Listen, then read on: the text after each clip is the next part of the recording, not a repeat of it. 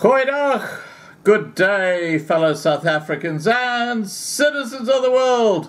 And while you were fast asleep in South Africa, I've been listening to an absolutely fascinating coverage of a pivotal election of 2 US senators.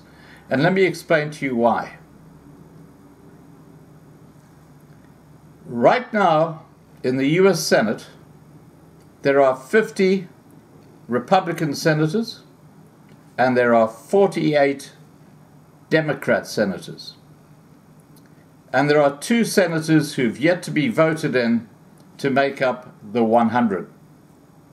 Now, if those 2 senators are voted Democrat, that makes them 50 as well. What does that mean? Well, what it means is that if there's a split vote, which there would be, Kamala Harris, who's the deputy president-elect, will come in, sit down on the floor of the Senate, cast the final vote, which will make sure that the Democrats get their way. Now, if one of those 2 final senator votes go to the Republicans,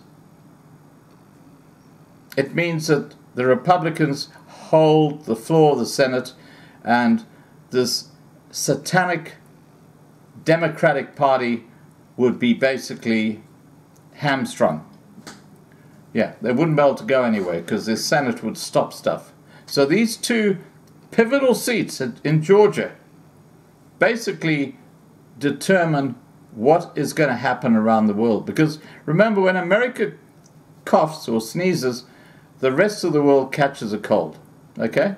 Now, what you've got right now in America as the president-elect is, I don't even want to go there. I'm just going to say he's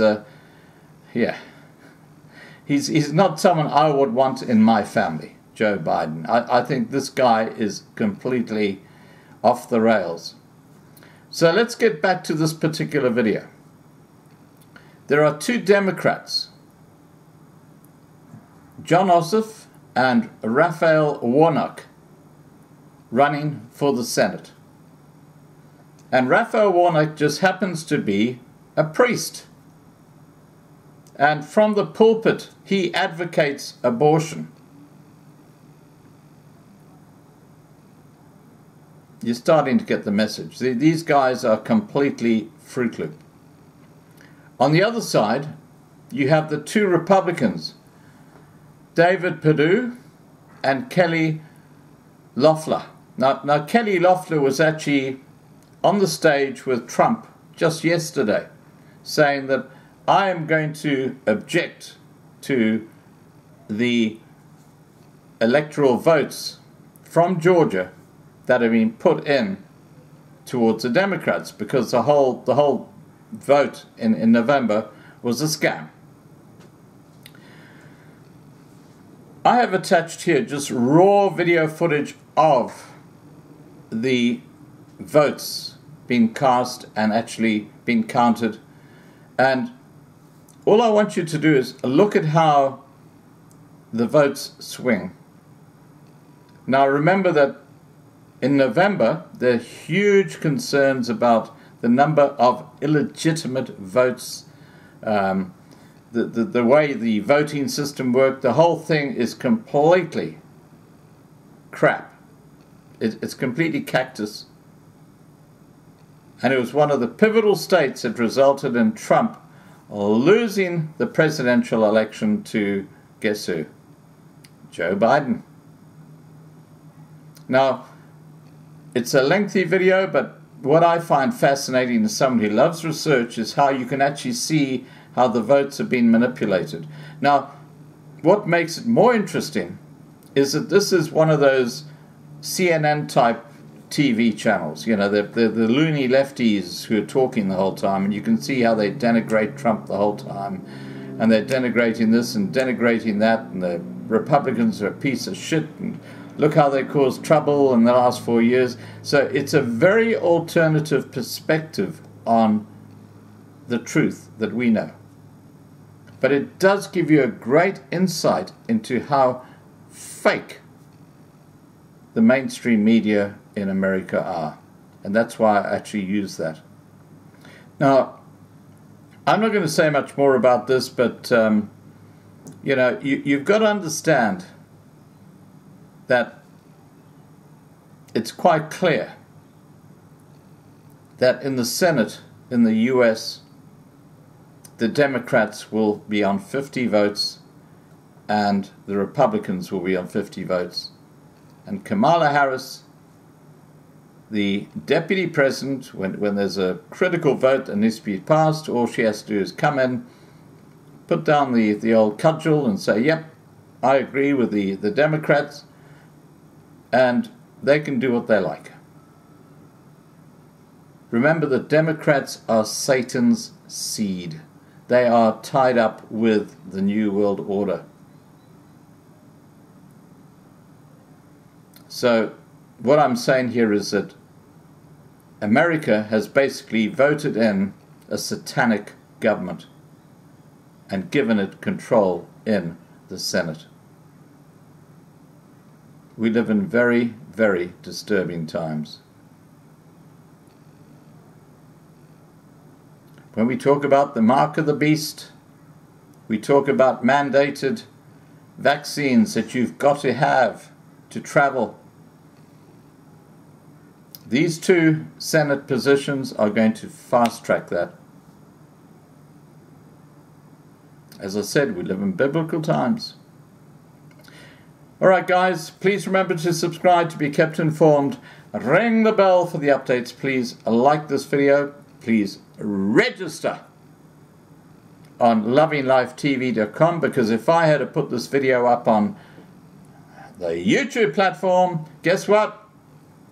It will be taken down with a community strike by Censorship Central. Thank God for this new platform, independent of the crap that the big tech platforms have created. Take care, guys. Bye for now. Joe Biden, as we look at the Ossoff-Perdue race, Ossoff with 74%, outperforming Joe Biden as well. Democrats have to be very encouraged by these early numbers. Again, 83% already reporting in Fulton. We're very encouraged, and there's been an excitement and energy on the ground here that we've not ever seen in a runoff, a statewide runoff anyway. President-elect Biden was here on yesterday. Vice President-elect Kamala Harris on Sunday in Savannah. I was able to join her there. And people are paying attention. And the thing that's always challenging for us is to get people to care about runoffs. There have been groups on the ground, one group in particular, Battleground Georgia's been trying to turn out people who did not turn out in November. They've been very successful with that early vote. They were showing 40,000 people they had turned out who didn't turn out in November. And so there's energy and effort that we've not seen before, and I think the numbers that you're seeing are reflecting that. You know, Democrats have been so disappointed before in the past with these runoff elections. Our Steve Osunsami, who is our correspondent based in Atlanta, was talking about this earlier tonight. What worries you tonight? You know, we have 50% of the vote in, so we still have a lot of vote to come in. What is worrying you so far about some of the things you're seeing, if anything? Well, what concerned me was Election Day, and that's what concerned me in November. My 18-year-old son went to vote today. He walked right into our precinct, voted. There was no line, so that's always a concern. But I'm encouraged by the fact that we had a record early vote turnout for the runoff. So again, people were paying attention, and anytime you have national attention on a race in our state, whether it be a local race or a statewide race, it really gets people's interest in a way that otherwise, you know, runoffs can be very boring. And people were excited to see Joe Biden here, Kamala Harris. They were excited to see D. Nice and Jermaine Dupri and Jeezy and Neo. There was a national energy that we felt on the ground, and it got a lot of people paying attention. They early voted. steady stream throughout the city and throughout the state and talking with my fellow mayors, but that's what concerns me. What will we do on Election Day? Mayor, Atlanta right now is dealing with serious COVID issues. It's also dealing with serious crime issues as well. Whomever wins tonight, what will be the first thing you ask for help for your citizens there in Atlanta from the new senators that are coming in? We've got to get some help with vaccine distribution in our state. We are per capita, I believe, second to last with distribution. So we've got to get some help with that, getting more vaccines in the state. And also something that I've talked with President-elect Biden about on more than one occasion has been the mental health recovery piece that we aren't having a big discussion on. And that's what we're seeing across the country. Mayors across the country are talking about the spikes in violent crime that we're having. You know, domestic violence cases are up. People are suffering from depression and anxiety, and it's spilling out into our streets, and we're going to need some national leadership with that.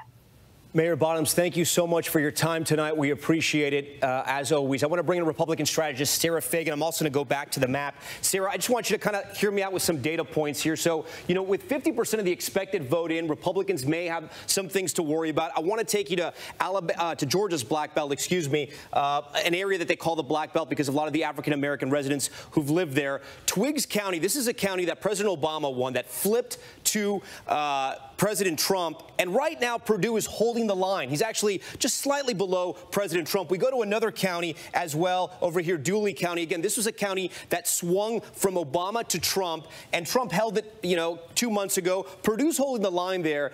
A lot of times people forget that President Trump was able to grow his base and that Republicans can still win these elections in the rural counties. From what you're seeing tonight, is there any optimism on the Republican side so far this early in the night? Well, it's interesting. So Republicans went in tonight, I think, fairly pessimistic across the board. Almost everybody I talked to felt not good about this election.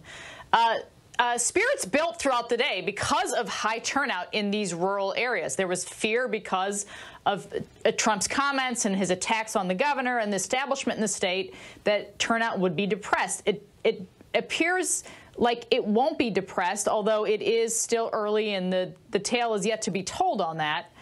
So, it's cliche to say this, but it really comes down to turnout. And we know this is going to be a close race.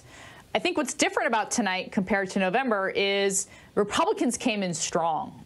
Election day turnout showed up early. Republicans were leading. People were less worried about Georgia until we got late in the night. And, of course, as the absentees were counted outside of Atlanta, Democrats picked up and overtook very, very late in the process. This is different tonight. And so I think people are scratching their heads a little bit about why that is. Some of the suburbs are coming in earlier, some of the absentee and early vote being counted early. So I don't think we know yet. I trust Matt Dowd as much as anybody as a numbers analyst. So as a Republican, that gives me concern listening to his comments. Sarah, on that point, we do have some of the early vote numbers, and we expect it to be 72% of the total vote when it's all said and done, with 63% of that early vote counted. And that's a lot of what we're seeing tonight so far. We know that from Georgia election officials. We can see Raphael Warnock with 56% of the vote, Senator Loeffler with 44%. It's a tough margin to catch up to. It can be done, but what you're saying, it's not going to happen in this early vote. It's going to be from the voting in person that happened today. Yeah, Republicans will need to get, I think, about 900,000 people at least to show up today. They walked into today probably down about 200 to 230,000 votes. So you've got to make it up. Of course, you don't get all the votes.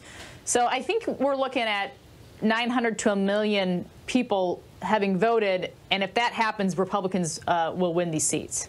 Okay, Sarah Fagan for us. Lindsay, I'm going to shoot it back over to you. All right, let's bring in special contributor Mike Muse now. Earlier in the show, we were talking about that urban-rural divide. Traditionally, as you know, Mike, urban voters tend to vote Democrat, rural voters tend to vote Republican, but black voters often buck those trends, and regardless of where they live, they tend to vote Democrat. We also heard from the mayor who was talking about those community organizers, those boots-on-the-ground efforts. Intentionally, they have seemed to be really singling out and going after the black rural voter. Why?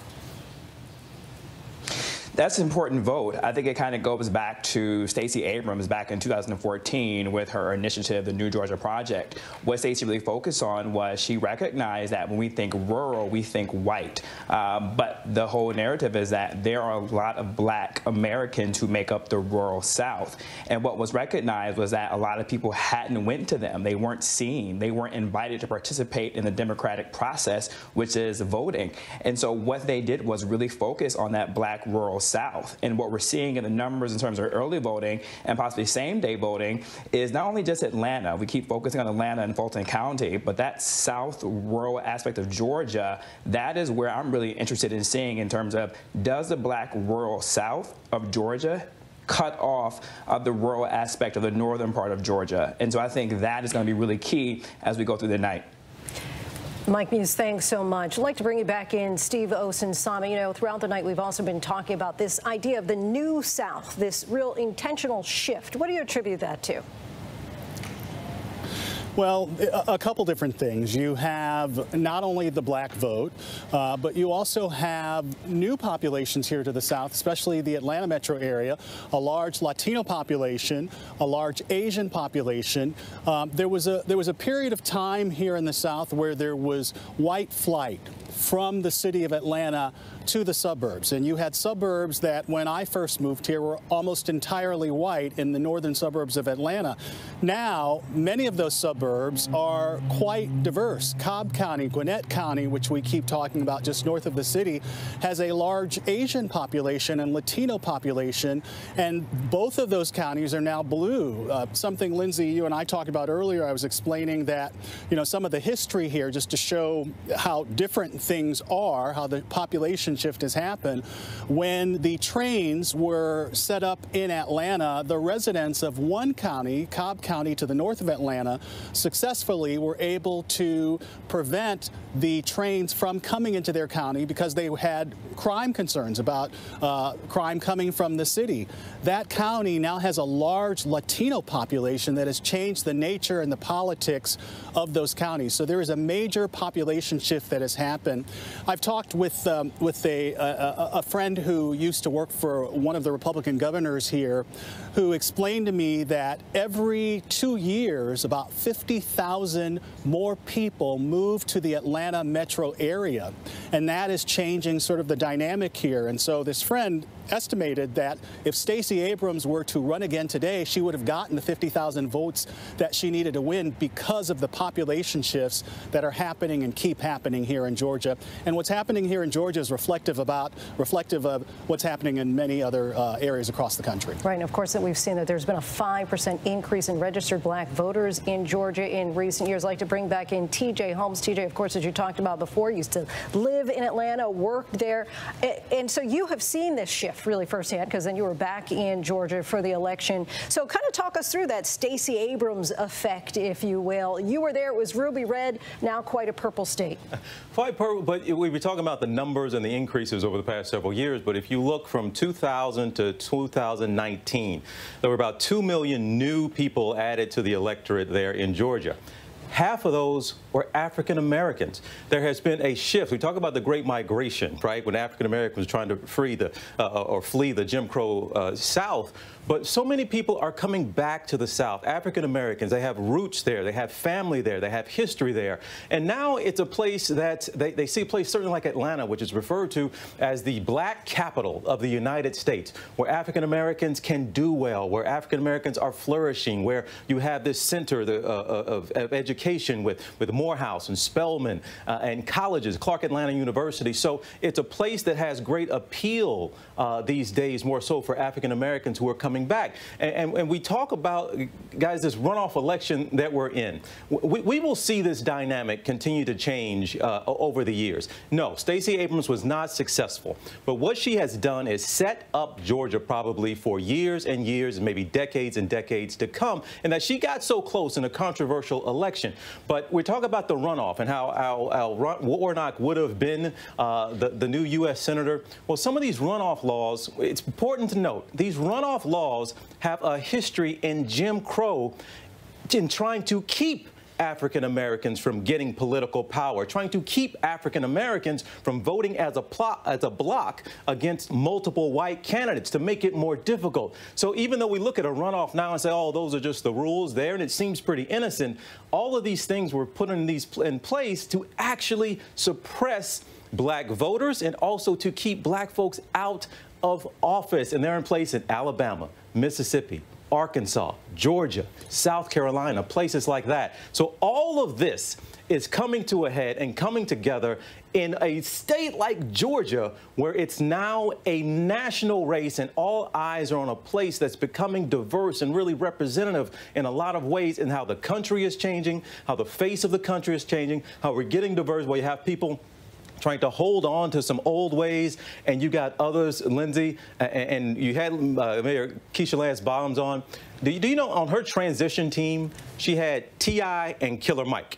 If you don't know who that is, then you're not only missing some good music, but you're missing the point of what's happening in a place, a cultural and a black mecca like Atlanta is having such an impact on this race and on national politics, and it is a beautiful thing to kind of watch us all go through it, no matter what side you're on, to see the country evolve like this, and it's happening in Georgia tonight. And with the Jeezy and the Gucci Mane versus as well, they gave the plug to go out and vote. I'm sure that you were watching that. We appreciate your dual citizenship between Atlanta and New York. But Lindsay, you make that point about. We'll be right back. Okay, go ahead. We'll be right back with more from our legal team.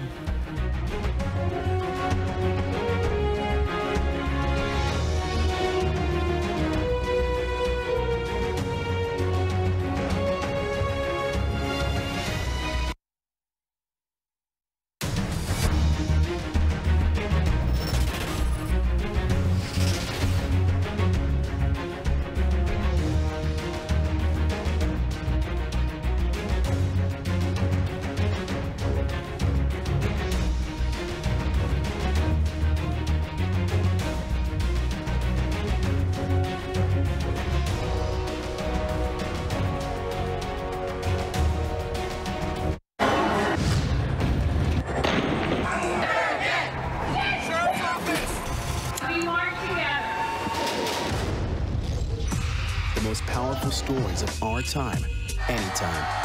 Nightline.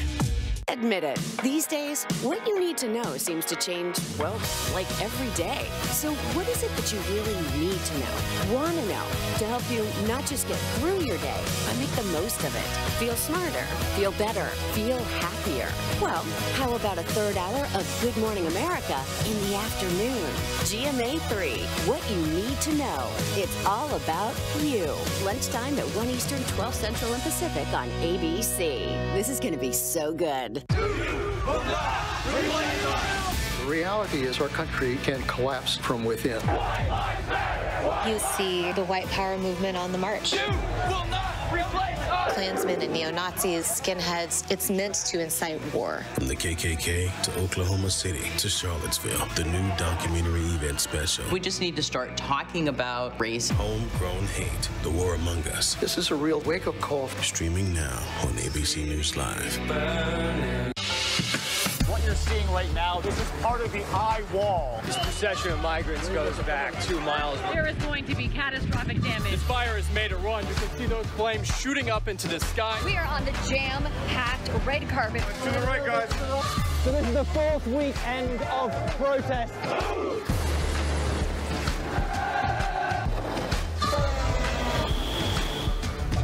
Watch ABC News on location for Facebook Watch. Your mom said, comb your hair. Your dad told you, smarten up. Your dog is judging you right now. And your best friend just called you crazy. We all need someone who'll pull no punches and give it to us straight. Now, imagine getting your news like that. No bull, no spin, just give it to me straight. Straightforward news, straight to the heart of the story. ABC News, straightforward. What's the most innovative daily news podcast out there to listen to every day? Well, the Edward R. Murrow Awards say it's Start Here, the daily news podcast from ABC News. Even the New York Times calls us a top news podcast worth listening to. Start Here, free on Apple Podcasts. Ossoff versus Purdue. Warnock versus Loeffler. Election night, the Georgia Senate runoffs. Here now, Tom Yamas and Lindsay Davis. And welcome to our special coverage of the Georgia Senate runoffs. We have breaking news coming in. We have a tied race, folks, as the entire country right now is watching what's happening in the Peach State. Of course, so much importance and emphasis on tonight as control of the Senate hangs in the balance. And after all, Georgia has not sent a Democratic senator to the Senate since 2000. We want to take a look at where the race stands right now. And as we said, we've just gotten breaking developments at this hour. So we're looking at the incumbent here, Senator Perdue, at 50%, Jon Ossoff at 50% as well. This is in the first Senate runoff. In the second Senate runoff race, we have Senator Loeffler at 49%, Raphael Warnock 51%, and this is with 60% of the expected vote in, almost carbon copies of each other. I want to explain what happened because before we went to break, there was about a 6 to 8% gap with the Democrats on top. So how do the Republicans catch up?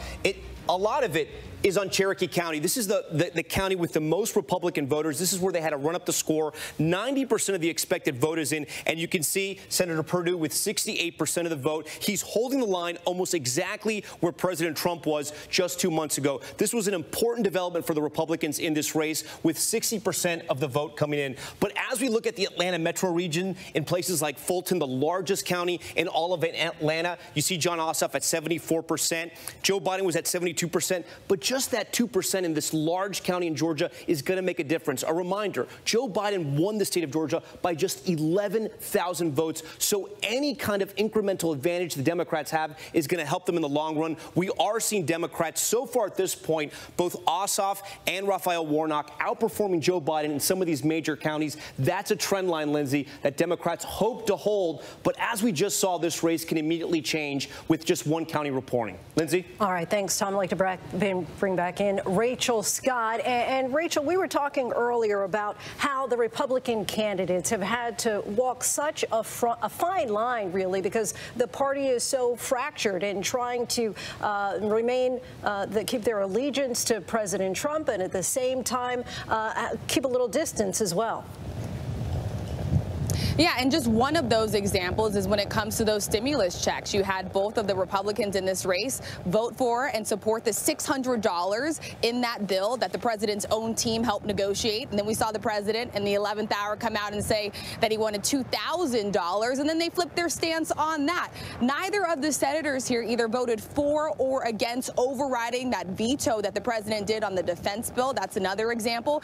And then, of course, you have the president's long, week fight to overturn the results of an election that he lost. And Kelly Loeffler yesterday came on the stage at that rally that President Trump was at, and before she even started to tell his supporters why they should vote for her tomorrow and the next day on the election day, she said that she supports this push by Republicans that we are seeing. At least 140 members in the House that are supporting this, at least a dozen senators that are going to be pushing to reject the will of the voters tomorrow when Congress meets. She says that she does support that. But, you know, voters here are taking their cues from this. I talked to one woman, Shauna Anderson, yesterday, and she said that she is very concerned that the fractured party right now is going to send the wrong message to Republican voters, the president's base, that they absolutely need to turn out today in order to keep control of the Senate, Lindsay. And let's also talk about Senator Perdue, who's been in self-quarantine the last few days, the most critical time in this election due to an exposure that he had with somebody who was tested positive for COVID. How critical has that been for his campaign? And it really could not have come at a worse time. When you're talking about this close election, his team knows that this will absolutely be a tight race. 88,000 votes is what he ended up winning by just the last time, a hair, but it just was not enough for him to seal the deal there, which is why this went into a runoff. And so just the final weekend heading into Election Day, he is now in self-quarantine after a campaign staffer tested positive for COVID-19. He is physically off the trail. He has been participating in virtual campaign events, but there is nothing like just that interaction with voters. And we have seen the Democrats do it today. We have seen, obviously, Kelly Loeffler hit the ground running, working late into the night, trying to get out the vote. There's nothing that beats that. And right now, Senator David Perdue just does not have that option, Lindsay. All right. Thanks so much, Rachel Scott. Let's bring back in Mary Bruce and just kind of give us a sense of what's at stake here for the Biden administration and potentially how difficult it might be if they don't win both seats in the Senate tonight. Well, Biden's agenda is at stake here. Now, when talking with the Biden campaign, obviously, I think they say that his priorities will remain the same. First and foremost, tackling this pandemic, getting more economic relief to Americans, that those priorities won't change whether it's Democrats or Republicans in control of the Senate. But there's no denying that the scope and the scale of Joe Biden's agenda and the issues that he decides to tackle, perhaps the order in which he decides to go after and try and fulfill these campaign promises, will inherently be shaped by who is in control of the Senate. Now, Joe Biden is adamant and very optimistic that even if Republicans maintain control, that he will be able to get them to the table. And he's relying in part on those relationships that he forged over many, many years in the Senate. He is a creature of the Senate, first and foremost. He has a very strong relationship with Republican leader Mitch McConnell, and he is adamant that despite the deep divisions within the Republican Party, despite the incredibly partisan nature of Washington politics now, that he will be able to work across the aisle. That is a lot easier said than done. The Washington that Joe Biden is inheriting is very different, far more bitterly divided than the Washington that he left. So Joe Biden, if Republicans maintain control of the Senate, will have a lot of work ahead of him. And I do think you don't have to look much further than the fight within the Republican Party over whether or not to certify the results of the Electoral College, as Rachel just mentioned, to see really what Joe Biden may be up against if Republicans maintain control of Congress. All right. Thanks so much, Mary Bruce. Let's bring back in Jonathan Karl. And John, give us a sense of, in your estimation, how large Trump looms over this election. And what does it mean if what's the signal, I guess, if you don't have Ossoff or Warnock with a victory tonight? Well, look, he looms large over the entire Republican Party, and this is the single biggest event left in the Trump presidency for his party. He has had a very hard time helping Republicans win when he is not on the ballot. Look what happened in 2018. Donald Trump got out there. He campaigned for candidates all over the country. But every one of his rallies is ultimately a rally about Donald Trump.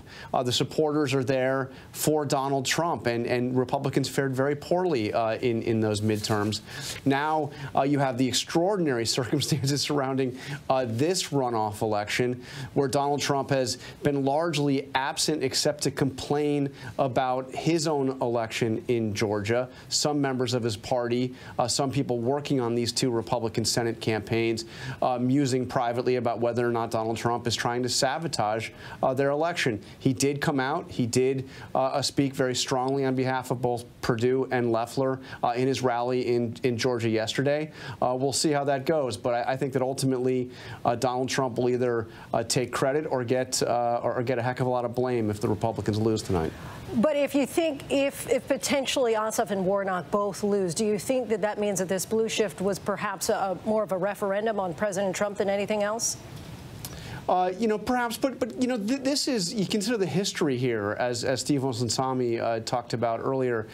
Democrats have a hard time with these runoff elections in Georgia. There have been many of them. There have been many Democratic hopes of knocking off Republicans that have crashed and burned.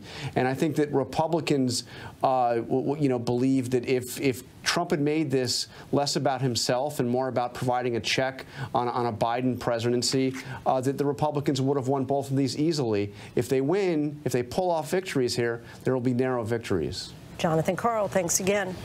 All right, Lindsay, I want to invite back Rahm Emanuel and Chris Christie, two of our political analysts, to talk about some of the data that we're seeing so far. Rahm, I'm going to start with you. So as the race stands right now, 63% of the expected vote is in. It is 50-50. Both races, both the first and second Senate races, runoffs, are carbon copies of each other.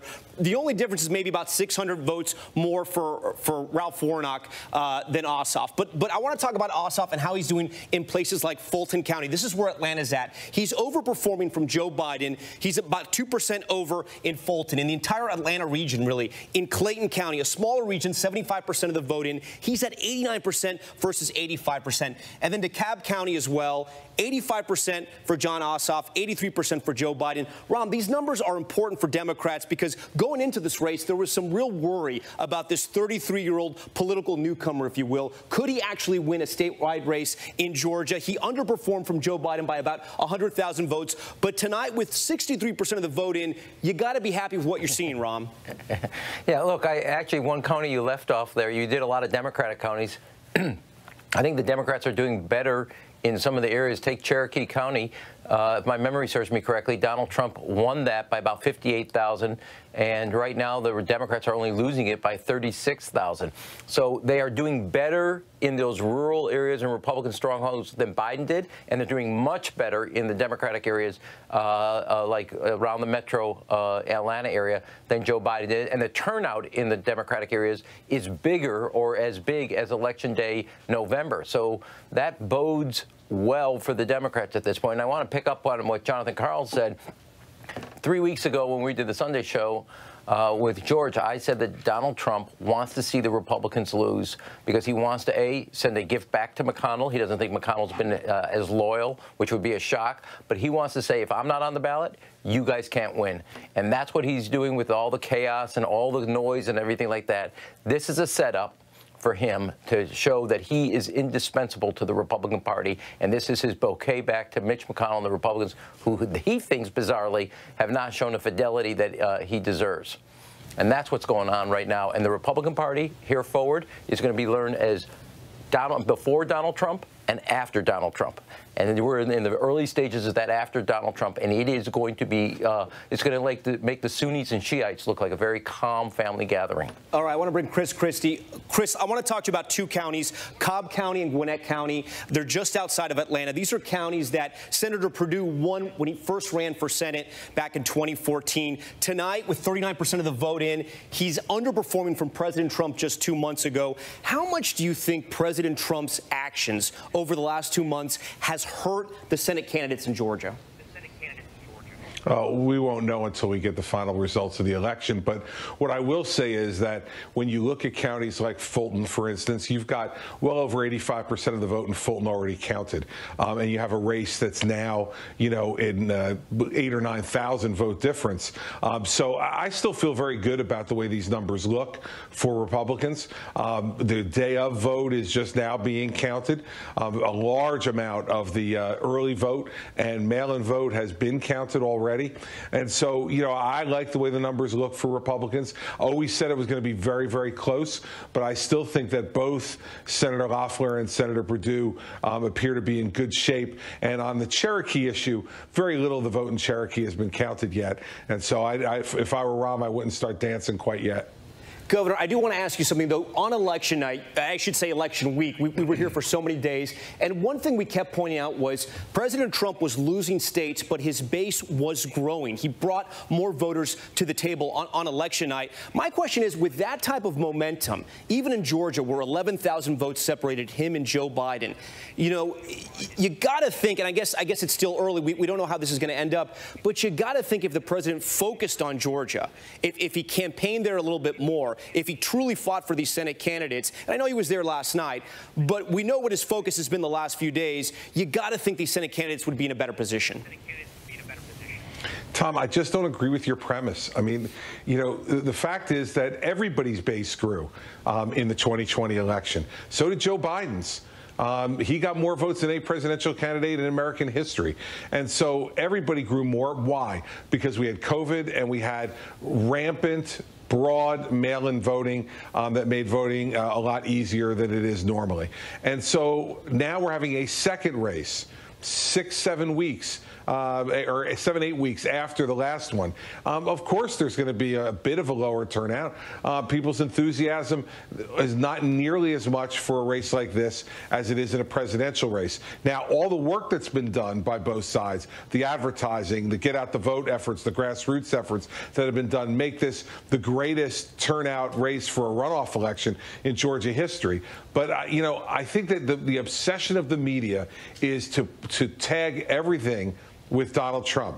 either pro or con. It's all about him. It is not all about him. And David Perdue and Kelly Loeffler have records. Their opponents have records. And the candidates in the end matter much more than the president does or than President-elect Biden does, who, by the way, just won the state. So the same argument can be made in the other direction, Tom. You know, Joe Biden just won the state. Why isn't that momentum paying off for Warnock and Ossoff? But Governor, I mean, I don't know if it's an obsession. You talked about leadership. Leadership does matter. Who's the head of the Republican Party? The head of the Republican Party is President Trump. And hold on, let me finish. And the question was, do you think? It's an obsession. No, I hear you. But do you think President Trump, his actions, the actions of people like Rudy Giuliani, confusing voters maybe in Georgia about whether their vote counts, do you think that hurt the two Senate candidates who were competing for a very competitive race there? Now, I have a lot more faith in the voters of Georgia than apparently you do. I don't think they're confused. I don't think they're confused about anything. I think that they know what the stakes are here, and they're going to turn out and vote. Both sides are going to turn out and vote because they know what the stakes are. I don't think anybody is confused at all about what the stakes are tonight. And the stakes are tonight, if you want your party to win, if you want your preferred candidates to win, you got to turn out and vote, because everyone has said from the day after the last election that this was going to be a very, very close election no matter what. And I just don't believe that Donald Trump is the determining factor in tonight's election, given the numbers that I've seen so far. Now, if Warnock and Ossoff were to pull away in a much bigger way and win this thing tonight, which I don't expect will happen, then maybe we'd have to reevaluate it then. But right now, Tom, I know everybody just wants to talk about Donald Trump all the time, but this is about Kelly Loeffler and David Perdue.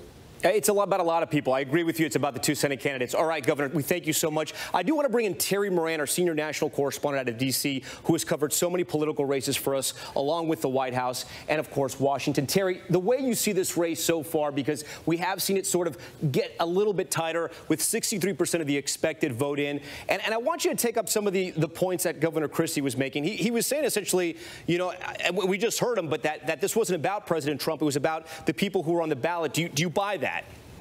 Well, I defer to Governor Christie's political expertise. I've never run for office, and I agree with him that basically trust the voters. They can walk and chew gum at the same time. It never seemed logical to me that by Trump saying don't trust the results of my election, people couldn't go out and vote for the candidate they wanted to. The problem that Donald Trump made for Kelly Loeffler and David Perdue is he changed the issue.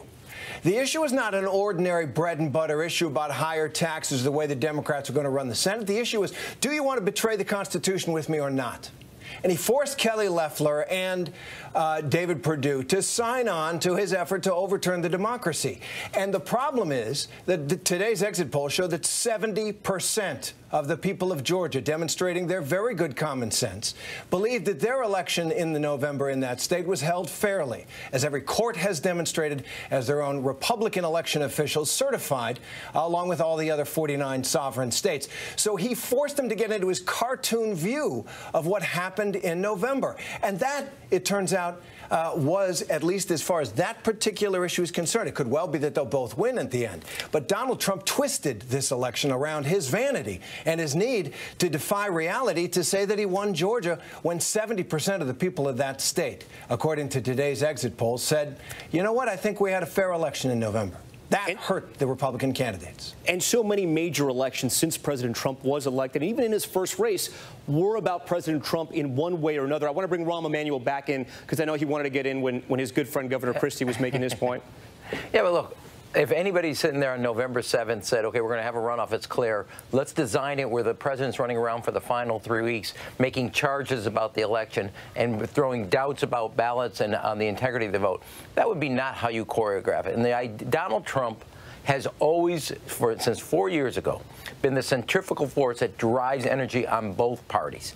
And the notion that somehow this was all about Perdue or Senator Loeffler and had nothing to do with the overarching environment and atmosphere that Donald Trump did. In the end of the day, no voters got persuaded for or against a candidate in any way. They got motivated to vote. And what Donald Trump was doing was creating confusion around that vote, and that was not helpful. That is not how anybody, and I know Governor Christie campaigned for state legislators, state senates. This is not how you organize a campaign. Now, will it have a detrimental effect? It wasn't helpful. We don't know if it was detrimental.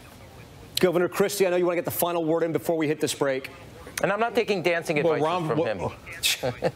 Yeah, well, you shouldn't. You're a much better dancer than I am, Ron. But that's very clear. But listen, at the end of his point, it took Rahm a while, but he finally got it right. My point was, thanks, Chris. It's not going to be determinative. I mean, does the president have an effect on the election? Of course he does. The same way Joe Biden has an effect on the election, but not a determinative effect. And my point is that every question comes at me about Donald Trump. And did Donald Trump do this or should he have done that? And my point is that the candidates ultimately are the ones who matter the most, and the campaigns they run and how they do things. And when you look at it right now, with 68% of the vote in, David Perdue's now pulled ahead, and Kelly Loeffler is within 5,000 votes of Raphael Warnock. This is going to be a very close race, and one that's going to be determined ultimately by Warnock and Ossoff versus Loeffler and Perdue, with Biden and Trump as background music. Governor Christie, Rahm Emanuel, Terry Moran, please stick with us. I want to show you guys something fascinating that's happening right now in this race. Take a look at our big board right here.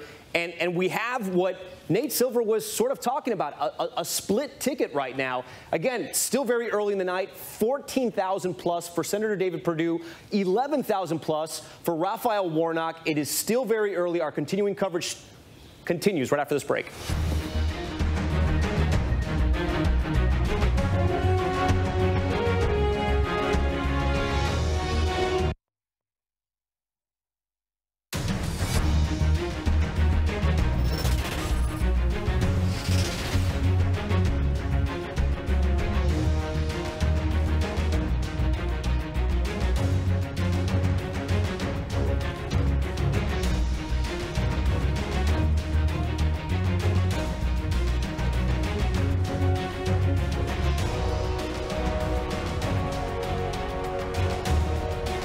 This is what being live is all about. This is ABC News Live, the 24/7 streaming news source from ABC News. Wow. Breaking news, live events as they happen, streaming live, non-stop, straight to you. Original, on the edge, breakthrough storytelling from ABC News, National Geographic, ESPN, all designed differently for you to stream straight to any screen whenever you want, free. And imagine the most celebrated, epic live events and moments, all playing out right before your eyes. See those flames behind me? And go deeper inside the groundbreaking exclusives from the campaign trail only ABC News gets. Watch ABC News Live right now and anytime. Streaming on Roku, Hulu, Facebook, and abcnews.com. ABC News Live. Streaming everywhere, right to you. ABC News Live. The Americans here on the ground and the Iraqis. 18,000 tons. Patatas. Ismail? David.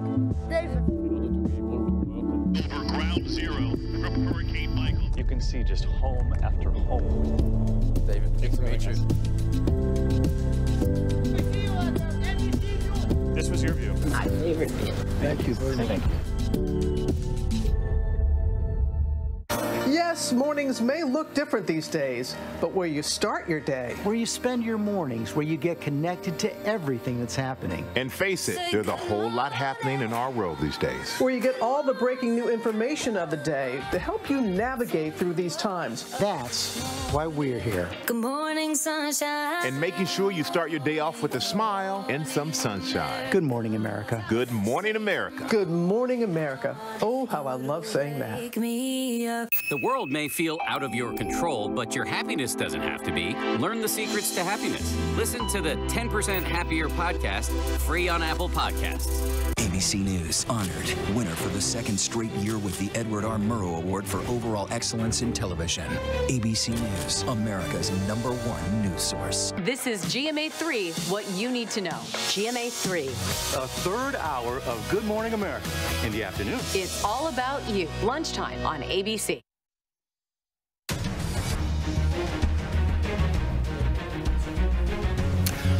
All right, welcome back to our continuing coverage of the Georgia Senate runoff elections, and so much has happened over the last 30 minutes. Republicans now on top with 68% of the expected vote in. Still very early. A lot of the vote is still out there. A lot of this vote, from what we understand, at least in the early part of this broadcast, was the early vote that was being counted. But you can see right there, Senator Perdue on top, 24,000 votes over Jon Ossoff. And then you have Senator Loeffler on top by 2,000 votes. First, Raphael Warnock, the Reverend, of course, of Ebenezer Baptist Church. I want to bring in our political gurus right now, Mary Alice Parks and Rick Klein, our co-political directors. Mary Alice, I want to start with you because we almost have a split ticket here, and you'd have to wonder what type of Democrat or what type of Republican would vote for one of these candidates and then would vote for the other party in the other race. Look, I still think it's pretty unlikely that at the end of the night we have a split ticket. But coming into tonight, everyone thought if that was to happen, it would be this scenario. David Perdue has been elected as a senator before. He's the only one on that board that has won an election in Georgia as a senator. Kelly Loeffler was appointed to her seat. She was largely appointed with this idea that she might be able to win back some women in those suburbs. That, really hasn't happened. We've seen Democrats start to really run away with the Atlanta suburbs. Instead, she's really hitched her wagon completely to President Trump, as has David Perdue, but he just has more name recognition in the state. He's been around longer. His family is well known in this state. And so if one of the two Republicans is to win and not both, I think that this is the more likely scenario, but I still think at the end of the night, it's pretty unlikely. I think it's probably going to be 2 Ds or 2 Rs. Okay, Rick Klein, you were talking about this before we started tonight, saying that Perdue, like Mary Alice has been saying, has the name recognition, especially in some of the rural areas.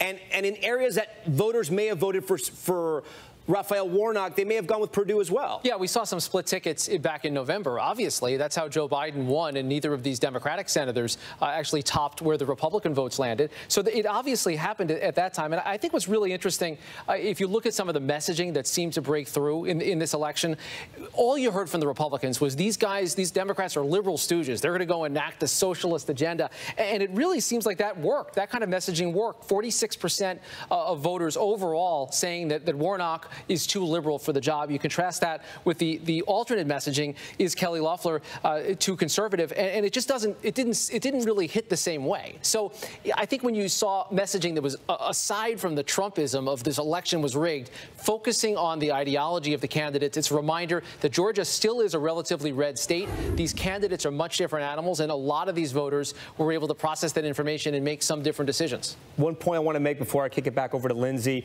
one of the biggest Republican counties in Georgia, Forsyth County, we're still waiting on votes to come in there. One of your guys' deputies, Quinn Scanlon, one of our political producers, points this out. That's going to be a huge number of Republican votes. We're still waiting on that. 63% of the vote in. Lindsay, it's 50-50. It's essentially where we were with the Trump-Biden race. And where we started at the beginning of the night. Anybody's race. I'd like to bring in now Leah Wright-Rigor, special contributor here at ABC News, also an American history professor at Brandeis. So let's take a step back, if you will, and let's think about the idea that since the 1990s, Democrats have only won 1 of 7 statewide runoffs. So give us the backstory of this controversial history of the Georgia runoff law and the connection with Jim Crow. So what we know is that these kind of laws emerge right around the same time that we start to see laws, anti-discrimination laws emerge around voting rights. And so we start to see in Georgia's case, we see in 1963 roughly, we begin to see these laws emerge that are designed to really stamp out what we call black bloc voting, or the power, this large power of large black voting. So it essentially sends it to runoff county. But we also see other kinds of, preventative measures. So this kind of runoff works well with things like grandfather clauses, poll taxes, literacy tests, these kind of old, techniques designed to keep black people out at the polls. So we may think that this is something that's ancient history, but in fact, it's still very much in place, and it's very much designed to dilute black voting power and has that kind of effect, and historically has had that kind of effect, particularly in Georgia. All right, thanks so much, Leah. I'd like to bring in now Kate Shaw, legal analyst. And Kate, many people are saying that President Trump's call to Georgia's Secretary of State on Saturday crossed a line. But is it your estimation that the right move at this point would be for the Fulton County DA to investigate it? You know, I think it's interesting that the Republican officials across the state of Georgia have sort of been uniform in condemning the president's call. You know, it's a state that is basically run by statewide elected Republicans, and none of them have been willing to disavow the possibility that some local prosecution or at least investigation of the lawfulness of that Trump phone call might be in order. So, you know, it seems to me that doing that, making that call in the run-up to this election may have had a very significant political cost for President Trump and for these two Senate candidates, but also could conceivably at least lead to an investigation. The problem, of course, is a criminal justice standard will typically involve a state of mind, right? Establishing that the president knew that he was attempting to coerce fraud or commit fraud. And it's just not clear what he knows or believes about what transpired during the presidential election in Georgia. So that, I think, would be the obstacle to potentially obtaining a conviction. But I think an investigation certainly seems to be a live possibility at this point, at least after January 20th when he leaves office. If I can put you on the spot for a moment, Kate, what was your immediate reaction when you heard the call? It was really shocking, honestly, Lindsay. You know, I listened to the full hour. I'm sure a lot of people did. And you know, the headlines didn't really even do justice. The experience of listening to someone, you know, who really seemed to dance around and then actually come right out and say, I need you to change the results of the election for me, right? You know, the democratically, sort of the will of the people pointed in one direction, and I need, you know, 11,780 votes, and I need you to find those for me. So he talked about fraud, but at a couple of points, he seemed pretty explicitly to be seeking the commission of fraud. So for a sitting president to do that, you know, I think I continue to be shocked by it, and we will see what, if any, legal fallout there might be. I'd like to bring Terry Moran in on this, specifically about the call, Terry. And we heard earlier from the lieutenant governor of Georgia, who has said in the past that he believes that it's the Republican Party needs to have a reckoning. What do you feel the role and the impact of that call, specifically to the Secretary of State in Georgia, how that might play out not only in this particular election, but down the road for the Republican Party? Great question. And I think we saw in Lieutenant Governor Duncan's answer to your question the beginnings of a post-Trump Republican Party. Look, he knows his colleagues. He wants to stand by the citizens of his state who overwhelmingly believe that they held a free, fair, and true election in November. And so he said very carefully that one of the things that had mucked up this election was Republicans talking about these issues of fraud, which were not true. He praised the other the Secretary of State and Brad Raffensperger and Governor Kemp. And he also went on to essentially open the door for the pivot. He explicitly said, let's talk about a pivot. He is an ambitious man. He's a talented young politician. He clearly thinks of himself as a rising politician in Georgia, and he is moving away from Donald Trump. And I've asked him specifically about that call. He says, I believe in law enforcement. I'm not a lawyer, but I believe in law enforcement. That's the kind of thing that most Republicans have been terrified even to whisper with Donald Trump in the White House. This is a guy who looks to the future for himself and for his cause and his state. And I think he's seeing a future post-Trump in part because of that call. Terry, we're going to pick up on that call now with Sarah Fagan. You also wanted to play. What's your thought as far as the role of that call on this election and also the Republican Party at large? Well, I think it was really inappropriate, the call, and I'm glad that the Secretary of State and the governor and others have pushed back on it. I believe it deserves to be pushed back. I think that, you know, the president doesn't put any strategy into how he approaches these politics, and sometimes that has really benefited him. He's done some amazing policy things because he doesn't know what he doesn't know, and the Abraham Accords and tax policy. But here in a political race, man, it's really a problem. And I look at this race and I think there'll be a lot of factors as to why candidates win or lose, but he is going to be the biggest factor. And if our candidates, Republican candidates, lose a close election, all of the sowing he's done and the distrust will undoubtedly, in my mind, be the biggest factor. Yvette, you wanted to play with this as well. What's your thought as far as the implications of the call? You know, I think when we think about all the things that Donald Trump has done to erode Americans' confidence in democracy, and there's a long list, this just tops the cake. I mean, when we think about all the controversy around the Ukraine scandal and did he do it and what did he mean and whether it was intentional or not, there's definitely no question that he was asking an elected official, a member of his party, to swing the election in his favor. And I think when we think about the fact that Americans already have such little faith in government, particularly over the last 4 years, what this does to make people, and what we've got to do as a country, I think, to restore people's faith in democracy is the work that I think starts on January 20th at 12:01. Is, you know, the checks and balances, the fact that next time we might get a Donald Trump that's not so clumsy and not so obvious, and how do we make sure that we guard against that going forward. But I got to tell you, even though I'm someone who always is never surprised about Donald Trump, this surprised me. This was really overwhelmingly shocking, and anyone who listened to that who didn't see clear criminal activity, I think, wasn't listening close enough. Yvette, thanks so much. I want to switch gears here for a moment and bring in LZ Granderson, special contributor, also columnist for the LA Times. Now, you have said, and you're taking us back to the back story a few years, that we might not be in this predicament had Stacey Abrams actually won and become governor of Georgia. Yeah, absolutely. I mean, considering how much credit she's gotten, and deservedly so, for helping to flip Georgia for Joe Biden, remember, if she was governor at the time, she would be consumed with trying to manage a COVID crisis in her state. If she was governor at the time, she probably would not have been organizing to get African Americans to vote the way that she did over the last 2 years. So in a lot of ways, the corruption that preceded this election actually kind of created the scenario that we have here today.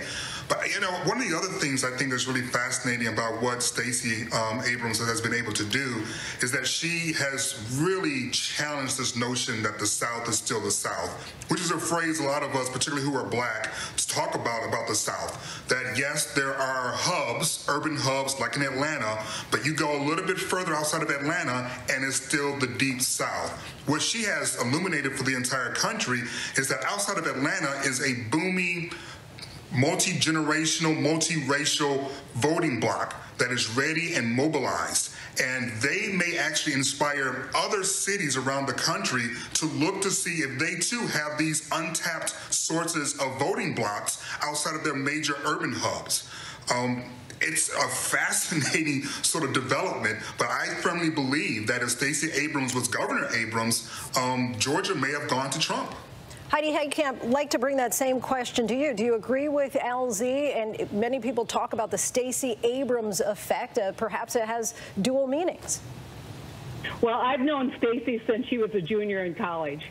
She is incredibly talented and can chew gum and do a lot of things all at the same time. And so I think that she's a force to be reckoned with. But I want to weigh in a little bit on the side of Chris Christie on what all of this means. One thing that Stacey did, and if you watched her interviews, if you watched the interviews of the Democrats, they had message discipline. They did not make this about Donald Trump. They made it about Loeffler and Perdue. They made it about insider trading. They made it about COVID and the lack of getting COVID relief. She knew what she was doing, and they knew what they were doing. This was very disciplined, and I think that's why this race is close, because they ran against those two candidates and did not run against Donald Trump. Heidi Heitkamp, thanks so much. Tom, we'll send it back to you. Yeah, I want to bring in Amanda Renteria. She worked with Hillary Clinton during that campaign in 2016. She knows how hard it is to get voters out in Georgia. And, you know, the race changed so much from 2016 to 2020. Joe Biden really overperformed from Hillary Clinton. It was plus 150,000 in Atlanta. In the suburbs, it was plus 180,000. And still the race was so close, 11,000 votes, but it went to Joe Biden. As we look at the race tonight, I want to check in on the boards right now to see where we're at, where the race stands, because we have had a lot of vote come in over the last 10 minutes. 77% of the expected vote in. Senator Perdue is up plus 43,000. As we look at the second race, Senator Loeffler is up as well, plus 24,000. As you look at the numbers, and there's still Atlanta, the suburbs, there's still a lot of vote out there. Are the trend lines now worrying you, or are they still encouraging Democrats at this point? Well, I think you don't want to see getting behind in this way, of course. On the other hand, I got to tell you, from 2016 to now, so much has changed. Not only has it been easier to vote in all the court cases that Stacey Abrams won after 2018 and changed the policies in order for people to vote, but secondly, I just want to say, seeing a woman of color, a black woman, win or run statewide, begin to play a leadership role nationally has huge implications for what happens down ballots, for the kind of leaders you engage and you inspire. And you did see that in this last election. The first Latina actually won a county seat in Georgia. Those kinds of things, no matter what happens in this election, will continue to matter, not only because people see themselves, but also building upon the momentum of even having this conversation tonight that we are this close. We'll see what happens, but this isn't ending. This is just the beginning of the future that Stacey Abrams started, but certainly it carries on with all the grassroots and the people she has now engaged. Okay, Amanda, thank you for that. With 75% of the expected voting, I want to bring in Steve Osunsami, our man in Atlanta, and Matt Dowd as well, our chief political analyst. I want to get both their opinions on what we're seeing so far. So, Steve-O, I'm going to start with you. A lot of the votes still out in the Atlanta metro region, but we have both Republicans on top. Still a very close race. What is standing out for you at this hour? Well, I'll say first that the vote is coming in a lot faster than what we're used to here in Georgia. For example, Fulton County, with that much of the vote in, I think is really atypical. We're used to seeing Fulton come in late, so we're used to seeing all of those blue votes coming in later. I haven't seen the exact percentages of the counties that were still out, but I would say keep an eye on Clayton County, which is a very large and blue county. Keep an eye out on DeKalb County, see how much DeKalb County's vote is in the next time you look at the map. Also, Gwinnett and Cobb, those are where your large population centers are. It is interesting that this is coming down to as tight a race as many people were predicting. It now means maybe those provisional ballots and military and overseas ballots may factor into deciding who wins this race. I think that, you know, a lot has been said about this urban and suburban versus rural divide. We are certainly seeing that here. We don't know exactly how many people actually showed up to vote today. We were told that they were expecting about 1 million people to come out to vote. It could have been as low as 600,000, higher than 1 million. That number, when all is said and done, is going to factor in to who won this. And I will mention something about a split ticket that people have, that you've been talking about for a little bit. You know, there is plenty of evidence here in elections, in the November election, that either Republicans or Democrats chose to vote for a Republican in one race and a Democrat in the other. And proof of that is Joe Biden's victory here. Joe Biden won the state by, what, 11,000 or so votes. But in the race between John Ossoff and David Perdue, Perdue was up, you know, a little under 100,000. Perdue was up a little under 100,000 votes, which says that some people switched parties and voted for one person for president of one party and a person for Senate in another. So that indeed does happen, and by the numbers that we're seeing now, looks like it's probably happening here again. Steve-O, we thank you for your reporting out of Atlanta. I want to go to Matt Dowd now. Matt, we hit you at the top of the broadcast. You said the trend lines were encouraging for Democrats. Steve-O mentioned some of those, you know, counties around Atlanta that the vote is still out, but some of them the vote is coming in, and a lot of them, you know, we almost have all the vote in. I'm looking at the rural counties, and both Republicans are performing either at where President Trump was or slightly better in those rural counties. At this hour, with 78% of the vote in, tell me what you're seeing, Matt. I still think all the indicators are that favor the Dems in this race. And it's not what the number is total right now. It's what's remaining. And then when you add to it, I always do this. Keep in mind that in 2020, Joe Biden had an early lead. Then Donald Trump took a big lead. And then as the remaining 25% of the vote, 20% of the vote came in, Joe Biden took a lead. That's what I think is going to happen in this race. Let me give you a couple of facts. First, the majority of the votes remaining to be counted are early votes. Our early votes are people that cast votes in person or by mail. So that's what remains. And the majority of the votes that were cast on Election Day that remain to be counted are in the Atlanta suburbs. DeKalb County alone, the remaining votes in DeKalb County alone that haven't been added to the mix yet, will give both Democratic candidates a net 80,000 margin just out of DeKalb that's remaining to be counted that will be added to the mix. So to me, if you're a Democrat, and I know they see these numbers overall slightly behind, which is why every time I'm in a room in a campaign, I tell people, don't just look at what the overall numbers, look at what remains. And right now, I mean, obviously this is a close race, a point or so on each side of it, and we'll see what remains. But all of the remaining vote looks much more favorable to the Democrats than it does to the Republicans. Matt, are you the guy in the campaign room with a calculator, or are you just doing this in your head? Well, I learned to do it in my head. I did have a calculator, but I learned to do it in my head. And it's just a pattern that you follow in all of these things. And as people watch the overall numbers, I looked at, like, already while I wasn't on, I looked at whole counties that had come in.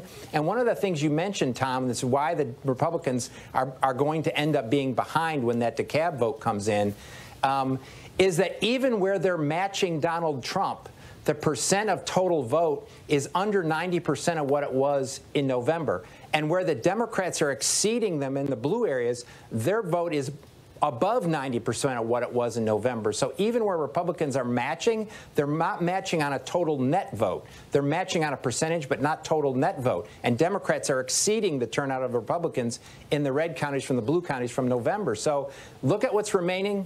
It's still a lot of early vote and still a lot of absentee by mail that's out there. And as I said, the remaining Election Day votes, the majority of the remaining Election Day votes are in the suburban. They're in DeKalb, Gwinnett, Cobb. Those are the majority of the remaining Election Day votes. So if I were the Dems, I know they get nervous and they run around like cats in a rocker factory, that they should feel pretty good. It's going to be a close race. It'll be a point or so. But they should feel pretty good right now at this point in the evening. All right, Matt Dowd, we love you for your brain and for your sayings and your analysis. We appreciate it all. I want to go to Nate Silver, a man who doesn't need a calculator. Nate, so we're seeing Republicans on top right now with 20% of the votes still out, 22%. Senator Perdue looks to be growing his lead, 62,000, excuse me. Loeffler with 36,000 ahead of Warnock. But do you agree with Matt Dowd that there's still a lot of Dem vote out there, a lot of those blue counties? There's so much of that vote out there that Democrats could come out on top?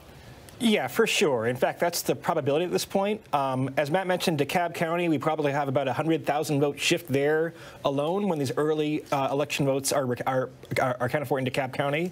The rest of it beyond DeKalb is also fairly blue. So if you go to betting markets, they have Warnock is about a 95% favorite and Ossoff about 85%. So people putting money on the line are looking at where the vote is, and the math is actually not that hard here because we know how blue Atlanta is. We know roughly how many votes there are.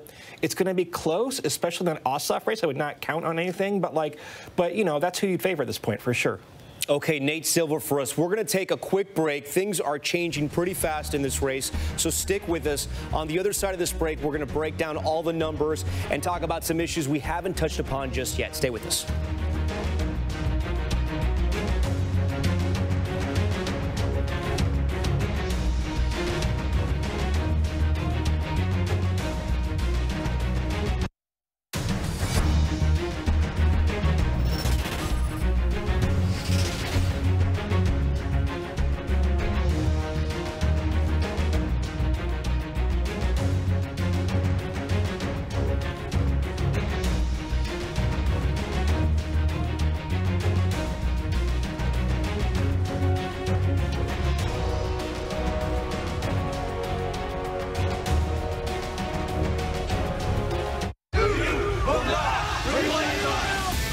Is our country can collapse from within. You see the white power movement on the march. Klansmen and neo-Nazis, skinheads, it's meant to incite war. From the KKK to Oklahoma City to Charlottesville, the new documentary event special. We just need to start talking about race. Homegrown hate, the war among us. This is a real wake-up call. Streaming now on ABC News Live. Now, when it matters most, the straightforward facts. ABC News is America's #1 news. #1 in the morning, #1 in the evening, with America's most watched newscast. #1 in late night versus the competition. The #1 news magazine on Friday nights. #1 in politics across this historic election versus the competition. The #1 daytime talk show. And #1 in streaming news. ABC News is America's #1 news. What's the most innovative daily news podcast out there to listen to every day? Well, the Edward R. Murrow Awards say it's Start Here, the daily news podcast from ABC News. Even the New York Times calls us a top news podcast worth listening to. So if you like getting behind the biggest news stories of the day, inside all the details, the backstory, and what will happen next, then listen to Start Here, the daily news podcast from ABC News. It's like no other news podcast out there. Even the critics agree. Listen free on Apple Podcasts. Yes, mornings may look different these days, but where you start your day, where you spend your mornings, where you get connected to everything that's happening. And face it, there's a whole lot happening in our world these days. Where you get all the breaking new information of the day to help you navigate through these times. That's why we're here. Good morning, sunshine. And making sure you start your day off with a smile and some sunshine. Good morning, America. Good morning, America. Good morning, America. Oh, how I love saying that. Wake me up.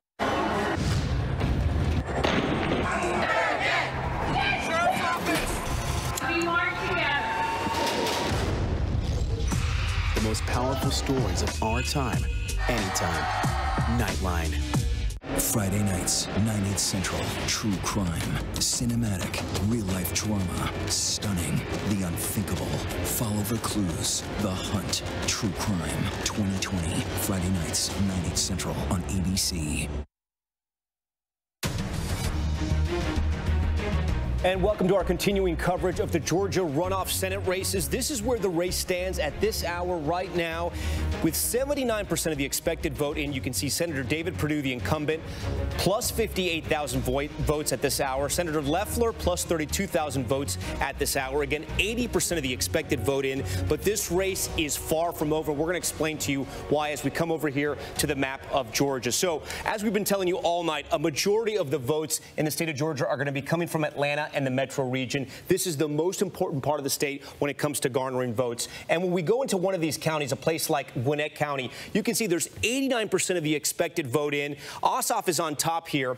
But if you start adding up all the percentages that are out, DeKalb County, one of the largest counties in the state of Georgia, only 37% of the vote in. In other places like Cobb County, 55% of the vote in. You can see the Democrats are on top here, but there's still so much of the vote that needs to come in from the Atlanta metro region. And that's why Democrats still feel like they have a chance here. I want to bring in both Rick Klein and Mary Alice Parks. They make up our team of political directors here at ABC News. Rick, I know you have some new reporting from the Secretary of State of Georgia. What is he saying tonight? Yeah, the Secretary of State's office has just updated reporters and said that the biggest outstanding votes are exactly where you were just pointing at in those Atlanta suburbs. Those are heavily Democratic parts of the Atlanta suburbs. And the point that they are making is that the remaining vote is big batches of Democratic votes and smaller batches scattered around the state of Republican votes. We're seeing record turnout, huge numbers, including many on Election Day. That actually, in some cases, appears to be favoring Democrats as well as Republicans. Now, Mary Alice, I want to bring you in on this point. So when we look at the amount of early vote, we can see Democrats are on top. We have 86%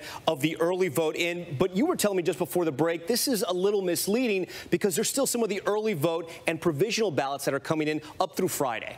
Right. Democrats worked really hard to make it easier for folks to vote by mail. You could turn in an absentee ballot as late as today. So that term early vote is a little bit misleading because you could have an absentee ballot, not a traditional ballot, that was just dropped off today for someone that waited to turn it in, that didn't trust the mail.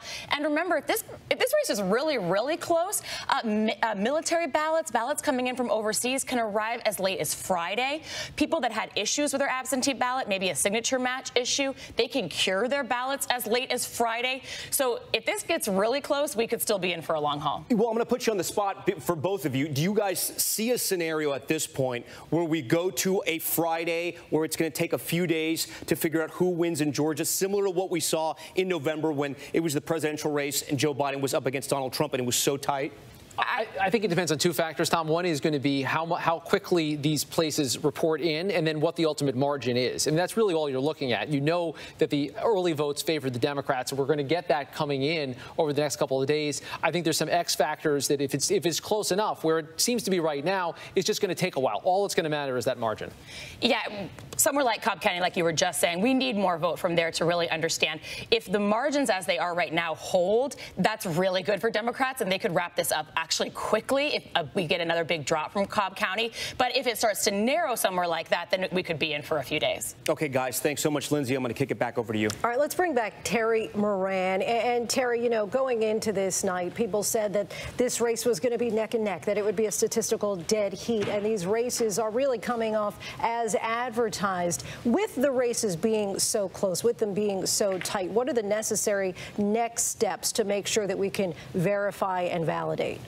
Well, that's a great question. I assume that they are being taken right now. In fact, Georgia Secretary of State Brad Raffensperger tried to reassure voters, knowing that this kind of election was going to play out very close with some of those big population centers, which trend Democratic, bringing their vote, dropping their vote totals in as they tabulate. That'll be later given the size of that vote and giving Democrats an edge there. That will lead to distrust. Look, a lot of voters have been told that they can't trust the election results. So what have they done? Well, they put monitors and cameras in there. They've made sure that the observers are in and that they have the appropriate oversight of the counting itself. None of that is likely to help if Republicans follow in the footsteps of Donald Trump. And without any facts that stood up in court, scores of courts allege that those Democratic counties fixed the vote. That is unlikely to have happened, obviously, given the security around it. But what Georgia needs to do, and frankly what we in the media need to do, is report on the kind of security around this count. I've covered elections in other countries where the military counts the ballots, and the military is run by a strong man. I've seen that. You can't trust that count. In our country, the votes are counted by your neighbors.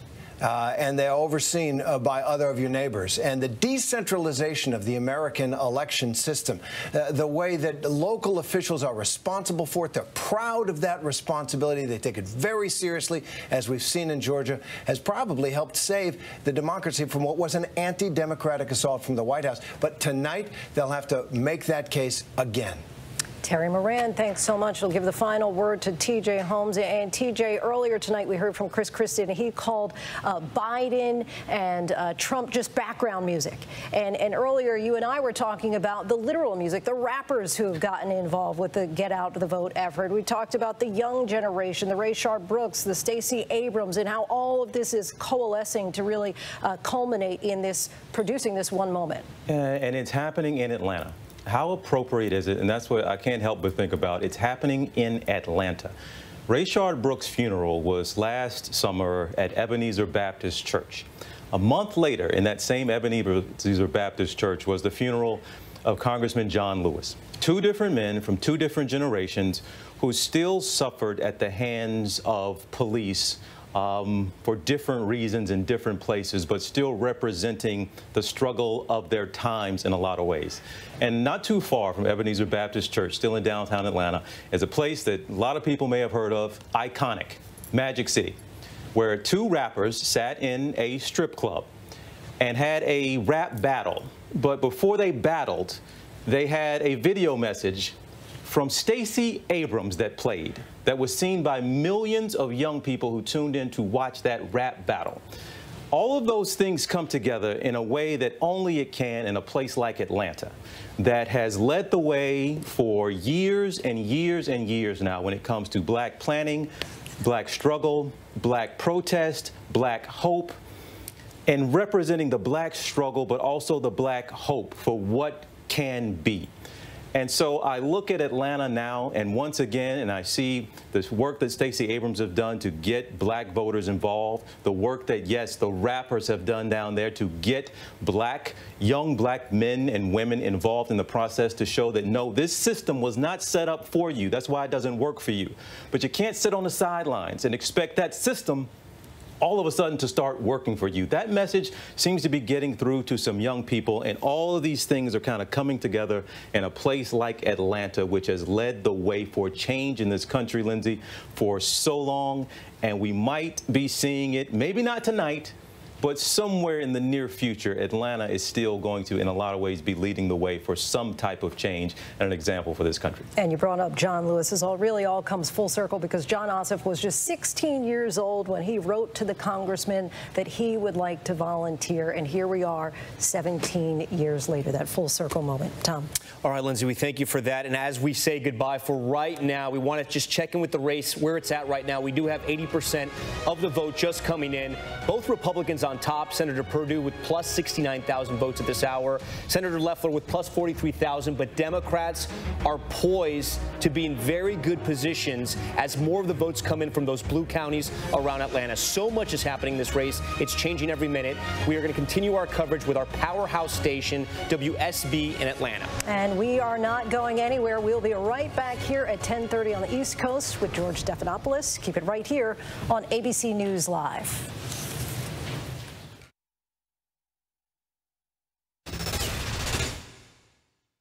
Hi, I'm Justin Farmer. Results coming in by the minute, so let's take you there. Showing you the latest numbers that we have as we're just a few seconds past 10 o'clock now. Yes, taking a look right here, U.S. Senate, 61%, some absentees outstanding. We have 50.9% for David Perdue leading John Ossoff, who has 49%. As you'd imagine, you're going to have very close as it's Kelly Loeffler against Raphael Warnock, and right now they're separated by just a few thousand votes. And this is going to probably stay quite close for some time, though our political analyst believes that the way the votes are being counted in terms of what Metro County votes are still outstanding, according to Bill Crane, our political analyst, lean Democratic at this point in his view. We are covering every angle of these U.S. Senate runoffs. We have reporters and photographers live as the results come in tonight. Our live Team 2 coverage starts with Channel 2's Dave Huddleston. He's live in Buckhead. That's where the Republicans are having their watch party tonight. Dave. Okay, and Jovita, the Senator David Perdue supporters are feeling good right now that he has taken the early lead in this race, but they do say it is going to be a long night and it may not be called this evening. Now, earlier, the senator's cousin, U.S. Secretary of Agriculture and former Governor Sonny Perdue, spoke and said, "We are in this fight for the long haul." We're not ready to surrender, are we? And I don't think we will. We're encouraged by the early returns, and I think we're on track to have a good evening. Hopefully we can get it done earlier so we can truly celebrate here together as a good family of people who love one another. And we are still hoping to hear from Senator David Perdue before the evening is over. Reporting live from Buckhead, Dave Huddleston, Channel 2 Action News.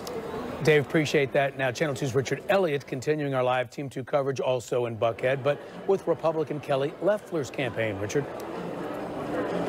Yeah, we are in the same ballroom at the Grand Hyatt. It is a shared watch party like it was a shared campaign. We do expect to hear from Senator Kelly Loeffler. She will make an appearance here tonight to address this crowd. You can see the large crowd here. Actually, as the night has gone on, we've seen fewer and fewer masks being worn here. Loeffler has become one of President Trump's staunchest allies. Said earlier she would be one of the U.S. senators to object to the Electoral College. Georgia GOP Chair David Schaefer once again brought up tonight the issue of election security, even though so far there's been no evidence of any massive voter fraud. They brought in some 8,000 volunteers, many of them from out of state, to act as poll watchers and to watch the ballots being counted. We will have eyes on every part of this process, and we are doing everything in our power to restore the confidence of the people in the integrity of our elections. And again, there have been 3 recounts and no evidence so far of any massive voter fraud during the presidential election. We do expect to hear from Senator Loeffler. That should happen later tonight. We're live in Buckhead. Richard Elliott, Channel 2 Action News. Now, the two Democrats, Raphael Warnock and John Ossoff, both hoping to get enough votes to send them to Washington, D.C. Channel 2's anchor Sophia Choi continues our live Team 2 coverage now in Northeast Atlanta at Ebenezer Baptist Church tonight. Sophia. Jovita, we spent our day speaking with voters here in the Sweet Auburn district where Warnock is a senior pastor right there at Ebenezer Baptist Church. Now, he spent his day talking with voters at campaign sites like this one and on this campaign bus. He stopped at this rally in Cobb County to speak with members of a local labor union.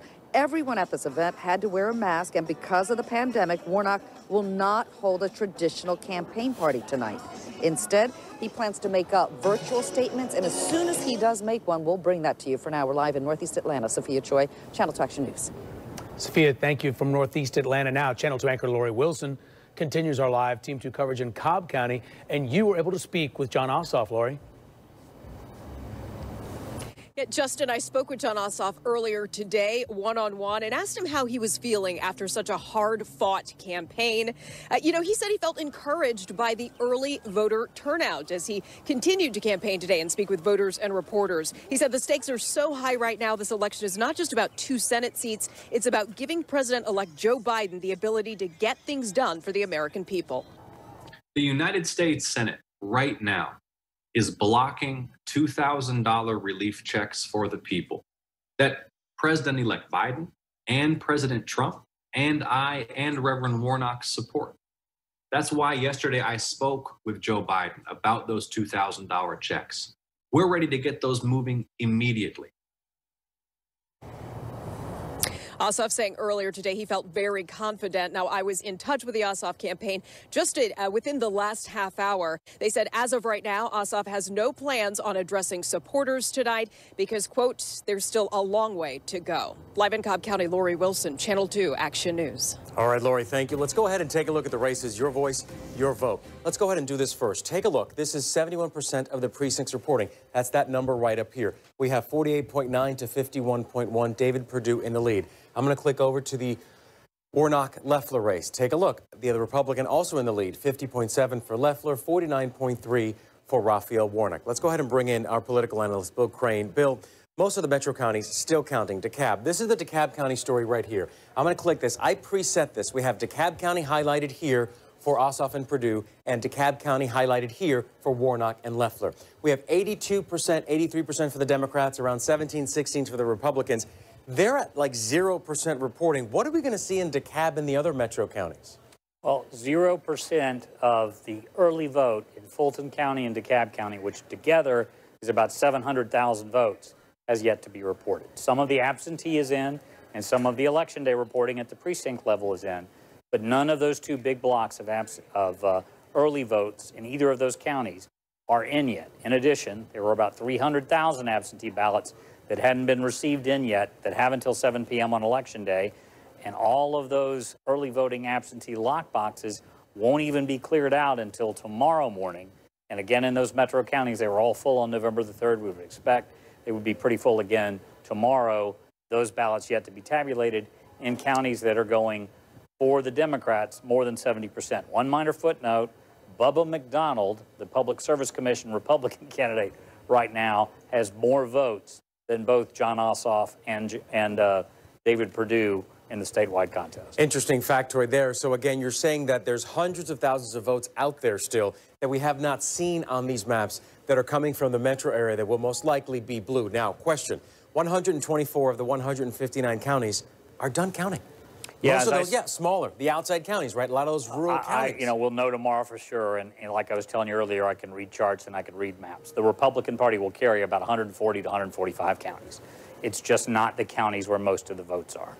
Because, as we said, the counties where most of the votes are, we have the Black Belt here, a lot of black settlements decades ago. They stayed. This is that blue area we see here when looking at the Ossoff and Perdue race. This is the metro area, also blue. But we're talking hundreds of thousands of votes for both Ossoff and Perdue, and also in this race with Warnock and Loeffler. That's where these votes are coming from. When are we going to see these votes? Well, typically we don't see these larger metro counties or even Savannah and some of the secondary population centers till between 10 and 11 p.m. We are seeing more because the ballot only has 3 races on it. But we haven't seen all of Chatham yet. We haven't seen all of Augusta-Richmond County yet. We haven't seen all of Macon and Bibb County yet. So those larger population centers and the 9-county core metro aren't in yet.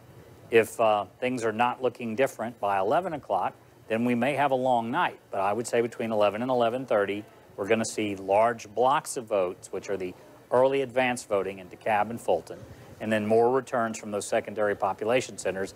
And everything I'm hearing, talking to those local election superintendents, those numbers are not close. and those margins are not close, and that will start to show up in the statewide tallies. I have one analysis that we can, for the first time tonight at 10:09, do apples to apples when using the big board. Take a look. I've highlighted Rockdale County, that is east of the metro, heart of the metro area, blue community, suburb of DeKalb. Take a look. This is right now 100% in. First county, big county, 100% in. 72% for Ossoff, 27.6% for Purdue. Now wait, I'm going to go to 2020 with these same guys highlighting Rockdale again. 69% to 28%. So when you go and see the difference, you see pretty much the same thing. What does this mean from the difference from November to now? We're only talking about the difference of 8 weeks. So you don't see a lot of change in voting patterns. That's why we keep talking about turnout elections. It's who's energized, who identifies their votes, who gets them back to the polls. And in the examples you've shown, the Democrats are a little bit higher, the Republicans are a little bit lower. That makes a wider gap. And you're going to see that play out. Rockdale County has been a democratically controlled county for a little bit more than 12 years, started with their county commission as that county became majority minority, and now all of the office holders, the sheriff, the school board, are all African American, and those shifts in demographics have been starting to cross basically from southeast or middle part of the east across the, through Gwinnett County over into Cobb County, and that kind of outside 285 next circle of counties is where the Republican Party has to start at a future date recapturing voters, or they will no longer be the majority party in Georgia. And again, talking about Warnock and Loeffler again, highlighting Rockdale for 2021 right now with 100% in, 72 for 27, something you expect to see. Bill Crane, we will check back with you a little bit later. Jovita? Thank you, George and Bill. Happening now, let's take a look. This is a 9-camera live look inside of the Fulton County ballot counting process right now. The county is live streaming this on YouTube, so you at home, anyone who wants to stare at their screen for a couple of hours, you can do this as well and take a look at the process that's happening. And if you look in the bottom middle box there, like right at 6:30, that's Channel 2's Audrey Washington there in the yellow. She continues our live Team 2 coverage now at the World Congress Center in downtown Atlanta. Again, that's where Fulton County's election workers are counting ballots tonight. Audrey. Yes, and I just got briefed by Fulton County election officials just about an hour ago, and they told me they are still counting those absentee and mail-in ballots. I'm going to step out a shot so I can give you a live look at what it looks like inside here at this hour. We are live inside the Georgia World Congress Center here in downtown Atlanta. You can see election workers checking those ballots and getting them scanned. Now, Fulton County election officials told us about 270,000 people voted early in Fulton County, and that doesn't include the absentee ballot drop boxes. Here's more from Fulton County election officials. We should be able to process almost all, if not all, ballots tonight. And we are uploading, we will be uploading early voting results shortly. We will continue working tonight until probably around 2 a.m. Yeah, so you heard that correctly, 2 a.m. Fulton County officials say if not by 2 a.m., they should finish up by 9 tomorrow morning. Now, it's important to note that earlier today, there was a bit of drama that happened here behind me. There was an election worker who notified officials here that one of the observers, had a camera. So what happened was, of course, that is not allowed for observers to take pictures. So one of the officials came over here. They checked that observer. They told me they did not find a camera on that observer, so everything went back to normal. As you can see, the counting continuing. And we are live here in downtown Atlanta. Audrey Washington, Channel 2 Action News. Audrey, thank you. And that's a perfect example right there, that shot we saw of Audrey. We saw people counting votes in that county. Bill Crane talked about the data dump that's going to come from large counties like where Audrey was. So we're going to be seeing that in the next few minutes, in the next hour. We will be here to watch it all. So at 10:13, in 2020, Georgia became a blue state for the first time in 28 years when it comes to the presidential race. The flip is historic. Many say the result is a rise in naturalized voters and a growing Latino electorate. Channel 2 anchor Wendy Corona learned the collaborative effort among minority groups is becoming a force in Georgia. We just finished knocking on 67 doors. 2020 has been a busy year for Monica Cruz and Jasmine Trejo. They canvass neighborhoods with Latino voters daily, ensuring those who can vote make a plan and do it. It feels great to see that we have a lot of younger Latinos who are really trying to go vote, and not only that, helping their parents go vote. Latinos now make up about 10% of the state's population. For 17 years, Galeo has worked to promote civic engagement and leadership development in the Latino community, and its efforts are working. The Latinos in Georgia that are registered to vote are showing up to vote and are really participating in our democracy. In 2003, there were only 10,000 registered Latino voters in Georgia. Now it's estimated to be well over 250,000, with the majority of the Latino electorate being millennial. So that means that the power of the Latino electorate is only going to continue to grow because the average age of a Georgia voter is much older than that. 1 in 10 Georgia voters are naturalized citizens. And at naturalization ceremonies across the state, groups like Galeo reach new citizens in the moment. They register them to vote on the same day they become U.S. citizens. This ensures their first step in the process. I wouldn't have been able to become a voting, active, naturalized citizen had it not been from community organizations that have been doing this work. And now, as executive director of the Latino Community Fund, Gigi Pedraza is among a team of volunteers who help voters at the polls with translation and guidance for many first-time voters not familiar with the process.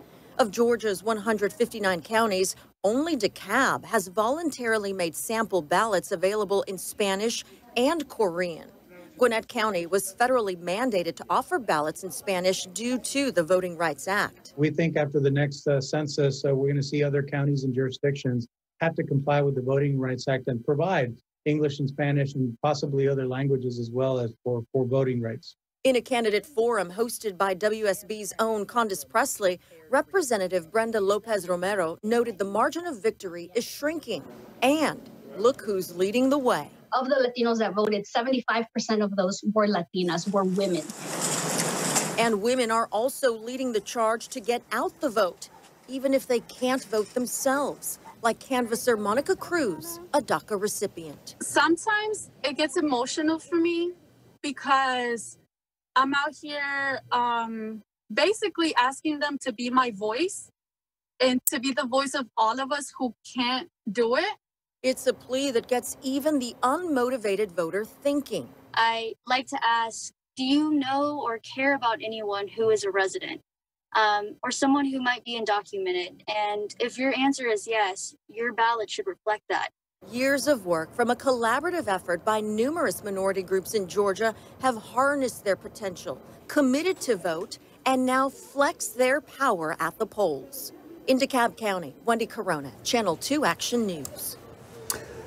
And we continue our special report and your voice, your vote. Take a look at your screen right here. This is the results right now. When you take a look at the map and walk over, we can go ahead and unselect that. You can have the entire state of Georgia right here. 49% for Raphael Warnock, 50.9% for Kelly Loeffler. And we click this on right here. Take a look at the other race we're looking at. 72.4% for Jon Ossoff, 26.6%. Sorry, when I click on the entire state, it's 48.7% and 51.3%. I had one county highlighted. 72% of the precincts reporting. Let's go ahead and toss to Justin Gray. Justin Gray's been following the Secretary of State's office at this point. And Justin, you have rare insight into what's going on in there. You actually have the Secretary of State, Brad Raffensperger, right now. Yeah, George, we got the Secretary of State, pulled him out of the command center here, and you're telling me that big batch of votes that everyone's wondering about, those early votes from DeKalb, you expect those to be coming very soon. They should be here before 30 minutes, so that'll make a big, give us a good indication where we're going with this race. Yeah, as you say, that's the largest group of votes still outstanding. Yeah, one of the largest groups out there, and it's obviously going to be a bellwether, but it's interesting watching how it all's turning out. Obviously, everyone loves Bubba right now. Yeah, you're alluding to the Public Service Commission race where he's running stronger than either of the Republican Senate candidates. Yeah, well, Bubba's just a great person, and he's been around for a while, and people really value what he's done on the PSC Commission, obviously. Do you think there's anything else going on there? No, I just think that everyone loves Bubba, and that's a great thing. I'm sure he's feeling really good right now, and we'll just see how this all shakes out. The Secretary has a mask. There might be a smile underneath that mask there, I think. Talk about how quickly these results seem to be coming in. This is much faster than we've seen in either the general or the primary. Yes. Well, that's really because we told the counties with the new SEB rule that you had to go ahead and scan those ballots 1 week and 1 day before. And so they are up to speed, and that's why we're not having this big delay. So we're going to get some results a whole lot quicker than we did in the November race. And you were always saying wait till tomorrow, but do you think we might have a final answer here? If not final, a good idea where we're heading tonight? Well, I know that some people are already making projections about some of the races, but we're not there yet. But obviously, they'll be working fairly late tonight, so we'll see where it really leads us, and definitely by tomorrow. Secretary Raffensperger, thank you. Again, the big news here from the Secretary, that cache of outstanding DeKalb votes, those early votes in DeKalb, a very large number. We expect those down here in a matter of minutes. Reporting live at the Command Center, Justin Gray, Channel 2 Action News. Justin, thank you. Now, of course, we all know about the Senate races. There is one other race on the ballot that could affect how much you pay for your power bills at home. It's the runoff for Public Service Commission District 4. It is between the incumbent Republican Lauren Bubba McDonald, you just heard Raffensperger refer to him, and the Democrat Daniel Blackman. As you see right now, almost done here. 80% of the ballots counted. Of course, absentee ballots across the state also being counted right now. And McDonald has nearly 52% of the vote. His challenger with 48% of the vote. Now, the PSC is important. It regulates utility services across the state, which also sets our rates for Georgia Power and Atlanta Gas Light. So it really does matter what you do in terms of deciding on a public service commissioner, because those members of the PSC are the ones who completely control what you pay for power and other utilities. So you heard it there from Clark. Now, PSC commissioners serve 6-year terms. All of the seats on the commission right now held by Republicans. Well, as we watch this evening's results coming in, remember, you can see them at the bottom of your screens. How did we get here? You may be wondering why Georgia even has this kind of runoff system. Channel 2 investigative reporter Richard Belcher now with us live to look at a law here. Maybe you don't know some of its history. It's quite fascinating how it works both ways. Richard. Yeah, after a Republican surprised everyone and nearly won the governor's race in Georgia in 1966, Democrats, who dominated the legislature, quickly passed a law that said that in statewide races, to win, you had to have a clear majority, 50% plus one, or there would be a general election runoff, which is what we have this year. In fact, we've got a couple of them. Republican incumbent David Perdue got 88,000 votes more than Democrat Jon Ossoff November 3rd, but he did not get a majority. Without the requirement that the winner get 50% plus one. We're the only state that does it quite like this. The law backfired on Georgia Democrats in 1992. Incumbent U.S. Senator Wyche Fowler got more votes than his Republican opponent, but not a clear majority. Political analyst Bill Crane says even Fowler didn't initially appreciate that he faced a runoff, which he ultimately lost. He got 49% of the vote and had been declared the victor by all 3 major news networks and cable news network. He thought he'd won re-election, only to find that that law also applied to Senate contest. Incumbent Republican Senator Saxby Chambliss was forced into a runoff in 2008, but he held on to the seat 3 weeks later. It's a different landscape in this year's Perdue-Ossoff runoff. A federal court ruling requires that Georgia now wait 9 weeks before voting again. Crane suspects that will reduce what had been a Republican advantage in late runoffs. Crane also notes that the Democrats in the General Assembly in 1967 clearly thought that they were doing something that would benefit their fellow Democrats who were running statewide. It hasn't happened so far, but perhaps 54 years later, we'll see whether it does tonight or tomorrow. Live in Midtown Atlanta, Richard Belcher, Channel 2 Action News. All right, Richard, thank you. I want to play a game right now I like to call Ring Around the Metro. We're going to do it with each race. We're going to start with the Ossoff and Perdue race. We're going to go around the Metro. Metro, we know it's going to be blue. What does Perdue need to do? Let's click on Bartow County. Not enough precincts reporting, but obviously a very strong lead. Let's go to Cherokee. Almost all precincts reporting, 70%. That is a good lead for Perdue. Forsyth, 67% over 32%, but only 40% of the precincts reporting. So keep following that number. You see 74, we go to Butts County, 71, we go to Spalding, we have 100% and 59.3%. This is exactly what David Perdue needs to do, the ring around the Metro, and needs to stay strong. Let's go ahead and bring in Candace Presley right now, and then we'll go to the other race. Candace, from what I just told you here, does anything surprise you at 1024 with, I don't know, about 60% of the precincts reporting? No, Justin, nothing really surprised, or George, I'm sorry, George, I know you. Nothing surprises me at this moment. What I'm thinking about, though, is the late Congressman John Lewis and what he said to us in that final essay that ran in the New York Times, where he said that the vote is the most... If I owned a bank. Wow, that's a great question. If I were a bank owner, I'd give people a break.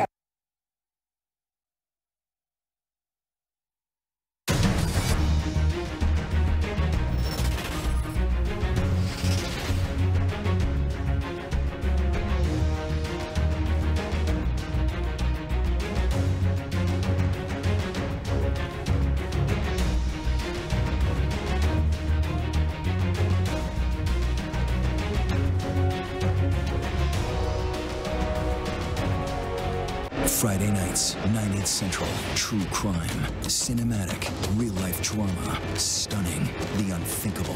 Follow the clues. The Hunt. True crime. 2020. Friday nights, 9/8 Central on ABC. With so much at stake, so much on the line, more Americans turn here than any other newscast. ABC News World News Tonight with David Muir. We have made it through another week together. America's #1 most watched newscast across all of television. As America fights back, GMA is there with breaking new details. With every challenge, question, concern, we'll be here for you every day. The answers you need, the information you want. We will get through this together. Right here with you on Good Morning America. ABC News, America's #1 news source. Straightforward news, straight to the heart of the story. ABC News, straightforward. And download the app now and sign up to get important breaking news alerts wherever you are. What's the most innovative daily news podcast out there to listen to every day? Well, the Edward R. Murrow Awards say it's Start Here, the daily news podcast from ABC News. Even the New York Times calls us a top news podcast worth listening to.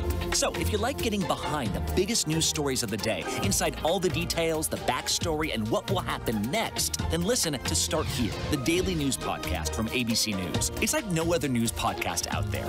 Even the critics agree. Listen free on Apple Podcasts. This week on GMA, it's not just another New Year weight loss series. No, no, no. What if we showed you how real people just like you lost the weight they wanted, got in shape, and felt great? Join the movement, GMA's Motivation Nation on ABC's Good Morning America. I know what happened, and I'm not guilty. Why the fascination with criminal trials? Figure out what's really out there.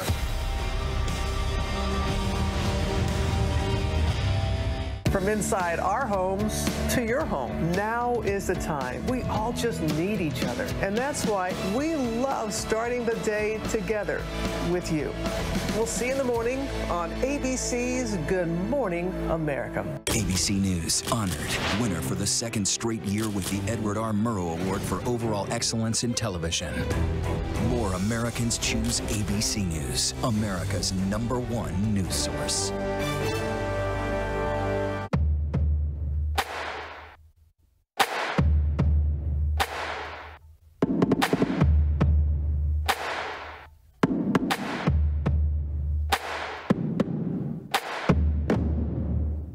COVID-19. What can you do to help protect yourself? Where can you get your questions answered? The new daily podcast from ABC News with Dr. Jennifer Ashton and a team of experts. Listen free on Apple Podcasts or wherever you get your podcasts.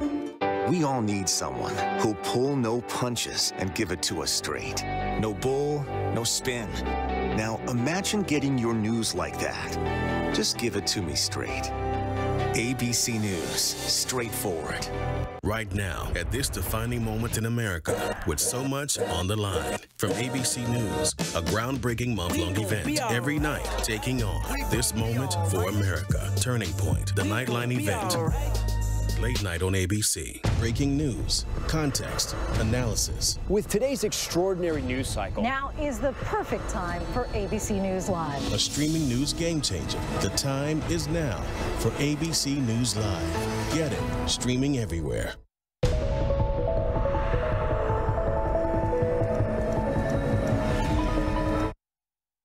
This is an ABC News special. Tonight, the battle for the Senate. Ossoff versus Perdue. Warnock versus Loeffler. Election night, the Georgia Senate runoff. Now reporting, Chief Anchor George Stephanopoulos. Good evening. Just 5 days into this new year, 15 days before Donald Trump leaves office and Joe Biden takes the presidential oath, voters in Georgia tonight are determining control of the U.S. Senate and the initial course of the Biden presidency. 2 seats at stake. If the Democrats win both, the Senate will be split right down the middle, and the tie-breaking vote of Vice President Kamala Harris will give them majority control. If the Republicans hold on to at least one of these seats tonight, they will control the Senate, with Majority Leader Mitch McConnell the chief obstacle to Biden's agenda. Which is why both parties have fought so hard in this state that Biden won in November by less than 12,000 votes. They have spent record amounts of money. They are driving record turnout. And as we come on the air tonight, here's where things stand right now. It is very close. In that first race, Senator David Perdue, former businessman, leading Jon Ossoff, independent filmmaker, just 33 years old. In the second race, Kelly Loeffler, Republican senator, she was appointed to the seat by the governor of Georgia, leading Raphael Warnock, right now at least the pastor of Ebenezer Baptist Church. Of course, that was Martin Luther King Jr.'s church. I want to go to Steve Osunsami, who's at the World Congress Center in Atlanta, where they are counting the votes right now. And Steve, it seems like they've been counting the votes and recounting the votes ever since November 3rd. You know, there have been so many recounts, so much attention focused on this election, so many allegations of fraud that state officials here who run the government, who are all Republicans and Trump supporters, have had to fight back against. You know, everyone here is looking forward to the end of this, to the end of the national spotlight. This is going to be a close race. The numbers that are coming in tonight keep jumping back and forth between the two candidates. We're still waiting for some of the larger blue counties to report some more of their vote totals in to see where this ends up. George? Let's take a deeper dive into that right now. Steve Osunsami, thanks. Tom Yamas is here with that. And Steve, as Steve just said, the numbers have been jumping around all night.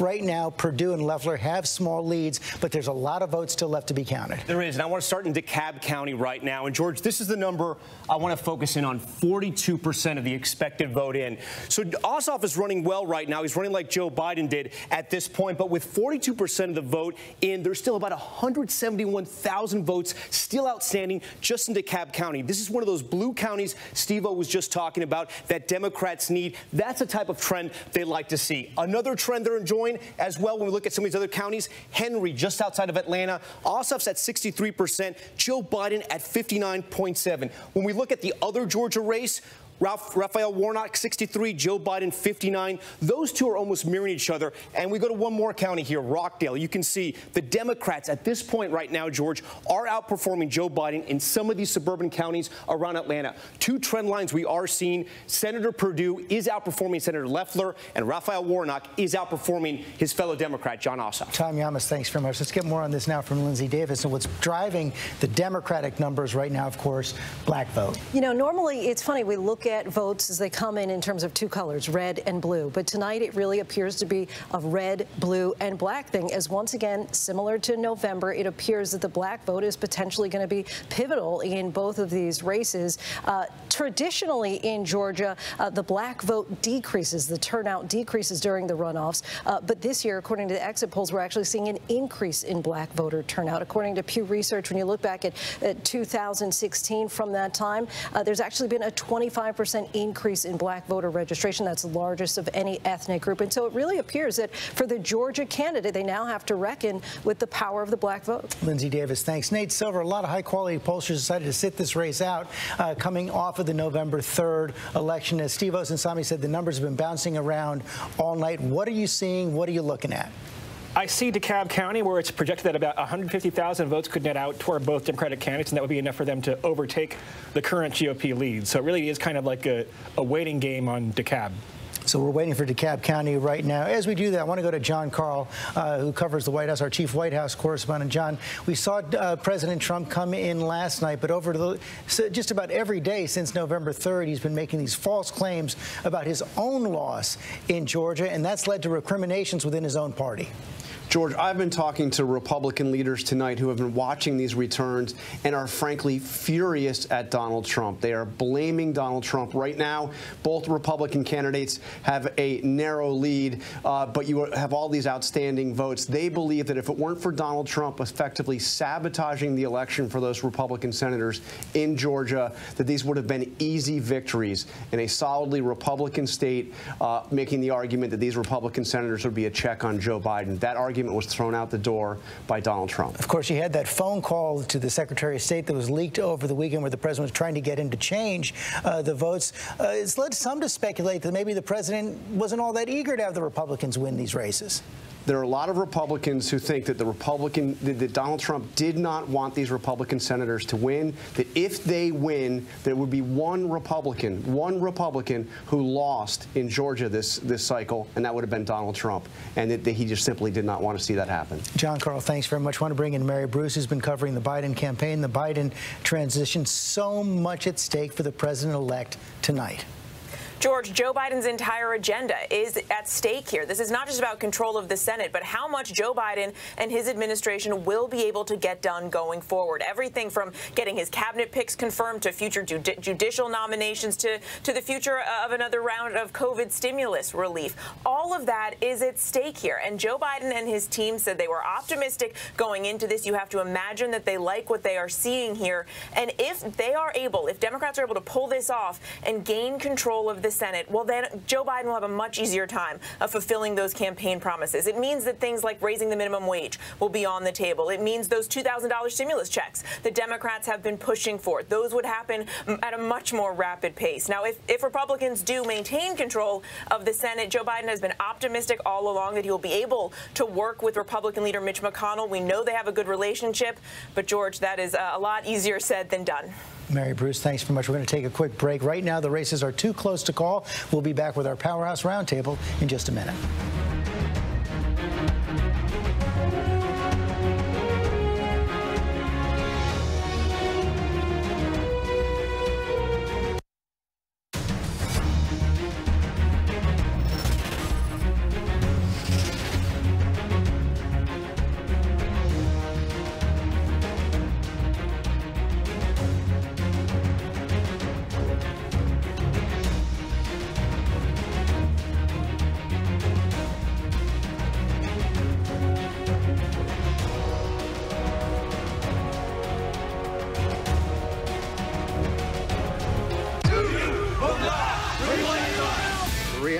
Our country can collapse from within. You see the white power movement on the march. Klansmen and neo-Nazis, skinheads, it's meant to incite war. From the KKK to Oklahoma City to Charlottesville, the new documentary event special. We just need to start talking about race. Homegrown hate, the war among us. This is a real wake-up call. Streaming now on ABC News Live. Now, when it matters most, the straightforward facts. ABC News is America's #1 news. #1 in the morning, #1 in the evening, with America's most watched newscast. #1 in late night versus the competition. The #1 news magazine on Friday nights. #1 in politics across this historic election versus the competition. The #1 daytime talk show. And #1 in streaming news. ABC News is America's #1 news. What's the most innovative daily news podcast out there to listen to every day? Well, the Edward R. Murrow Awards say it's Start Here, the daily news podcast from ABC News. Even the New York Times calls us a top news podcast worth listening to. So if you like getting behind the biggest news stories of the day, inside all the details, the backstory, and what will happen next, then listen to Start Here, the daily news podcast from ABC News. It's like no other news podcast out there. Even the critics agree. Listen free on Apple Podcasts. Yes, mornings may look different these days, but where you start your day, where you spend your mornings, where you get connected to everything that's happening. And face it, there's a whole lot happening in our world these days. Where you get all the breaking new information of the day to help you navigate through these times. That's why we're here. Good morning, sunshine. And making sure you start your day off with a smile and some sunshine. Good morning, America. Good morning, America. Good morning, America. Oh, how I love saying that. Wake me up.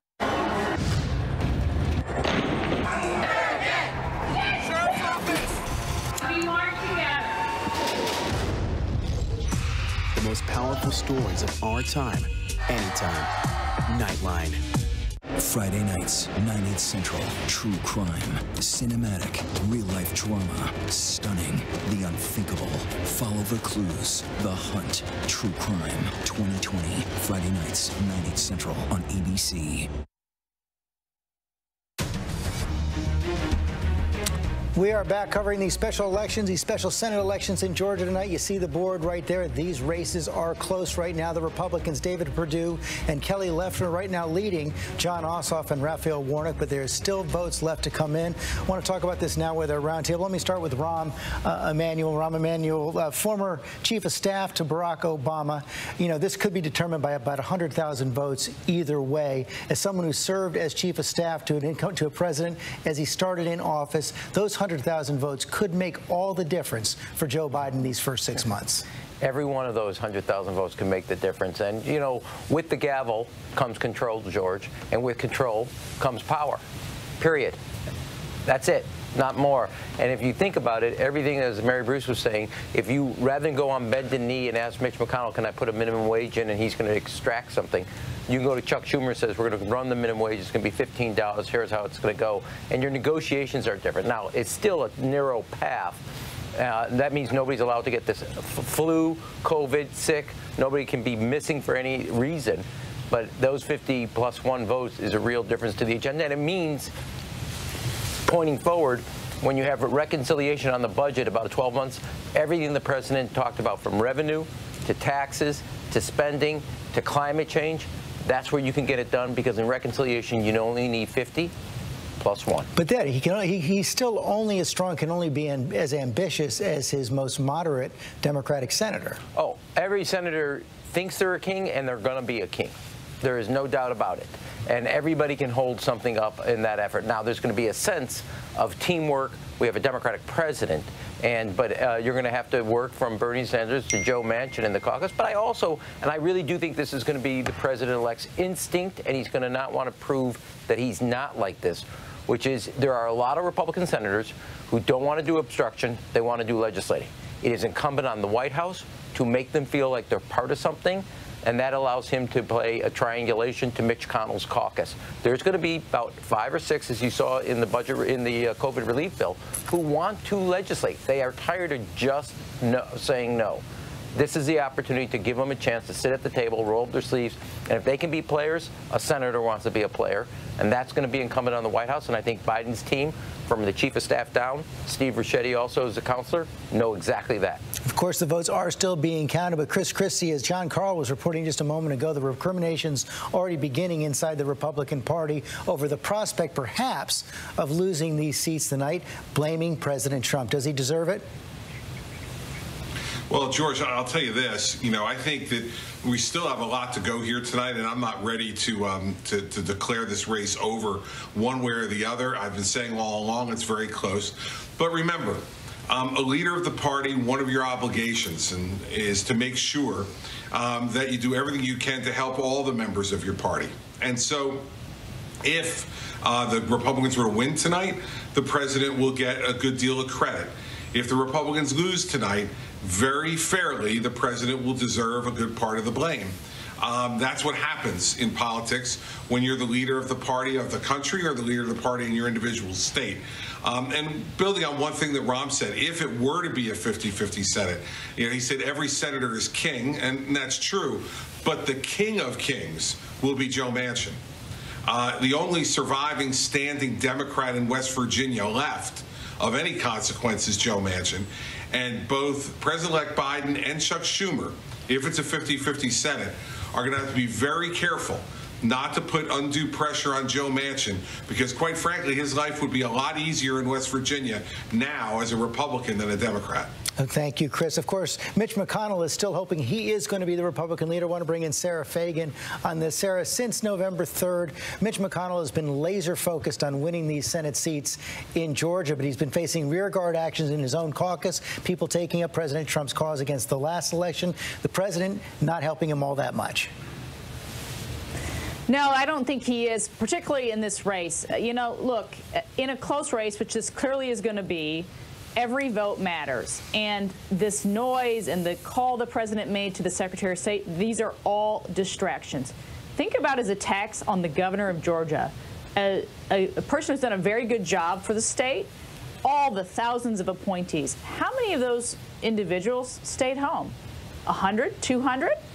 That matters. It adds up. And we've seen some reports that perhaps rural turnout is a bit depressed here. I think that's going to land squarely on the shoulders of Donald Trump. Sarah Fagan, thank you. Yvette Simpson, woman who started this all when she ran for governor, Stacey Abrams, continuing with the turnout drive through these special elections, hoping it's going to pay off as we all wait for DeKalb County. That could tell the whole story. I think that's right, and I actually feel really optimistic, George, when you think about the numbers that still are remaining to come in Cobb County and some of the other counties where we have large urban centers or suburban centers where we expect to see a huge Democratic turnout. And I think all thanks goes to Stacey Abrams, who started this march several years ago, all the organizers, black, brown, indigenous organizers across the state of Georgia who have been fighting through this thing. I can tell you Georgia's going to want a national day off after this from all of the pressure that they've been under, and they should probably get a national holiday for saving democracy, both with the Trump win and also saving the future of this country by giving Mitch McConnell a seat and letting him sit down so we can actually get some real work done. So I think all thanks goes to those organizers who registered new voters in this second election, who got folks out who traditionally don't vote in runoff elections. They deserve all the credit, and certainly all the voters in Georgia who came out during this very deadly pandemic. Thank you, Yvette. Matthew Dabb, boy, there is no question about it. Whatever happens tonight, the state of Georgia is changing before our eyes, becoming a brand new factor in American politics. Yeah, Georgia, it's one of the states that is moving in the opposite direction than some of the other states that have moved more red, as we've seen over the last 10 years. Georgia, Arizona, ultimately a place like Texas, Nevada have moved towards purple.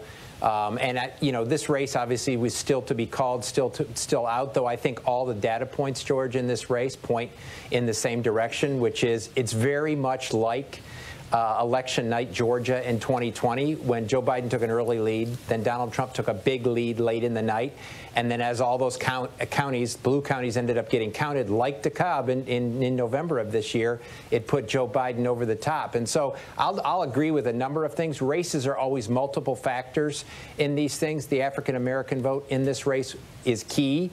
Well, also key in this was a continued inroads into the suburban vote. But I'll emphasize something Sarah said.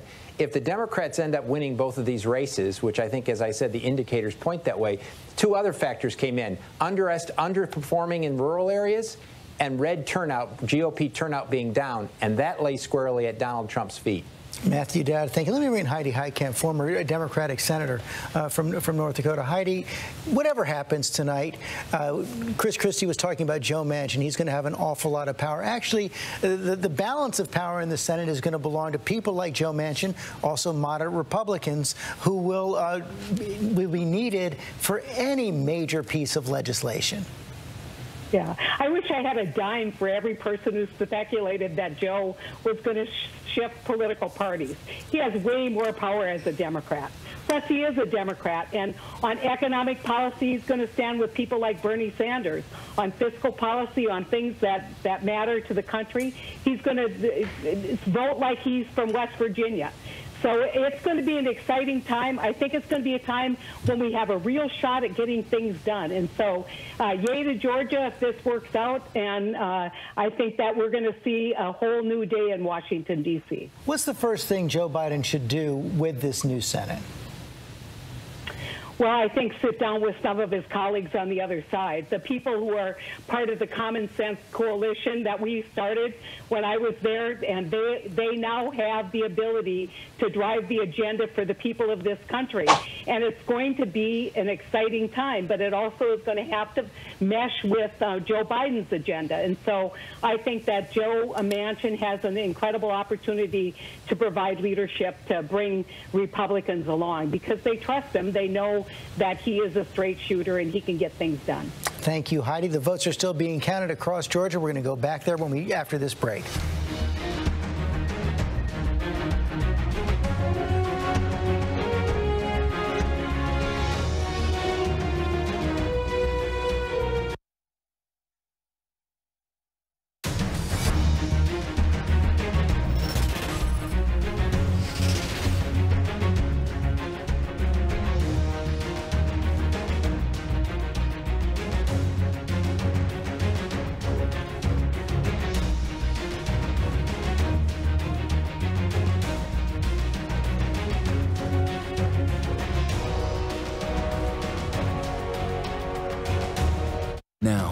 matters most, the straightforward facts. ABC News is America's #1 news. #1 in the morning, #1 in the evening, with America's most watched newscast. #1 in late night versus the competition. The #1 news magazine on Friday nights. #1 in politics across this historic election versus the competition. The #1 daytime talk show. And #1 in streaming news. ABC News is America's #1 news.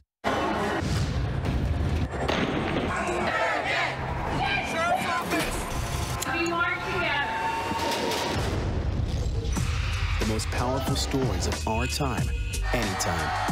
Nightline. I know what happened, and I'm not guilty. Why the fascination with criminal trials? To figure out what's really out there.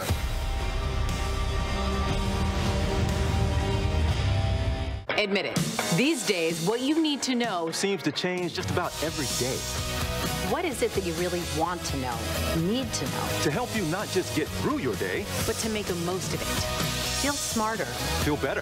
Feel happier. Well, how about a third hour of Good Morning America in the afternoon? GMA 3, what you need to know.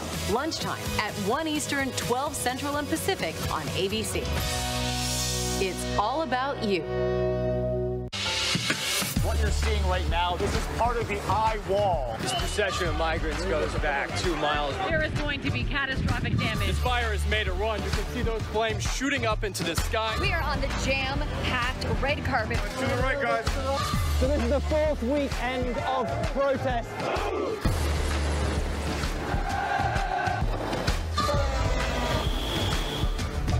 Watch ABC News on location for Facebook Watch. Another week in America, a country facing a new test now. The Wuhan airport, almost no one here. The last flight out of Rome. This is the nursing home just outside Seattle. Dozens of people were just rushed off this cruise ship. This is ground zero. It is shut down. Another ambulance just pulled out. Now they're headed to the hospital. Time is of the essence. You can see the ship behind me. This is the first time tests have been done here. Morning, afternoon, evening, late night, 24/7. ABC News, there for you. Breaking news, context, analysis. With today's extraordinary news cycle, Now is the perfect time for ABC News Live. A streaming news game changer. The time is now for ABC News Live. Get it, streaming everywhere. The world may feel out of your control, but your happiness doesn't have to be. Learn the secrets to happiness. Listen to the 10% Happier podcast, free on Apple Podcasts. More Americans choose ABC News, America's #1 news source. Thank you for making World News Tonight with David Muir, America's most watched newscast. There you see the numbers right now. These special Senate elections in Georgia, Republicans David Perdue and Kelly Loeffler holding on to their leads with 91% of the expected vote in. Right now, I want to go to Rachel Scott, who's at a Republican watch party, outside a Republican watch party in Buckhead near Atlanta. Rachel, what's the mood there? Well, Republicans here know that this is their last line of defense, and so now comes the waiting game, and they really are looking at the rural counties, the suburbs here in Georgia, especially northwest Georgia, where the president was campaigning just yesterday for these 2 Republican senators trying to turn out the vote. But, George, I talked to so many of the president's supporters who said they were on the fence on whether or not they should even cast their ballot. Those allegations of a rigged elections that just simply are not true really sunk in for them. They were asking what was the point, and that message is just something that Republican leaders here really feared heading into these critical runoffs, George. Rachel Scott, thank you, Tom. Let's take another look at where the numbers are coming in right now. 91% of the expected vote. Yeah, 91% of the expected vote, but a lot of the area we're still waiting on the vote is the Atlanta metro region, the area where there are the most votes, where Democrats hope that they can run away in this election, break away from the Republicans. I want to talk about 2 counties around Atlanta. The first is Gwinnett County. You can see Jon Ossoff right now, who's taking on the incumbent Senator Perdue, is outperforming Joe Biden by 2 percentage points. Now, you may not say that's not that much, but in a tight race, it's important. And it's even more important because in 2014, Perdue's first race, he won Gwinnett County, and now he's at 40%. When we look at Cobb County, again, this was the political home of Newt Gingrich at one point. Jon Ossoff at 57.2, running about close to where Joe Biden was, 94% of this in. But again, 2014, George, this is a county that Perdue won. But the big unknown right now is still DeKalb County. We're waiting for any minute for the votes to come in, and we're talking about plus 170,000 votes. Once that dump comes in, and again, President is already tweeting about this, but once that dump comes in, these are votes that are still being tabulated. That's going to change this race, and that's what we're waiting on, George. Okay, Tom, thanks very much. The president is also tweeting about tomorrow in Congress, a momentous day in Congress. They're going to count the electoral votes. Normally, that is a ceremonial, that is just a ceremony in the Congress. But as you know, there are Republican challenges to some of the states, Pennsylvania and Arizona and Georgia, tomorrow, prodded by the president. John Carl, I want to go to you with that. The president is not giving up this fight, despite the fact that he has no chance. The vice president, in his ceremonial role as the president of the Senate, will actually be presiding over that count. And Donald Trump somehow believes that because Pence will be holding the gavel when the votes are counted, that he has the power to overturn the election, to discredit the electoral votes from states that Trump is contesting. Trump has made it clear to Trump that Pence has made it clear to Trump that he does not have this power. And I am told, George, that Donald Trump is prepared to go after his own vice president and go after him hard if he does as expected and follows the rules tomorrow. Okay, John, Mary Bruce, you cover the Congress every day as well. This is a vote that Mitch McConnell does not want to have. George, he had urged his Republican colleagues not to do this, not to object to the certification of the Electoral College results, and yet you are seeing more than a dozen Republican senators, more than 100 Republican representatives who are siding with the president here. What is normally a routine ceremony has become very clearly a loyalty test for Republicans to the president. This is going to be a show for an audience of one in many ways that is going to drag on for hours, and yet you are seeing this huge divide within the Republican Party because of this, and it raises a lot of questions about where this party is headed going forward. Right, but we do know the outcome. The votes will be counted. Joe Biden will be the next president of the United States. I have to take one more break.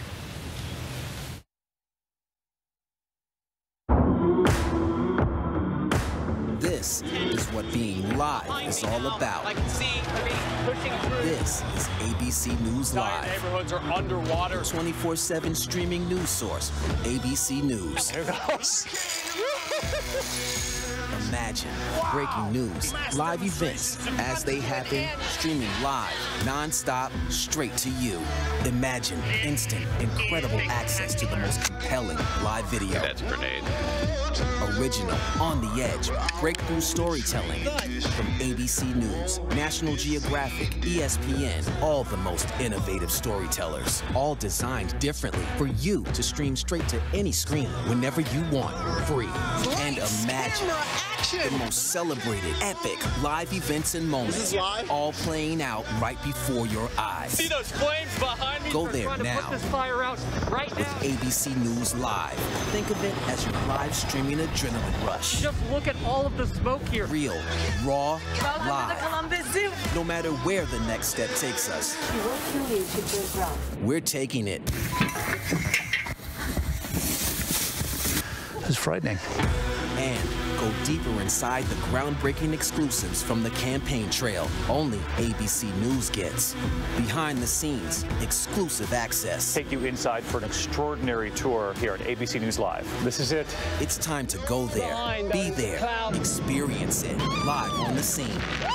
Maybe that's why, in just 1 year, ABC News Live is already America's #1 live streaming news. And imagine this, it's free. Wow. Watch ABC News Live right now and anytime, streaming on Roku, Hulu, Facebook, and abcnews.com. ABC News Live. Streaming everywhere, right to you. This wraps up our network coverage of the special elections in Georgia. The Republicans still holding on to leads, but about 9% of the votes still to be counted. We're going to continue our coverage on ABC News Live, and I'll see you tomorrow morning on GMA.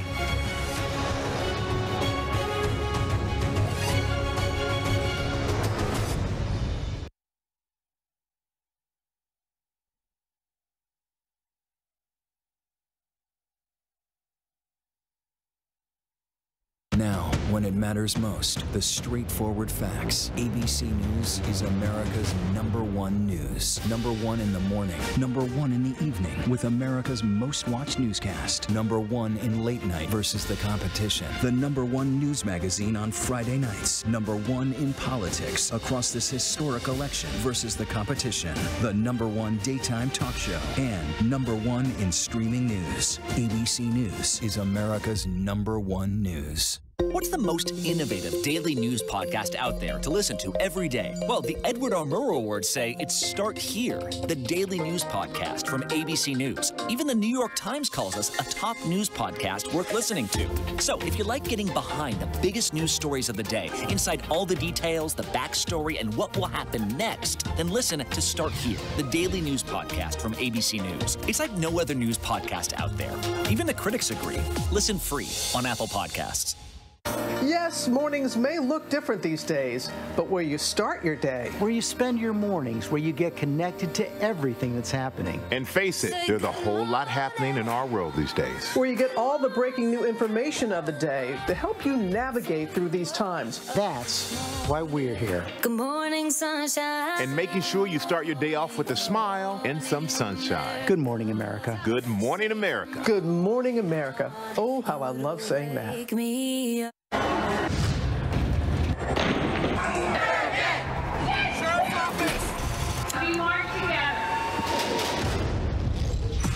The most powerful stories of our time, anytime. Nightline. Friday nights, 9/8 Central. True crime, cinematic, real-life drama, stunning, the unthinkable. Follow the clues. The Hunt. True Crime 2020. Friday nights, 9/8 Central on ABC.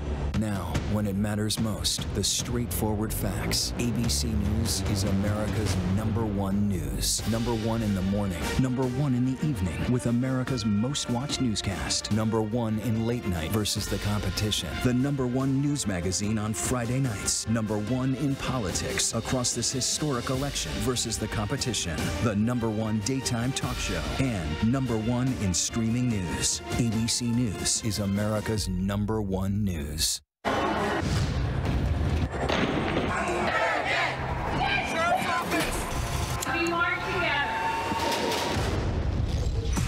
The most powerful stories of our time, anytime.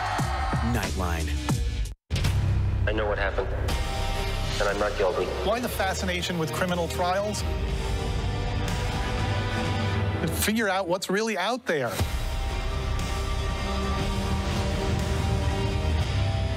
Admit it.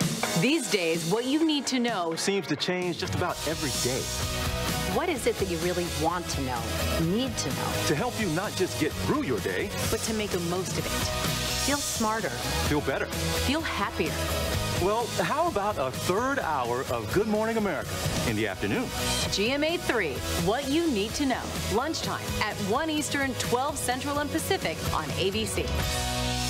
It's all about you. What you're seeing right now, this is part of the eye wall. This procession of migrants goes back 2 miles. There is going to be catastrophic damage. This fire has made a run. You can see those flames shooting up into the sky. We are on the jam-packed red carpet. To the right, guys. So this is the 4th weekend of protest.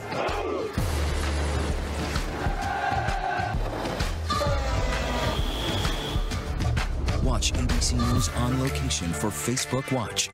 Breaking news, context, analysis. With today's extraordinary news cycle, now is the perfect time for ABC News Live. A streaming news game changer. The time is now for ABC News Live. Get it, streaming everywhere. The world may feel out of your control, but your happiness doesn't have to be. Learn the secrets to happiness. Listen to the 10% Happier podcast, free on Apple Podcasts. More Americans choose ABC News, America's #1 news source.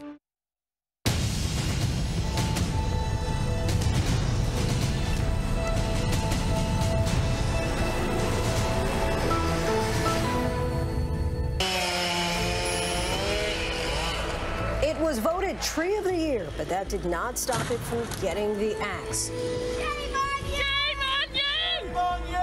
the 150-year-old tree taken down in the UK to make way for a housing development that apparently did not include the tree in its plan. A strangely symbolic moment for a country that's been knocked down and now locked down again. Showdown in Georgia, voters taking to the polls today, waiting on some long lines to decide the balance of power in all of Washington, D.C. The high-stakes battle between Senate candidates who've accused each other with some low blows. President Trump attacking fellow Republicans in the state, how his high-pressure campaign is playing out. Meanwhile, President Trump issuing a veiled threat to Vice President Pence, calling on Pence to step in on that brewing electoral college fight. The nation's capital on high alert, with thousands of Trump supporters expected to protest there tomorrow. The COVID crisis not slowing down. Hospitalizations nationwide hit a new record high. Los Angeles County ICUs at threefold capacity. Ambulances told to not transport any patients who have little chance of surviving, as more people sleep in their cars overnight for a chance to get vaccinated, only to be turned away. And the emotional plea from a hospital bed from someone who once regularly went maskless. Just wear a mask. Do it for your children, for your loved ones. Do it for yourself.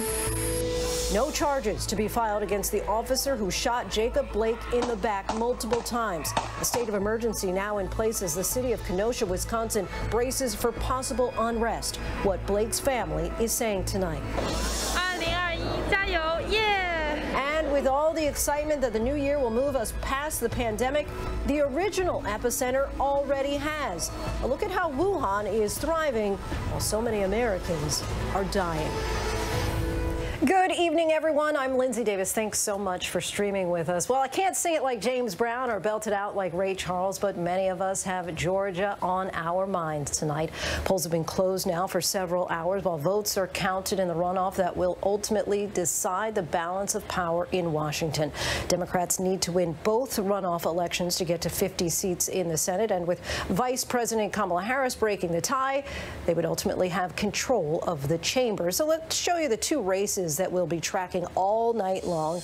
Republican Senator David Perdue is taking on Democratic challenger Jon Ossoff, and Republican Senator Kelly Loeffler, appointed 1 year ago by Georgia Governor Brian Kemp, is trying to win election for the very first time over Pastor Raphael Warnock. Voters lined up before sunrise this morning in Atlanta after a record early vote of more than 3 million.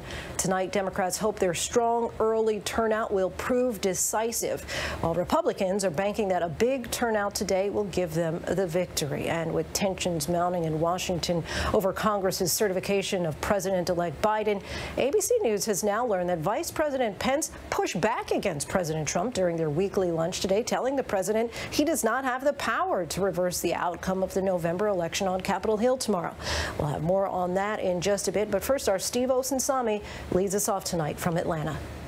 In Georgia tonight, they are starting to count the votes and ending the national focus all over this one runoff election. The future of the country is on the ballot here in Georgia today. Y'all sound like you're ready to win an election. It is super clear to voters here who were lined up before the polls even open that their decision is bigger than Georgia, that the results will decide if Republicans keep control of the U.S. Senate, allowing them to put a thorn in the president-elect's agenda. At the 11th hour, Joe Biden and the Democrats are saying that what happens here today could determine if Americans get those $2,000 stimulus checks. What do you think about this election? It's a lot. My phone has been vibrating. Have you voted? You have a voting plan? Have you told 3 friends to vote? It's insane. Do you think that the 2 Republicans can win? I hope so. We'll see. You know, I hope democracy does what it does, and the people of Georgia get to decide who's best. Democrat Jon Ossoff, who's hoping to take the seat of Republican David Perdue, was out late trying to get more of his supporters to the polls. Georgia voters have never had more power than you have today. That's the reason the whole world is watching us in Georgia. A constant noisemaker in this election is the President of the United States, who held a rally for the two Republicans Monday night. After weeks of saying that the November election in Georgia was rigged, he was here telling supporters to go out and vote anyway. Senator Kelly Loeffler, who's hoping to defeat Democrat Raphael Warnock and is trying to please the president and his supporters, announced that she'll join the group of senators trying to fight the election results. I will object to the Electoral College vote. That's right. All of this has put election officials here, who are all Republicans, in a tough spot as they try to convince their voters that this election was safe and secure. The Secretary wants me to make clear that everybody's vote is going to count.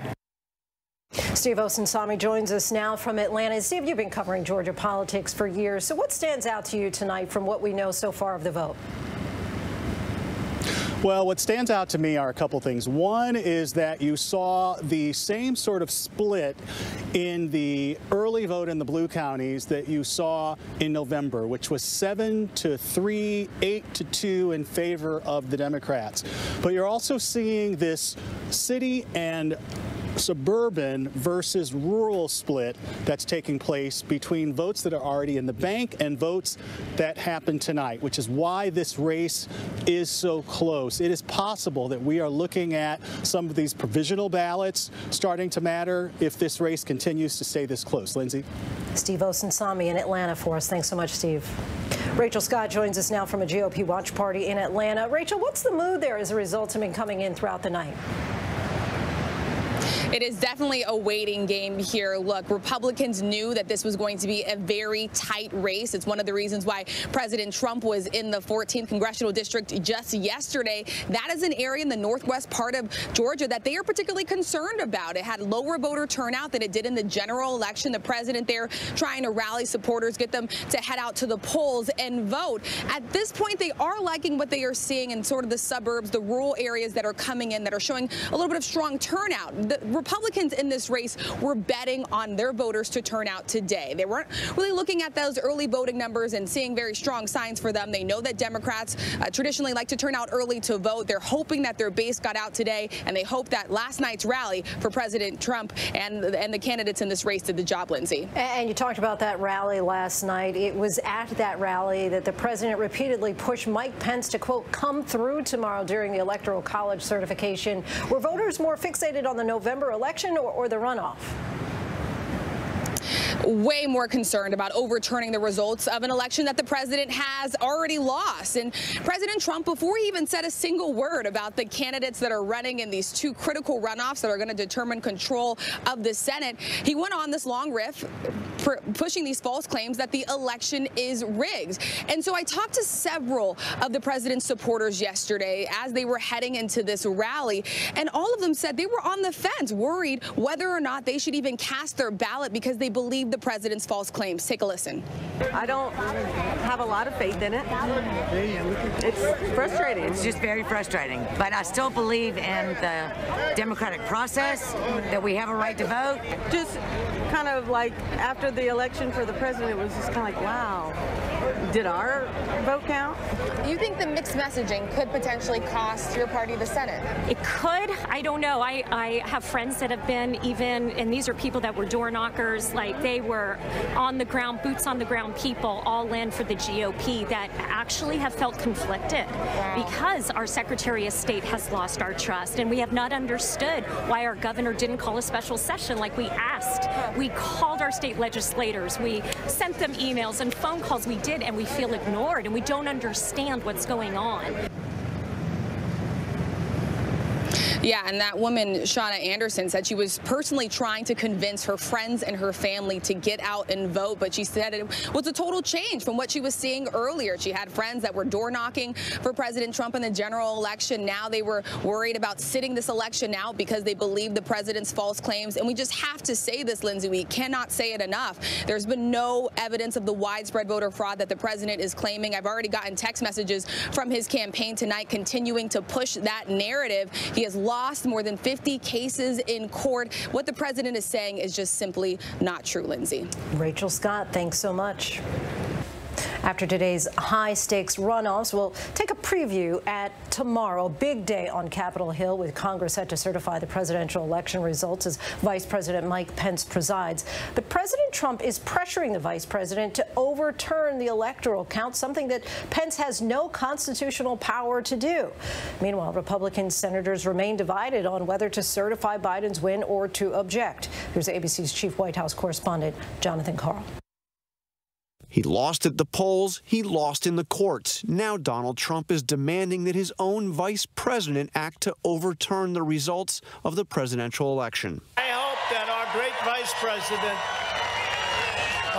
vice president comes through for us. He's a great guy. Of course, if he doesn't come through, I won't like him quite as much.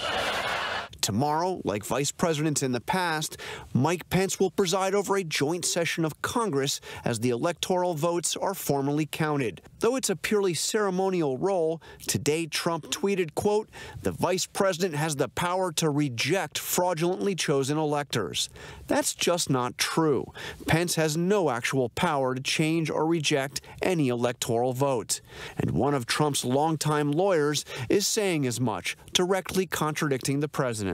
I actually don't think that's what the Constitution has in mind. If that were the case, any vice president could refuse any election. Pence has been trying to walk a fine line, not repeating the president's conspiracy theories while remaining ever loyal. I'm here because I stand with President Donald Trump.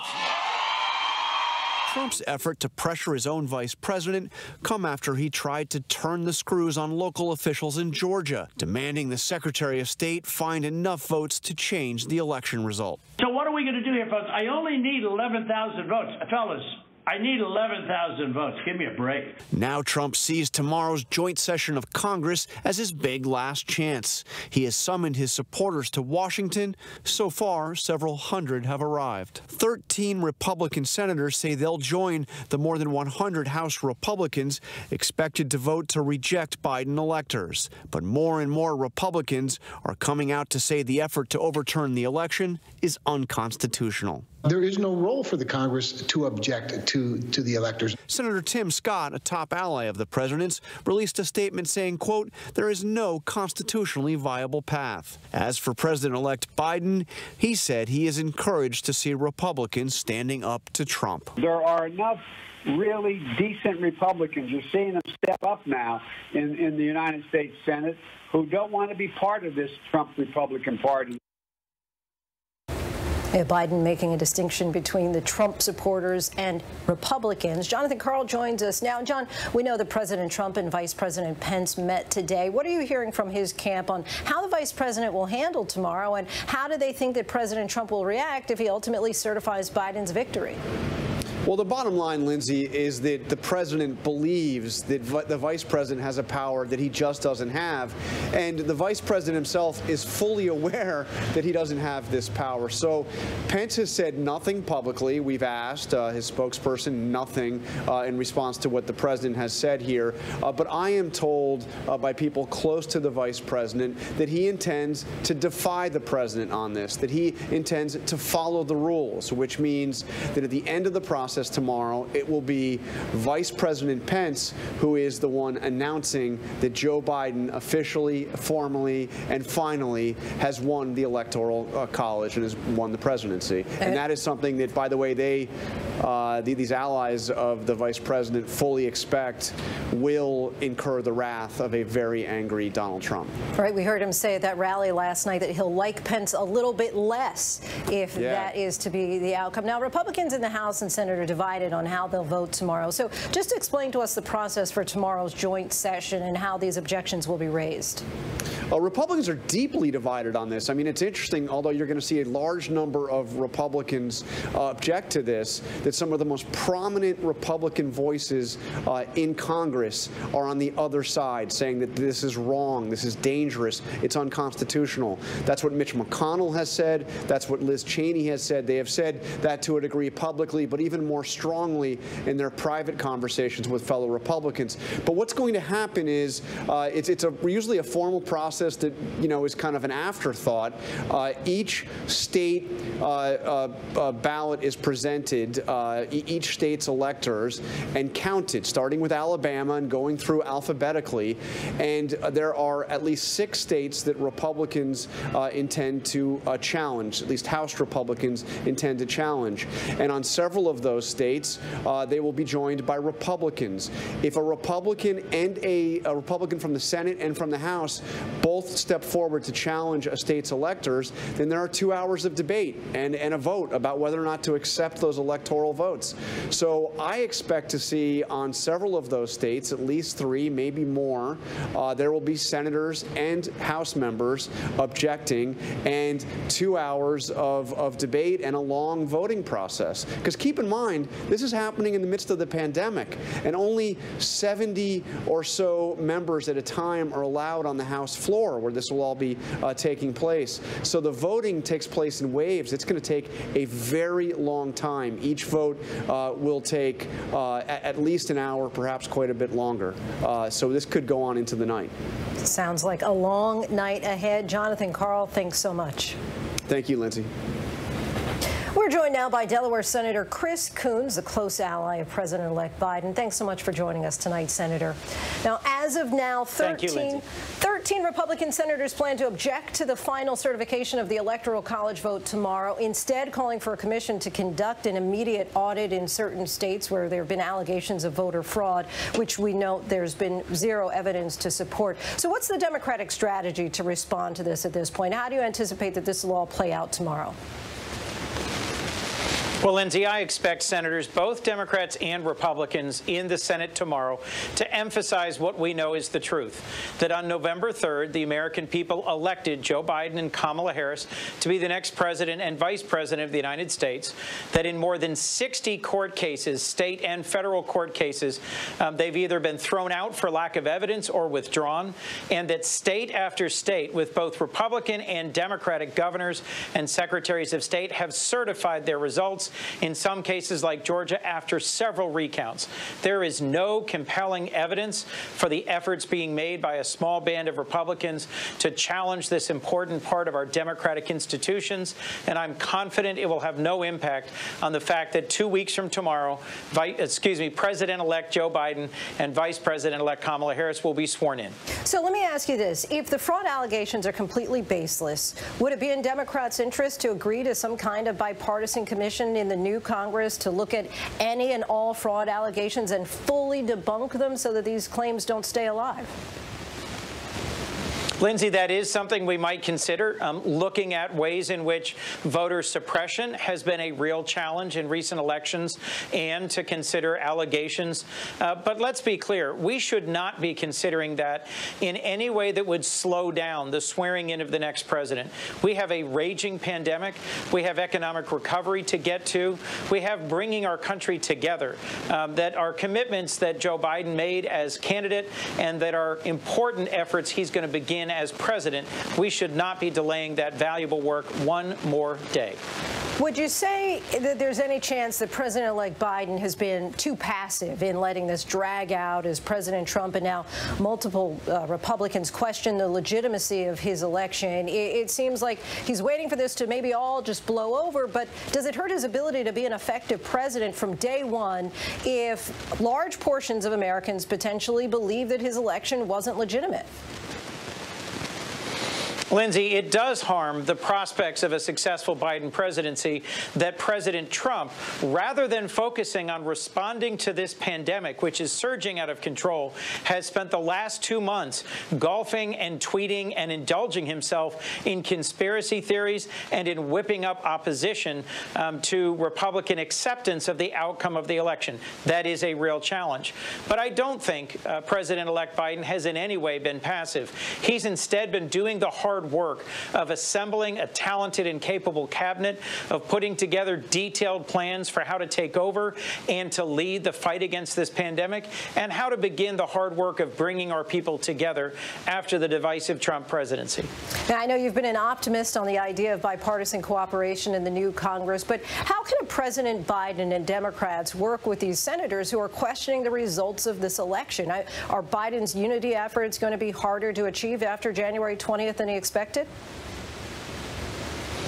Lindsay, I'm heartsick at the colleagues who've chosen to throw themselves in the way of what is an important next step in our democratic process tomorrow. I'm surprised at some of my colleagues who are lashing themselves to the mast of Trumpism and refusing to recognize the legitimate outcome of the election. But frankly, we don't have any choice going forward but to try to heal the wounds of this election, to bring our country together, and to find ways to legislate in a bipartisan and sustainable way. Millions of Americans, tens of millions of Americans, came out and voted for Joe Biden, even though they might be Republicans, independents, or Democrats who either didn't vote 4 years ago or who voted for Donald Trump, because they were choosing a more balanced, rational, predictable, and effective government going forward. I think Joe Biden's done just the right thing to lay the groundwork for a successful administration. Turning now to the runoffs tonight in Georgia, I'm sure you're confident the Democrats are going to be able to pull off. Now, when it matters most, the straightforward facts. ABC News is America's #1 news. #1 in the morning, #1 in the evening, with America's most watched newscast. #1 in late night versus the competition. The #1 news magazine on Friday nights. #1 in politics across this historic election versus the competition. The #1 daytime talk show. And #1 in streaming news. ABC News is America's #1 news.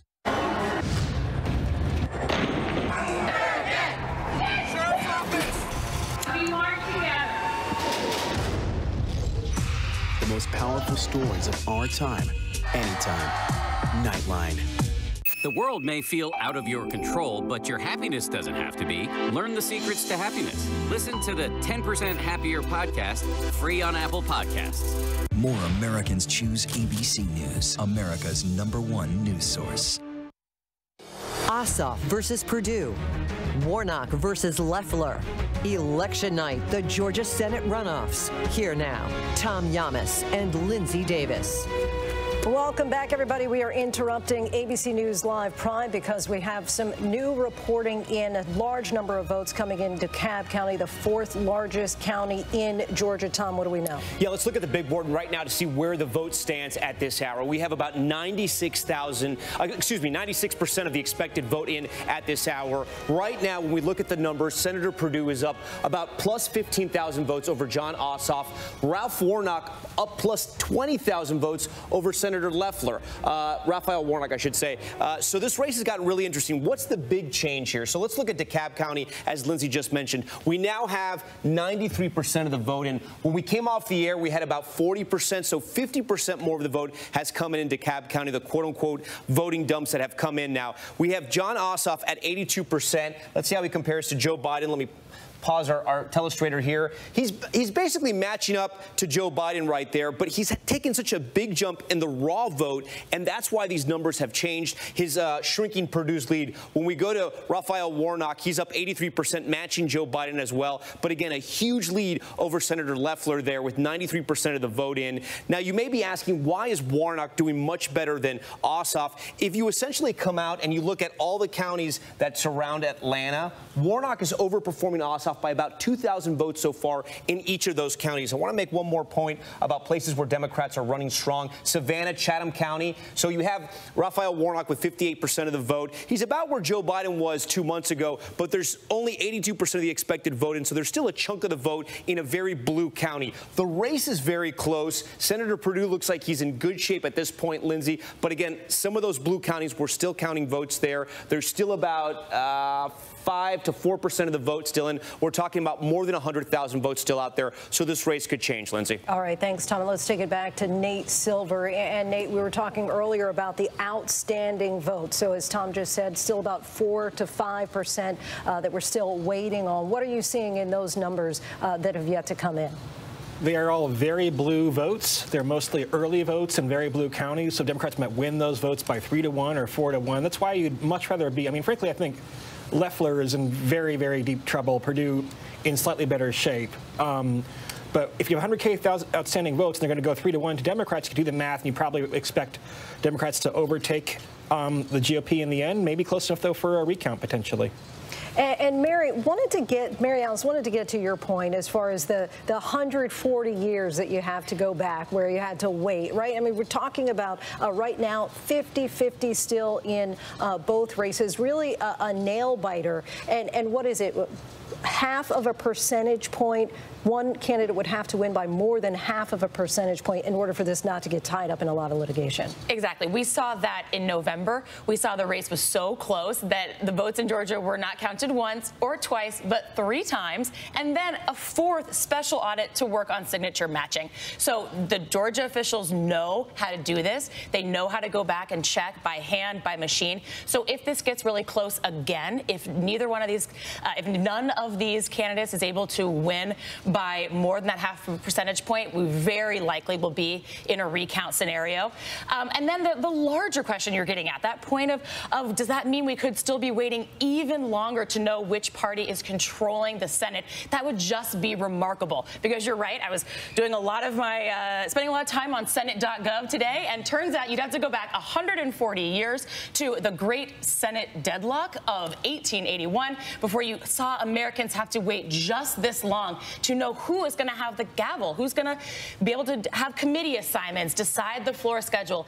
It's really unusual for us to not know what that's going to look like next year. And talk about unusual, Lindsay. I mean, this was the same ballot that everyone in Georgia got to vote on. And the fact that you'd have this 20,000 vote margin, one candidate being up by about 10,000 or so, the other down by a similar margin, it's remarkable. I mean, reminder that Senator Perdue is the only one of the 4 candidates to have won a race at all among any of the people running tonight. But it is a testament to how tightly divided things are. Keep in mind, Joe Biden won this state by only 12,000 votes. So seeing that 20,000 vote margin, that looms huge tonight. That's control of the Senate potentially if you take that snapshot, and that's how things end.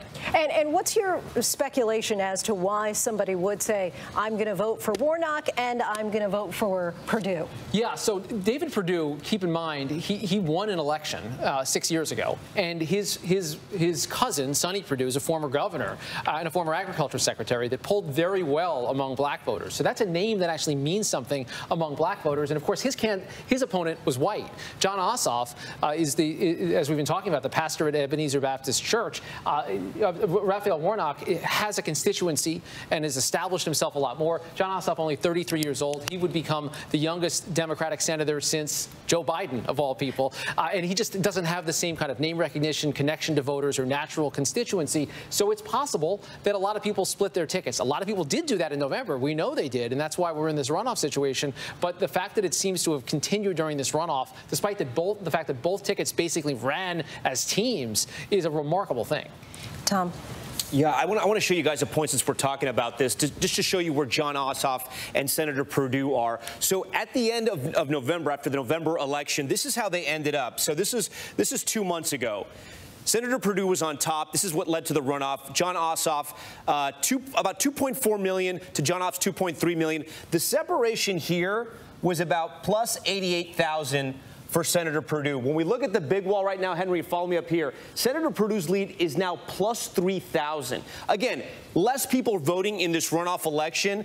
But Rick Klein, I want to go back to you when we talk about this. That's actually pretty good numbers for Ossoff, considering where he was at the end of the general election and where he is tonight, because we still have those outstanding votes in those blue counties. Yeah, he lost to David Perdue. He lost pretty substantially. David Perdue did better than Joe Biden and was able to outperform in a whole lot of parts of the state, and only because of the fact that Georgia has this runoff rule where you have to crack 50% that we even have tonight as an evening at all. Otherwise, David Perdue would have been reelected already. So coming into the night and coming into a runoff, a lot of strategists thought you got to pencil in the Republicans. They tend to do better in the runoffs, and you had Perdue at the top of the ticket, who came pretty close to winning the election in the first round. So the fact that they were able to make it competitive is a testament to their turnout efforts and I think to the messaging. Mary Alice, I want to talk about the Republicans now in places like Cherokee County, where most of the Republican votes, the county with the most Republican votes, are going to happen. In Cherokee County, County, Senator Loeffler, I mean, she performed well. She overperformed from President Trump with 99% of the vote in. But what we're seeing in these red counties across the state, you were talking to me about this, they can be a little deceiving because even though the percentage numbers are overperforming President Trump, the raw votes are not, correct? Yeah, exactly. And we don't know what the final raw vote will be. Those percentages are guesses, all right, what we assume, what we're thinking the expected vote will be. But Democrats have been saying all along that they don't believe they've hit their ceiling yet in Georgia. They are trying to register new voters. And frankly, the newer voters in Georgia are in Democrats' favor. They're younger voters. They're diverse ethnically and racially. And so 1 or 2 percentage points in those really big urban centers can just represent a lot more raw vote than in the smaller rural counties. Yeah, and I want to talk about one more county we really haven't talked about a lot tonight, which is Clark. It's a Democratic stronghold. It's Athens. And you can see even a place like this, when we talk about 1 or 2 percentage points, you can see Warnock's on top from Joe Biden, just a percentage point. But those little increments and advantage to Democrats are going to help in a very tight race, Lindsay. What we're seeing throughout the state is the Democrats in a lot of these blue counties, some of the Democratic senatorial candidates did better than Joe Biden, and that's going to help. But again, as we're ticking down the clock, 4% left to be counted. This race is so close. We're seeing Senator Perdue's lead shrink, and we've seen the Reverend Raphael Warnock, his lead increase now over Senator Loeffler. Tom, I'd like to bring back in Steve Osinsami at this point. And Steve, you know, Ossoff underperformed. If we go back to the general election for a moment, Ossoff underperformed President-elect Biden by about 100,000 votes. Is there an indication on the ground there in Georgia that a number of voters there really wanted Biden for president, but wanted to make sure that Republicans would remain in control of the Senate? Well, you know, I'd say that more of what I saw from, and this is anecdotally, for example, there was a lot of focus on a particular voter south of the city who was accused of a dead voter voting, and it turned out it was a woman who was voting for her husband, and she was approached by a local reporter who explained that, you know, she really wasn't trying to vote for the Biden guy, as she said. She just didn't want to vote for the president, and she sounded like she probably was a voter who the president could have expected. I think there was a lot of that happened here. And, you know, this idea of the split voting, that doesn't happen. That was disproven here in the general election. As you point out, you know, if people were voting a straight ticket, then the lead that Joe Biden enjoyed, John Ossoff should have enjoyed a similar lead, and he didn't. We're seeing something similar happen tonight. And one thing I'll point out about Reverend Warnock and that particular campaign, his race with Kelly Loeffler, you know, race played a significant role in that campaign because of Loeffler's attacks on using his sermons from a historic black church. He's the Reverend of Ebenezer Baptist Church. She was using sermons to portray him as anti-police, anti-military, and anti-Israel. And a number of black Americans here in the Atlanta area in particular were offended by that. A group of black pastors got together and wrote an open letter to her saying that she had crossed a line. That no doubt played a role in this election. I know a lot of black voters in this region who were offended by that line of attack. And when you look at DeKalb County, which is the county that I live in, it's majority black. The numbers that just came in, you know, that may have played a role in that county's totals, and for the voters in that county who are majority black, who absolutely identify with this reverend.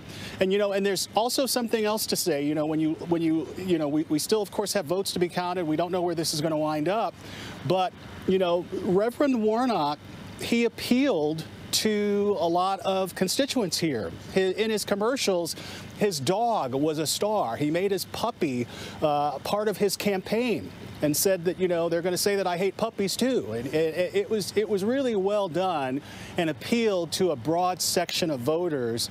And I personally am not surprised that we're seeing a split and that there could in the end be a split. But what do you think also, Steve, about the role of the WNBA players who really opposed her stance as far as Black Lives Matter? Of course, she is an owner of the WNBA team there in Atlanta. It seems like she got a lot of pushback in the black community as well for that. She did, and there are a lot of people in the black community who found it a little rich that she would argue that Reverend Warnock was more out of touch with Georgia voters than she was, considering her positions and the fact that she is, frankly, one of the wealthiest lawmakers in American history. And so all of that factors into what we're seeing tonight, and we'll see how these votes fall. All right, Steve, thanks so much. I want to bring back in Rachel Scott. Rachel, let's talk about the push to engage young voters on the ground there in Georgia. There was a big push this time around. When you look at these numbers, especially Joe Biden winning the general election in Georgia here, this state, for the first time in nearly 30 years by less than 12,000 votes. There were groups that were looking at the numbers, and they saw that from that point in November to now, there were around 23,000 young black voters who turned 18 years old. And so there's been a push on the ground here to engage those voters, to get those voters out to the polls and to broaden it, not just from here in Atlanta, to reach out to the suburbs and to reach out to different areas. That's why you saw Kamala Harris, the vice president-elect, coming down campaigning for the Democratic candidates in this race just this past weekend, trying to bring it home for them. Obviously, Joe Biden, the president-elect, here as well. But this has been a months-long effort by so many here on the ground. And what I've been hearing from Democratic voters, especially at that Harris event that she was at, was that it was really about the investment. It was really about the face-to-face conversations that they had with people from their own communities. Democrats engaging their neighbors to turn out and knock on doors. And that really did pay the difference for a lot of Democrats in this race. Rachel Scott, thanks so much. We're going to take a quick break. We'll be right back.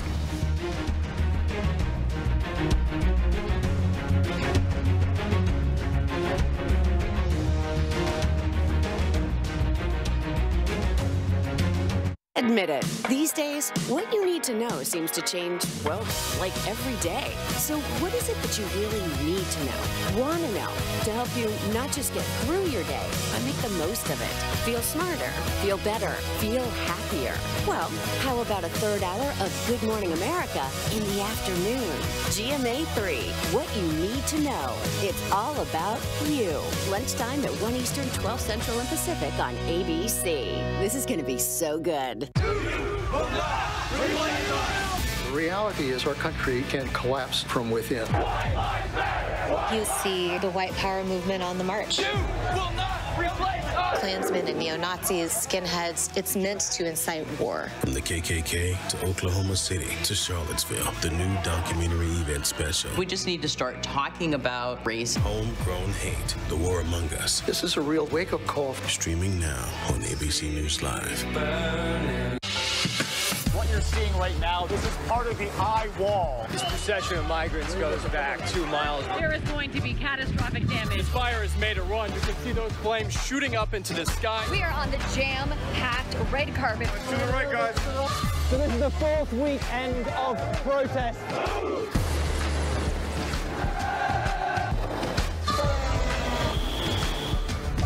Watch ABC News on location for Facebook Watch. Your mom said, comb your hair. Your dad told you, smarten up. Your dog is judging you right now. And your best friend just called you crazy. We all need someone who'll pull no punches and give it to us straight. Now imagine getting your news like that. No bull, no spin, just give it to me straight. Straightforward news, straight to the heart of the story. ABC News, straightforward. We move up to the vehicle. He detonates a bomb. The heroes who stopped the killer, who held the city of Austin hostage for 19 days. It's a tripwire. All hands on deck. The clues, the Home Depot video, that truck, and the agent who connected the dots. It was exactly the vehicle that we were looking for. Inside the investigation, Vans made contact. the takedown of the bomber. Now streaming on Hulu. What's the most innovative daily news podcast out there to listen to every day? Well, the Edward R. Murrow Awards say it's Start Here, the daily news podcast from ABC News. Even the New York Times calls us a top news podcast worth listening to. So if you like getting behind the biggest news stories of the day, inside all the details, the backstory, and what will happen next, then listen to Start Here, the daily news podcast from ABC News. It's like no other news podcast out there. Even the critics agree. Listen free on Apple Podcasts. And welcome back to our continuing coverage of the Georgia Senate runoff races right now. And this story and this race is changing almost every minute. We have 97% of the expected vote in right now. And with that, Senator Perdue, the incumbent, going up against Jon Ossoff. Right now, we are seeing his lead almost evaporate in real time. At one point, he was up by tens of thousands of votes, now up by only 456.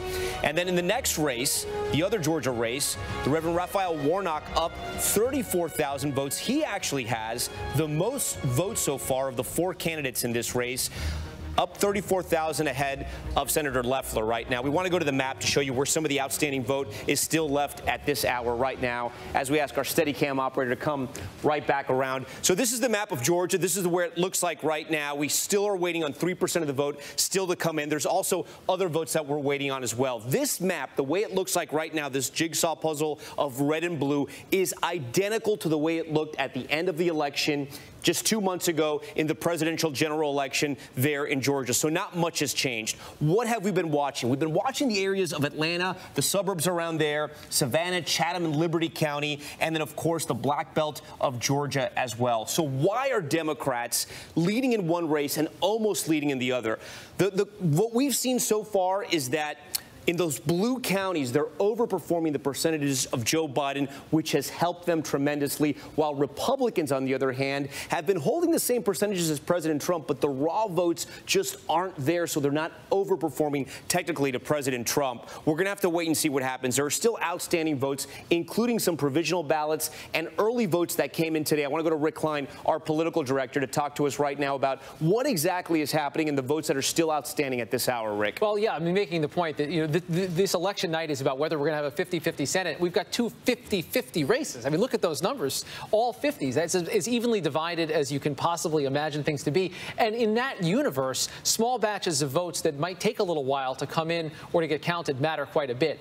This matters less in the Warnock race if that lead holds. But looking at the numbers in the Perdue-Ossoff race, there's a universe of as many as 17,000 overseas and military ballots. Those could take as long as until Friday to arrive. Now, not all of them are going to be sent in time or sent in at all, but that's just one batch in addition to the outstanding vote that we're still expecting to get counted that's going to make this potentially last several days. Again, the Warnock-Loeffler race in a little bit of a different scenario, but you start to think, where can you find just a few hundred votes to make a difference in the other race? Yeah, I'm gonna get Henry on the Steadicam here, a little dizzy, but just as you were speaking, Rick, the race changed again. Now we have Senator Perdue up by 3,000 votes. His lead was shrinking. Now he's back up by more than 3,000 votes with 98% of the vote in. Raphael Warnock still on top with 32% as well. With 32,000 votes ahead of time. We want to go to the Republican election official, Gabriel Sterling, who was speaking just moments ago. Let's listen in. If they had waited to get all those ballots in tonight, there would have been about a 3-hour gap of time. So out of an abundance of looking out for their employees and not wasting time, they're going to allow the registration group to finish their work tonight and hand it over tonight or first thing tomorrow morning, and then Chatham County will come back and complete their work on those absentee ballots. But it's really just the absentee ballots that came in today from the mail and the drop boxes there. So now I'm going to give you the list of the counties we do not have everything in from. Appling, Bibb, Camden, Cobb, Coffee, DeKalb, Douglas, Floyd, Forsyth, Fulton, Gwinnett, Henry, Houston, Lumpkin, let's see, Newton, Pickens, and that's it. Those are the last counties that we do not have the full reports in from. So as you can see, it's still a very set of tight races out there. Bubba McDonald has the largest lead amongst the Republicans. Perdue has a small lead right now, and Senator Loeffler is behind Reverend Warnock right now. So the other thing to remember, Fulton and DeKalb, these larger counties, are going to have big swaths of votes that came in today. So keep that in mind as you're looking at what you're expecting to come out. So with that, I'll take any questions you might have. So you're expecting more dumps from DeKalb, Fulton? Only on the absentees to come in from Fulton. Fulton's got all of their advanced in already. They're going to be processing at the Georgia World Congress Center through a large portion of the night until they reach a potentially good stopping point. And again, that's only in the absentees that came in today. They've uploaded everything else already. Gabe, is it fair to say that the counties that you went to, and I can't speak to each of them specifically, but they appear to be predominantly Democratic counties, at least in terms of past voting patterns? In terms of the amount of votes that are potentially out there coming from largely Democrat counties, there are some Republican counties, Floyd, Forsyth, Appling, but they are smaller in comparison to the DeKalbs, Gwinnetts, Cobbs, and Fultons. So what does that tell you when you look at the vote total? That tells you what you have outstanding will likely be leaning Democrat at best. What else? What are you going to be doing the rest of the night? Looking at spreadsheets, trying to figure out what's going to be happening and trying to prepare for what's going to be happening tomorrow, because we do have these close elections. And there's a potential where some of these elections could be within a half a point, so the second place finisher will have the opportunity to potentially ask for a recount again. Is it possible you'll know the answer tonight? It's possible, but it's not likely, especially with the number of absentees we anticipate being counted tomorrow in the larger counties. And how many do you expect tomorrow? We have no way of knowing right now. Okay. But we've told all the counties to get their information in to the ENET system, voter registration system, by 1 p.m. tomorrow. Any surprises in this election? I'm not talking about everything that led up to it. In the election itself, it was a very smooth election. You know, we had a couple of things here and there with Columbia County with their issues the first thing in the morning, but in general, it was a very smooth election. We didn't have any issues. The election night reporting has gone relatively smoothly, so we feel like the counties are kind of getting in the groove, despite the fact we know they are all exhausted. Any idea yet on numbers today, voters today? Yeah. Give me a second. I can look them up real quick. I hate to do it on the fly. We ended up having probably close to 1 million altogether right now. In fact, I'm looking at so far, and this may have all of them, we're looking at 1.244 million votes, which was more than we anticipated, actually. We were looking at that's today. That's election day votes, 1,244,374. And the absentee by mail so far is at 995,410. And the advanced voting that's been reported so far is 2,054,776. Are results coming in faster than expected? One of the things about having only 3 contests on a race and having smaller actual physical ballots this time, every ballot was 11 inches for the absentee ballots, we knew it would be faster. So obviously it'll be faster than November elections because there's just fewer steps in the process and it's easier to handle smaller pieces of paper at the end of the day. Knowing what you know now, what are the possibilities that there might be some contentious comments made as this vote is so close, just as there was after November 3rd? Frankly, John, I'd be shocked if there weren't contentious remarks made about the outcomes with them being so close. We have a state that is very closely divided amongst a partisan divide right now, but I want to emphasize a point again that Bubba McDonald and the race that most people didn't think about today has more votes than both the senators, which shows there's potential that there were Republican voters who chose not to vote for the 2 Republican senators, maybe because of all the contention, but that's speculation on our part. Anything else? So that's it for tonight? I think that's going to be it for tonight. I don't see anything else big happening. You know, the biggest thing we had hanging out there were that really giant tranche of DeKalb County advanced votes. They may load the additional 20,000 tonight. It may be tomorrow, depending on how they have to work through the 2 memory cards they're dealing with. And all that was they sent 2 scanners out to 2 advanced voting locations.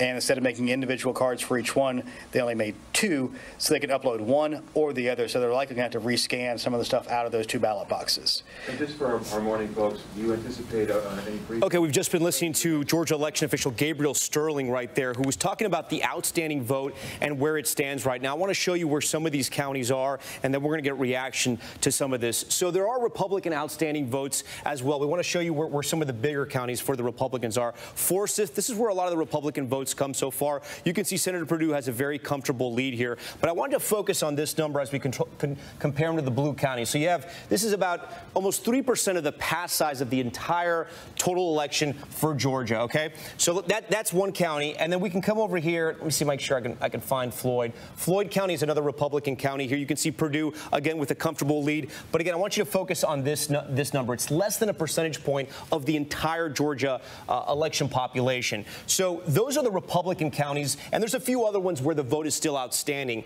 But then he's talking about the big counties here. We still have 7% out of DeKalb. Look how much bigger this number is. 7%, nearly 8% of the total vote there. That's a big Democratic-leaning county. Also, Forsyth as well. We still have Fulton. We still have 5% of the vote out there. This is at Georgia's biggest county. This is where Atlanta is. You can see it's nearly 11% of the total population there. And then Cobb, still 5% there. You can see Ossoff on top. It's a little tighter than those other blue counties, but the Democrats are expected to win in Cobb County. And then Gwinnett as well, 8%, 5% of the vote out from there. So what's the point that we're trying to make here? The point that we're trying to make is that in these Democratic-leaning counties, there's still a lot of the vote outstanding. From my rough math, there's still more than 80,000 votes left. And when we look at the big wall, Henry, if we can show them up here, Senator Perdue's lead at this point right now is plus 1,000, nearly 2,000 votes. Raphael Warnock on top of Senator Loeffler by plus 35,000 votes at this hour. But if there's still 80,000 votes still left out there, a lot of them from blue counties, that's why Democrats think they could still have a chance in this race, at least winning both Senate seats, because it looks right now that Raphael Warnock is in a very good position. Rick, as we come to sort of the end of the night here, we're waiting on this last 2% of the vote in, what are you seeing, especially when we hear about some of the provisional ballots and the early voting they're still going to count that came in today that's going to be counted tomorrow? Yeah, the Republicans are going to run out of places to find additional votes. And that's why that lead by Raphael Warnock right now looms as large as it does, and why that Perdue lead is as tiny as it is at this hour. To look at all of those places that the votes can continue to come in, you just recognize that there's just those are blue places. And if they at all match up with expectations. Another big headline from what we just heard from the Secretary of State's office, Election Day voting exceeded 1.2 million. Now, they came into the day saying, we're not really sure. There were so many early votes. They thought at the high end, maybe 1 million, 1.1 million. And the conventional wisdom was that a very big number, great for Republicans, because they were going to save all those votes for Election Day itself. It turned out that it was a more nuanced story. A lot of these Election Day voters turned out to be Democrats. And we saw Democrats outperform their numbers, even in rural areas of the state, including in red areas of the state,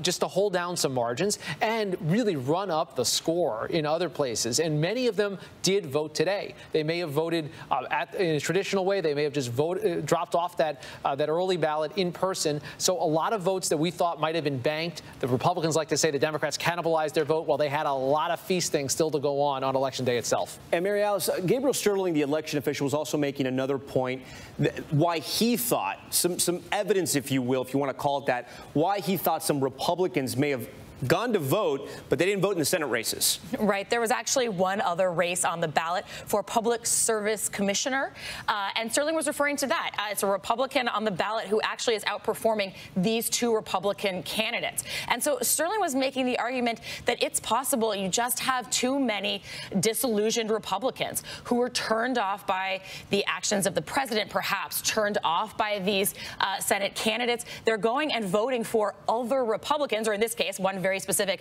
Public Service Commissioner seat, but they're not voting for their current sitting senators. It will be really interesting to watch at the end of the night if that's true. And you know, you had Gwinnett up there, and I think it's worth noting, you referred to it as a blue, a blue county, and obviously it is, but it is so recently blue. We're talking about less than a decade. You know, this is the kind of county that Romney won by 7 percentage points, that Hillary Clinton barely won. And then in the last 5 years, we've just seen this explosion of new people in that area. This is a new Atlanta, and we are seeing that in full force tonight. Yeah, no, the state has definitely changed. It's a great point. Hillary Clinton outperformed Barack Obama. but Donald Trump underperformed from Mitt Romney, and then the trends just changed in 2020. I want to bring in Terry Moran now. Terry, this is still such a close race. We're not making any calls yet. We still have 2% of the vote out, but we are seeing some trend lines. You know, we are seeing the Reverend Raphael Warnock here, a political newcomer. Yes, he was the senior pastor at Ebenezer Baptist Church, but he's the man who's on the board right now with the most votes out of 2 sitting senators, right? And then you have Jon Ossoff, a political newcomer as well, who is in a very tight race, losing right now, but in a very tight race against the incumbent Senator David Perdue. So my question to you is, Terry, how much did the president's actions matter in the weeks and months after the election up until this point? We kind of got into a heated debate with Governor Christie about this, but how much do you think the president's actions had to do with what we're seeing tonight? I think it had to do a lot with shaping the debate. Look, if you're a politician running for the Senate from a state, you want to talk about the issues for the people of your state. You want to talk about whether it's high taxes, whatever it might be, energy policy, agriculture policy. You want to talk to the people of your state about their concerns. Donald Trump demanded of the Republican candidates that they go with him, storm the democracy, demand on no evidence that any court has found reliable, no evidence that any Republican elected official responsible for certifying the election in Georgia found reliable, that somehow the election was stolen, just like he said the Iowa caucuses were stolen when Ted Cruz won them, et cetera, et cetera. And that took them off their game. It's like a sporting event when the other team forces you to play a different game than the one you wanted. And that, in the end, I think in such a close election that they weren't able to talk about their agenda. They had to talk about Trump's agenda. And when Joe Biden came to Georgia and he said, you have 2 senators who aren't loyal to you, they're loyal to Trump, that was important. And the whole story, it seems to me, however these races turn out, begins to turn the page on the presidency of Donald Trump. We heard it tonight from Lieutenant Governor Duncan in his interview with Lindsay earlier, where he said this is a pivot point, and our party, he said, the Republican Party has to be bigger than one man. And I think one of the issues that Donald Trump is going to have tomorrow when he tries to get Republicans to overturn the election and going forward is if you say you win all the time and you start losing, the spell breaks. The enchantment breaks. This was a bad night for Donald Trump and a good night for those who want a Republican Party beyond him. Terry Moran, we thank you for that analysis. I want to bring in Nate Silver right now, the editor and founder of 538. Nate, this is really when we start to rely on your expertise in crunching some of the numbers. You have a feeling that both these races are going to lean a certain way. I want you to just, as simply as you can, walk our viewers through it. Yeah, I mean, Democrats will probably win both these races. Warnock's already ahead by what's now a somewhat, not comfortable margin, but like a meaningful margin. And the outstanding votes are all in very blue areas. So DeKalb County alone, about 20,000 more early votes in very black precincts. That will probably net Jon Ossoff maybe 15,000 votes on their own. That would be enough for him to pull ahead and Warnock to pull further ahead. There can be tabulation errors and irregularities, things we don't know about, but there's not like a kind of conventional path back for Loeffler. Certainly, she is, I think, pretty much toast. And you need something irregular to go on for Perdue to hold on, I think. So, Nate, but on that point, and for our viewers, I keep looking to my right because that's where we have our big wall, and I can see the numbers up close. We have Senator David Perdue up 2,000 votes, but we still think there's about 80,000 votes outstanding, right. that 2%. Plus, we have the votes that are being counted today, and maybe those provisional ballots going ahead. We don't know how those will break either. But you've seen enough in the data and the numbers and the history, if you will, to feel that the Democrats are in the position right now to be a little more comfortable than Republicans at this hour. Yeah, because it's a finite math problem at this point, right? We know where the votes are. Sometimes there are surprises, but they're in very blue areas, and they're the bluest type of votes, which are early votes in a lot of places. And so it's just like they're going to be close elections, right? Loeffler might lose by 1 or 2 points. You know, I wouldn't totally I'd still have some nightmares if I were Ross about who knows some irregularities somewhere. But the math is pretty doable at this point. Georgia has very good reporting on where the votes are outstanding. They keep people very much up to tabs on that. And so there's not as much guesswork involved as there was, say, in Pennsylvania or Arizona in November. We have really good info from Georgia on where the outstanding votes are, and we have a good idea about who those are likely to turn out for.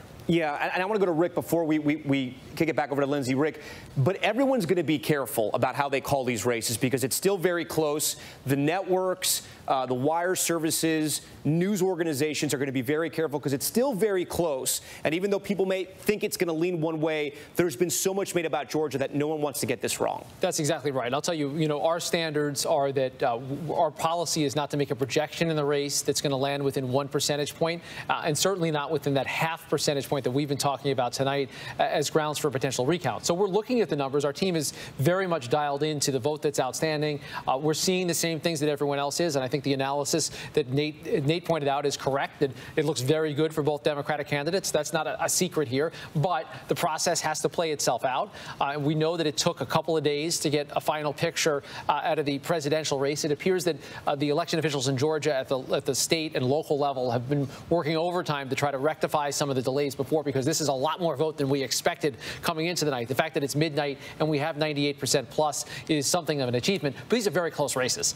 We're still talking about very narrow margins that could land in the mandatory or the possible recount territory, and there's still outstanding vote that needs to be tabulated. All right, Lindsay, as we wait for that final 2%, I'll kick it back over to you. All right, thanks, Tom. I'd like to bring in Yvette Simpson back into the mix. And Yvette, throughout this whole election, we've really seen the Republicans attacking the Democrats, calling them radical liberals. In fact, so much so there were some college students that started playing a drinking game every time that Loeffler said the word radical liberals. According to the exit polls, it sounds like that was an effective strategy, but maybe according to the votes, perhaps not. Of course, there are a number of factors that have gotten us to this 50-50 race result in both of the races at this point. But do you think that it's possible that one of the issues is that Georgia is, in fact, becoming more progressive? I think it is. I mean, when you think about the fact that, and I wanted to comment on this earlier, Raphael Warnock got early support from progressives. He was supported right away from our organization, Democracy for America, almost immediately. He had a huge coalition of support. He also had, black voters, rural black voters, brown voters, all over the place, right? So we had this huge coalition. When Ossoff came into play, progressives joined alongside him because we needed both seats. And so if you think about the fact that Raphael Warnock has been an unapologetic progressive from day one, and he is in a significant lead right now. And so some folks would say he probably carried Ossoff in some of the places where he wasn't as strong, and is part of the reason why Ossoff is doing as well as he's doing now. So I think that that's a fallacy. I also think when you think about in those final weeks, we came down to real solutions for people in this pandemic, and you started to hear Ossoff and Warnock talking about $2,000 payments for people in the pandemic. A progressive proposal started with progressives back in March. I don't believe that Georgia or any state, frankly, is a state where progressive values can't win. And I think if you talk about real issues, if you talk about where people are real people, I think it can be unifying. And I think the fact that you've got two Republicans who were bolstered by Trump, who stood with Trump, are now finding themselves not in the strongest position that they want to be. I think the fact that the fact remains that progressive values can win everywhere, and progressive candidates can win. And so I'm excited that we're seeing that result tonight so far. Yvette, thanks so much. Sarah Fagan, I'd like to bring you back in here. When you think about the position of this moment that we're in with ahead of tomorrow's certification and the seeds of distrust that President Trump has sown as far as democracy, especially in Georgia, do you feel in some ways that President Trump has sabotaged his own party? I think that the results are going to ultimately show that. There'll be many factors as to why Republicans lose if, in fact, that's what happens here. But the biggest fact, I think, will be the distraction. Rather than talking about Bernie Sanders being the budget chairman, card check coming to the Senate, potential tax increases, minimum wage, which many people agree with, but others understand is flawed economic policy. That's the debate Republicans needed to have, and to make very clear that if they don't have control of the Senate, these are the policies coming to America. That was talked about to some degree, but what was talked about much more was a fight within the Republican Party. Donald Trump attacking the governor, attacking the Secretary of State. The senators, Kelly Loeffler was somewhat vocal in criticizing her own fellow Republicans in the state of Georgia. that creates division. And, you know, if there are 2 or 3 or 6,000 Republicans on the fence, that could matter. And, you know, I think what's so concerning to me as I look at these numbers is that local race, that statewide local race, where the individual is outperforming Senate candidates. That almost never happens. That means something. That's telling us something. That's a factor. And so I think, you know, when you look back, there's going to be a lot of debate about whether Donald Trump is causing the problems or whether he's creating high turnout. I think there's a little bit of both, but probably he's going to get a lot of blame tomorrow. All right, thanks so much, Sarah. Heidi Heitkamp, like to bring you back in here. We heard from Gabe Sterling just a little while ago, of course, the Republican top election official there in Georgia, and he was saying that the results are leaning Democrat at best. Earlier tonight, you talked about the Stacey Abrams effect. What else do you think has changed here in Georgia? Well, the demographics clearly have changed. More and more people are moving to Atlanta. More and more people are moving to Georgia. It's becoming a tech center, becoming a media center.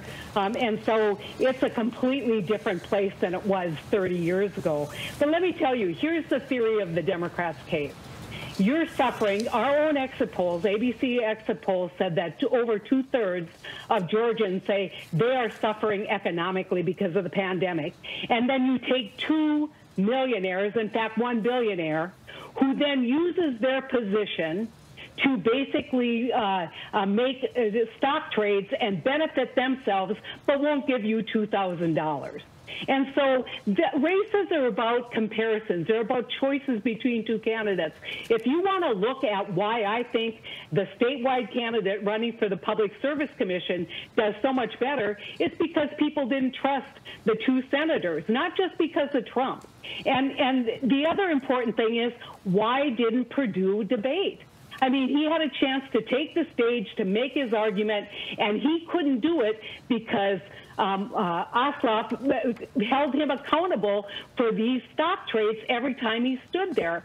And so I think that this played a huge role in the decisions that Georgians made tonight. And I think along with just an incredible turnout, Stacey did a great job, but she also did a great job, and so did the Democrats, on staying on message. This is about Georgians. This is about how you're hurting, and these people are exploiting their position for their own personal gain. Heidi, thanks so much. Steve Osunsami, I'd like to bring you back in. You've been talking all day about how easy it was to vote in Georgia, even in the blue counties. And perhaps it sounds like Republicans are already in the throes of creating some new rules, particularly as it pertains to absentee ballots if you don't have a good excuse. Absolutely. We all know that the mail-in vote was hugely significant in not only the November election, but also this one. We're seeing that already. It's made it easier for people on the blue team to vote. We saw record numbers of people in the middle of this pandemic using the mail-in vote, and we saw what happened. Joe Biden was able to win this state. There were a lot of factors, of course, that contributed to that, but the mail-in vote was hugely significant. Well, Republicans in this state have already taken an eye to that. In the name of security, we are going to be expecting from the Republican legislature here new rules on mail-in voting. For example, right now you don't need an excuse to get an absentee vote. You're probably going to need one next go round. There are going to be tougher rules in terms of identification. A number of different rules that will be coming to perhaps make it more difficult in the eyes of some people for people to use the mail-in vote. And there's one thing that I want to point out in having watched these elections for many years and watched the number of runoffs in this state that I have, and that is that no matter how these results shake out tonight, and right now these races are tight, no matter how they shake out tonight, something clear has happened. The fact that we are even talking about Democrats possibly winning a runoff election in the state of Georgia, which means you had to get Democratic voters to vote twice. The fact that we're even talking about Democrats even in the running of possibly winning is a major shift in this state, where if you had asked me 2 years ago, I would have told you that right off the bat, before even knowing the candidates, that neither Democrat had a chance. That's usually the story in Georgia, and that is not what we're seeing tonight. Lindsay? A different story altogether. Steve Osunsami, thank you so much for your reporting. Tom. All right, well, our coverage is going to wrap up right now of this broadcast, but we're going to have continuing coverage on ABC News Live with our partners at WSB, our powerhouse station there in Atlanta. We are expecting the Reverend Raphael Warnock to speak very shortly. We're going to have updates, of course, on Nightline, GMA tomorrow morning, and here on ABC News Live, we will bring you that joint session of Congress. We will have it all right here on ABC News Live. I'm Tom Llamas for Lindsay Davis and all of us here at ABC News. We thank you for watching.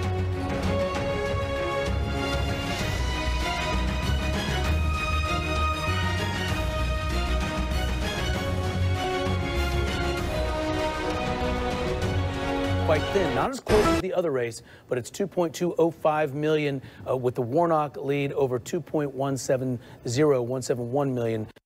Loeffler. These fine numbers come in.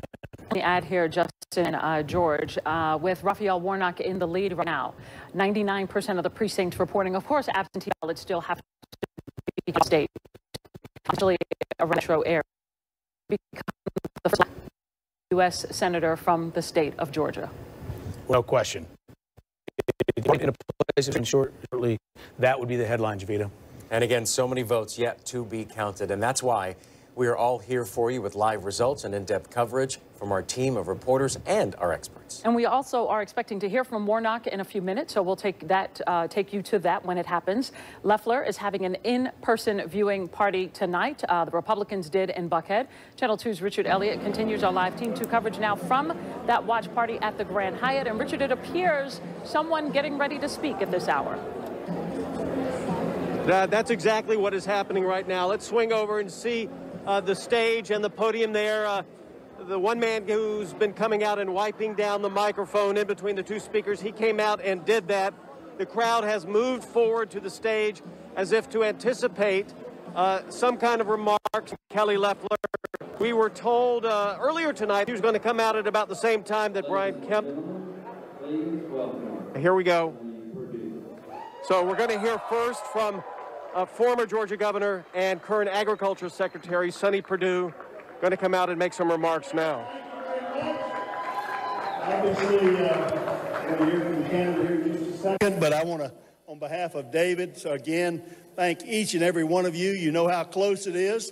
It looks like we're not going to know the final result tonight. We've got ballots out, 17,000 overseas military ballots to come in on Friday, and we're still in this and very hopeful and praying for a great outcome. But once again, God bless you folks. Thank you so much. You laid everything. We left everything on the field.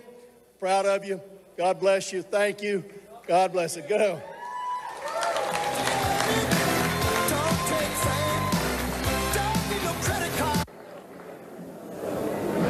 So that was former Georgia governor and current ag secretary Perdue coming out saying it's a theme that they've been saying most of the night tonight. They didn't leave anything out on the field, on the campaign field, trying to turn to vote. So he said that we're going to Kelly Loeffler. I don't know exactly when that will be. As I said earlier, we expected to hear from her earlier tonight when Sunday Brian Kemp first made their remarks, along with the Georgia GOP chair David Schaefer. Then they were told me. Ladies and gentlemen, please welcome to the stage. Here we go. Kelly and here's Kelly Loeffler going to address this crowd.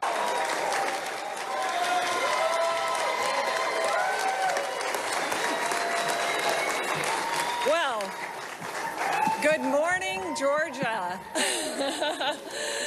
Yes, it's going to be another late night. There are a lot of votes out there, as y'all know. And we have a path to victory, and we're staying on it. That's right. I love you guys. Thank you so much. And I want to thank each and every one of you. Every phone call, every door knock, every conversation, every yard sign. You guys are awesome. Thank you so much. You know, it took every single person in this room to get where we are right now. I thank you from the bottom of my heart. We got lots of things to go out, but we got some work to do here. This is a game of inches. We're going to win this election. We're going to save this country. That's right. That's right. We're going to win Georgia and save America. But you know what? It was very clear. Our election was a choice. It was a choice between the path towards socialism. You know, it was very obvious. My opponent campaigned on a platform of high taxes, socialism, government control of our health care, stopping our school choice for our children. My campaign's about saving our country, fighting for the American dream. You know, that's right. It's about this generation and future generations. So, you know, it's worth it for this campaign to last into tomorrow. We're going to every vote is counted. That's right. Every vote will be counted, and I'm not going to stop working. In the morning, in fact, I'm going to be heading to Washington, D.C. to keep fighting. That's right. We're going to fight for this president, so I'm asking for every single Georgian, every single American, stay in the fight with us. We are going to keep fighting for you. This is about protecting the American dream. I'm never going to stop fighting for this country, for the American dream, for each one of you, so that every Georgian has a voice in Washington. I work for you. I don't owe anyone up there anything. We're going to get this done. God bless you. Thank you so much. God bless Georgia. We're going to get this done. Thank you.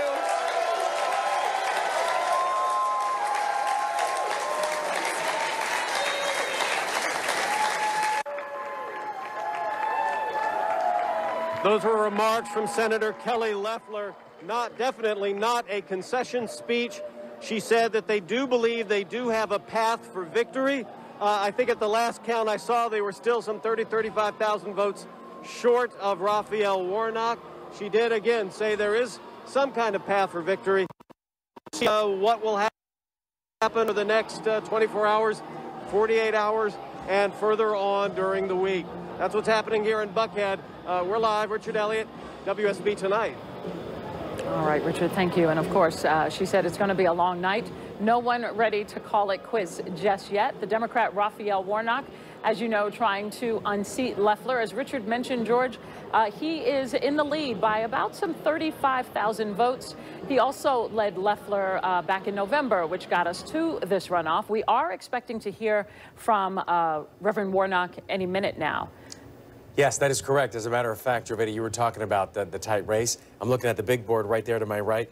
4,400,000 votes have been cast in that race. Incredible. Incredible. They're separated by 35,000 votes. Let's go to Channel 2. Sophia Troy continues a live Team 2 coverage now at 12:24 in the morning. She's covering the Democratic candidate from Northeast Atlanta. I'm here at Ebenezer Baptist Church, where Warnock has served as the senior pastor since 2005. In a one-on-one interview today, I asked him what his role will be here at this church if he wins the Senate runoff tonight. Reverend Raphael Warnock took a bus tour today, attending rallies like this one in Cobb. Are you ready to win this election? Due to COVID, Warnock is not holding a traditional campaign party tonight. We spoke to him by telephone. What we've got to do is keep people safe. That's the main thing. And so I'll gather tonight with a few family members. Warnock refused interviews today. He's too busy reaching voters like Alvin. This is the most important race in my time. I'm 66 years old. Here in Marietta, Warnock spoke to labor union members of a local IBEW, some of his staunch supporters. The preacher knows when he's preaching to the choir. His message to them, he understands their pain. Struggling families,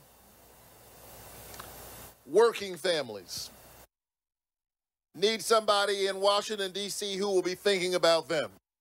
Some of the security officers around here told me they were expecting possible demonstrations, maybe even protests, but we've seen none of that. In Northeast Atlanta, Sophia Choi, WSB Tonight. All right, Sophia, following this race, if you're just joining us, this is WSB Tonight, here as we move into Wednesday morning. And look at this race. It is Senator David Perdue right now, leading by, what is that, about 1,500 votes is all that separates these two, David Perdue and Jon Ossoff, the challenger. And so look, here's the thing. If they finish within a half point of one another, then the person who's not in the lead has the right to ask for that, and then it would not cost their campaign. If they're within 2 percentage points, then the challenger, so to speak, could ask for that recount, and then the campaign would be responsible for paying for the costs associated with the recount. Here is far from Channel 2's Dave continue live teams now with the latest from the Purdue campaign. And what's the mood there? Because it's been a bit of a roller coaster today. Oh, my goodness, to say the very least, Justin. I have been texting Senator Perdue's staff right now just trying to find out, okay, Senator Loeffler has spoke. When is Senator Perdue going to speak? And the response to me was, Secretary Perdue, Sonny Perdue's comments are probably best for your broadcast. Texting again, I'll see what he has to say. I say, so that's a no? And he goes, no. So I do not believe at this point that Senator Perdue will speak to the crowd tonight because, again, this has been going back and forth all evening. He is not here. He would be speaking to us here virtually because he and his wife are in quarantine because they were exposed to COVID last week. So I do not believe at this point, I would wait to try to get a little bit more clarification or definitive, but it looks like Senator Perdue will not be speaking to the crowd tonight. Secretary Perdue, his cousin, Sonny Perdue, the first Republican governor in a long time here in the state of Georgia, and the U.S. Secretary of Agriculture spoke twice tonight, saying that that we are still in this. And he thanked the crowd earlier for all of their support. He said, we knew this was going to be a tough race. We knew it was not going to be. We thank you all for coming out and supporting us and helping Perdue family, helping the Loeffler family take this ball across the finish line, even if I may not arrive until sometime tomorrow. So we will stay here. I will try to get some clarification from the Perdue campaign to find out exactly if he is not or if they want Secretary Perdue's comments to probably be best for our broadcast, as he said in this text here. Reporting live from Buckhead, Dave Huddleston, WSB Tonight. All right, Dave, thank you. Now to John Ossoff's campaign. Channel 2's Lori Wilson continues our live Team 2 coverage. She's been in touch with his campaign throughout the day and this evening. Lori? Yeah, Jovita, but right now at this hour, 12:28 in the morning, we are still hearing from the campaign that John Ossoff does not plan to make any comments tonight. You know, Ossoff, I did speak with him earlier today, and he talked about how critical voter turnout was going to be. And as we're watching these election results come in tonight, we know that that is very true. We are waiting. In some cases, they're so close, especially these. This particular runoff race, showing just how divided Georgians are right now. But when I spoke with Ossoff, he talked about one of his main priorities being reuniting not just Georgians, but Americans. We can reunite this country behind the cause of defeating COVID-19. We are not one another's enemies. We're all in this together. We're just not being reminded of that sufficiently by our present political leadership. And Ossoff saying that one of his first priorities, if he were to become part of a Democrat majority Senate, would be to get those $2,000 stimulus checks in the hands of Americans. Lori Wilson, live in Cobb County for WSB Tonight.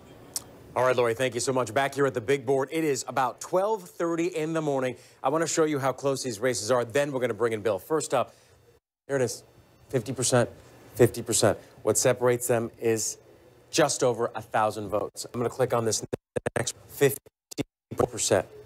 9.6%. What separates them? That's a little bit closer. It's about 30-something thousand votes. Let's go ahead and show you this one thing. Let's bring in Bill Crane while I do this. Excuse my back for everyone at home, but this is important, Bill. Watch what I'm going to do, Bill. Look at these numbers down here and everyone. I'm going to go around the metro. I'm going to hit Bartow County. These are counties that are 100%.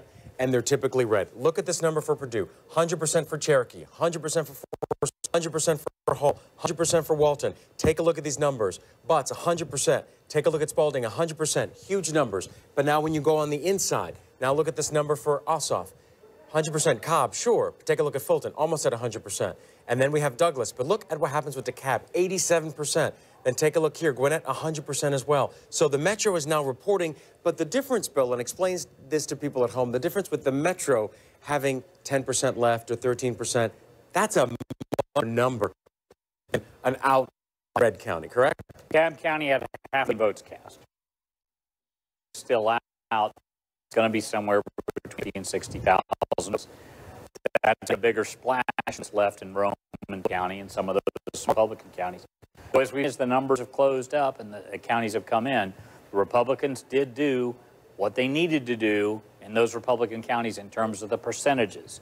The question is, did they get those raw votes? Because there's a larger number of raw voters, particularly in DeKalb, Cobb, Gwinnett, and Fulton.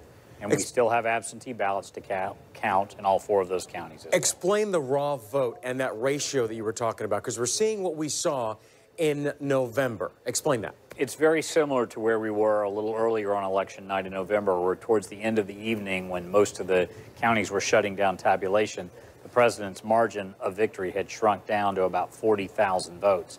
And as we went into the overnight hours and those Metro votes continued to come in, by the next day, Joe Biden around 3 o'clock in the afternoon surpassed the president. What we're seeing now is what's left is a smaller universe, but it's 3 of the large metro urban counties and about 6 other counties, 2 or 3 of which are Republican, 2 or 3 of which are Democratic.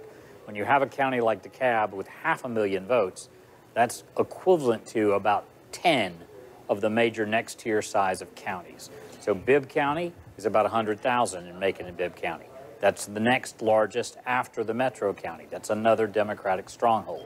So what remains to be tabulated thus far this evening has come in decidedly Democratic, which should say that except for Bubba McDonald's race, which he's the Republican incumbent on the Public Service Commission, who's been leading by a larger margin most of the evening, we'll probably see a swing overnight until they resume tabulation in the morning towards John Ossoff and towards Reverend Raphael Warnock, based on the size of the counties that still have vote out. Now take a look at this map here. What I've done is I've done map to map. This is this live data, this race. You have Warnock and Loeffler. Look at this percentage here. People at home, 83.2%. The Democrat here, 82.5%. The Democrat here.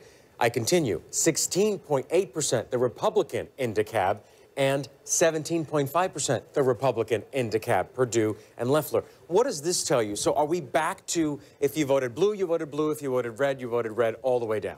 Well, it seems like there was, at least we know, in the straight ticket voting category, there were people who chose not to be Republican nominees who dropped down to that 3rd position and did vote for Bubba McDonald, whether that's in protest of the actions of Donald Trump or perhaps in reaction to them taking the support of the Congress to oppose or to challenge the results of the Electoral College of Georgia. We don't know. We don't have that kind of exit polling data. But it's very unusual for someone down ballot to get more votes than the top of the ticket candidate, and that certainly happened tonight. All right, Bill Crane, our political expert. We're not going anywhere, so hopefully you can stick around. We'll check back with you. Thank you so much. Let's go to Justin.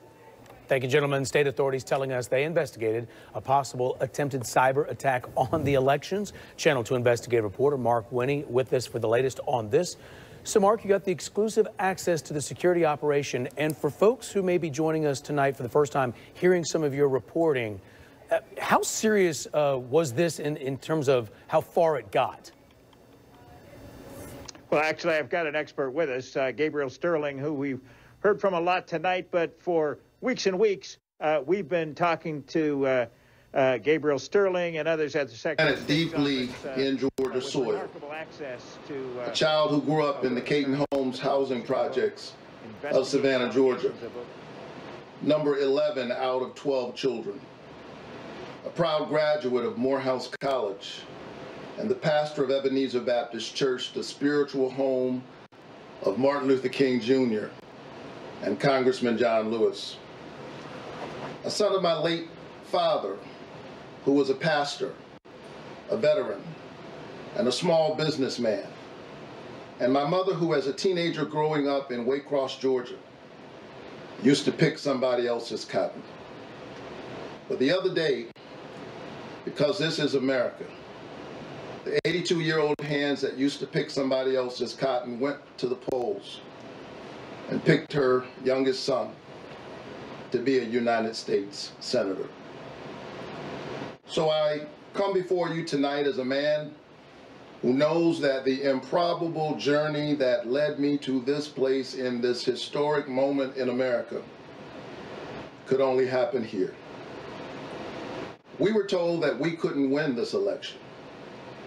But tonight, we prove that with hope, hard work, and the people by our side, anything is possible.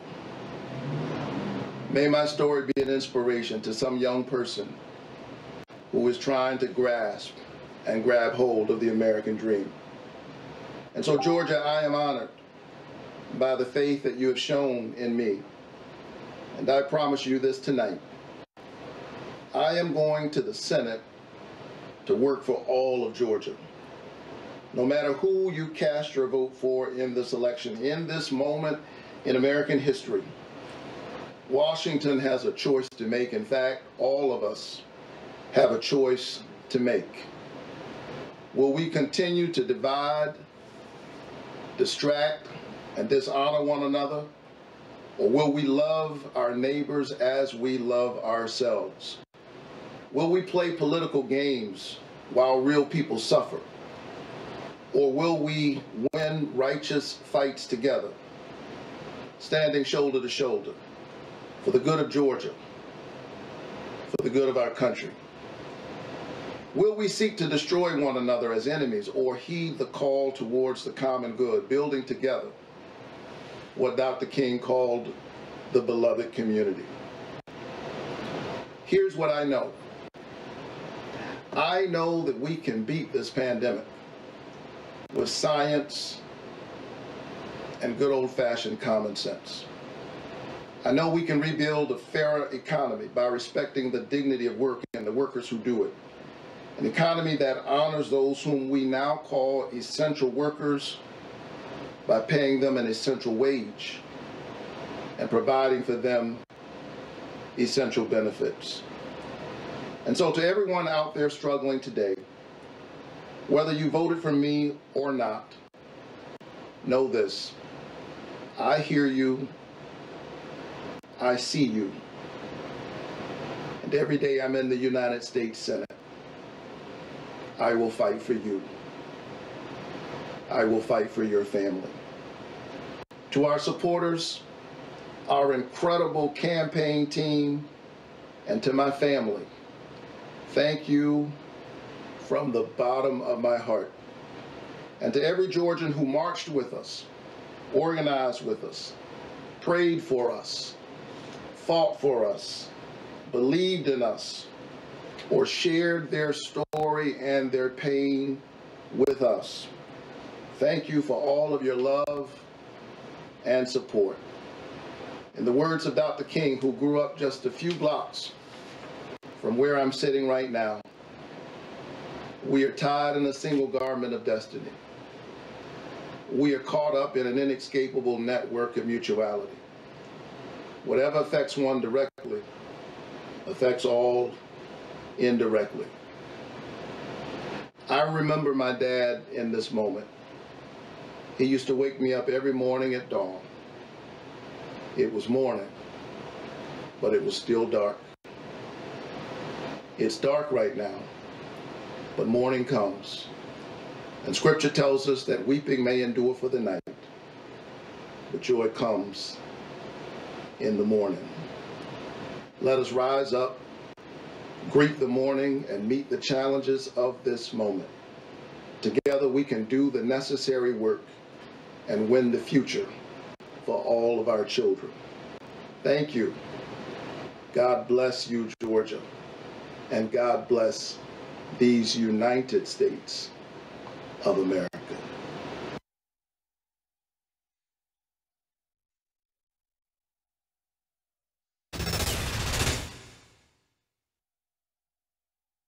From where I'm sitting right now, we are tied in a single garment of destiny. We are caught up in an inescapable network of mutuality. Whatever affects one directly affects all indirectly. I remember my dad in this moment. He used to wake me up every morning at dawn. It was morning, but it was still dark. It's dark right now,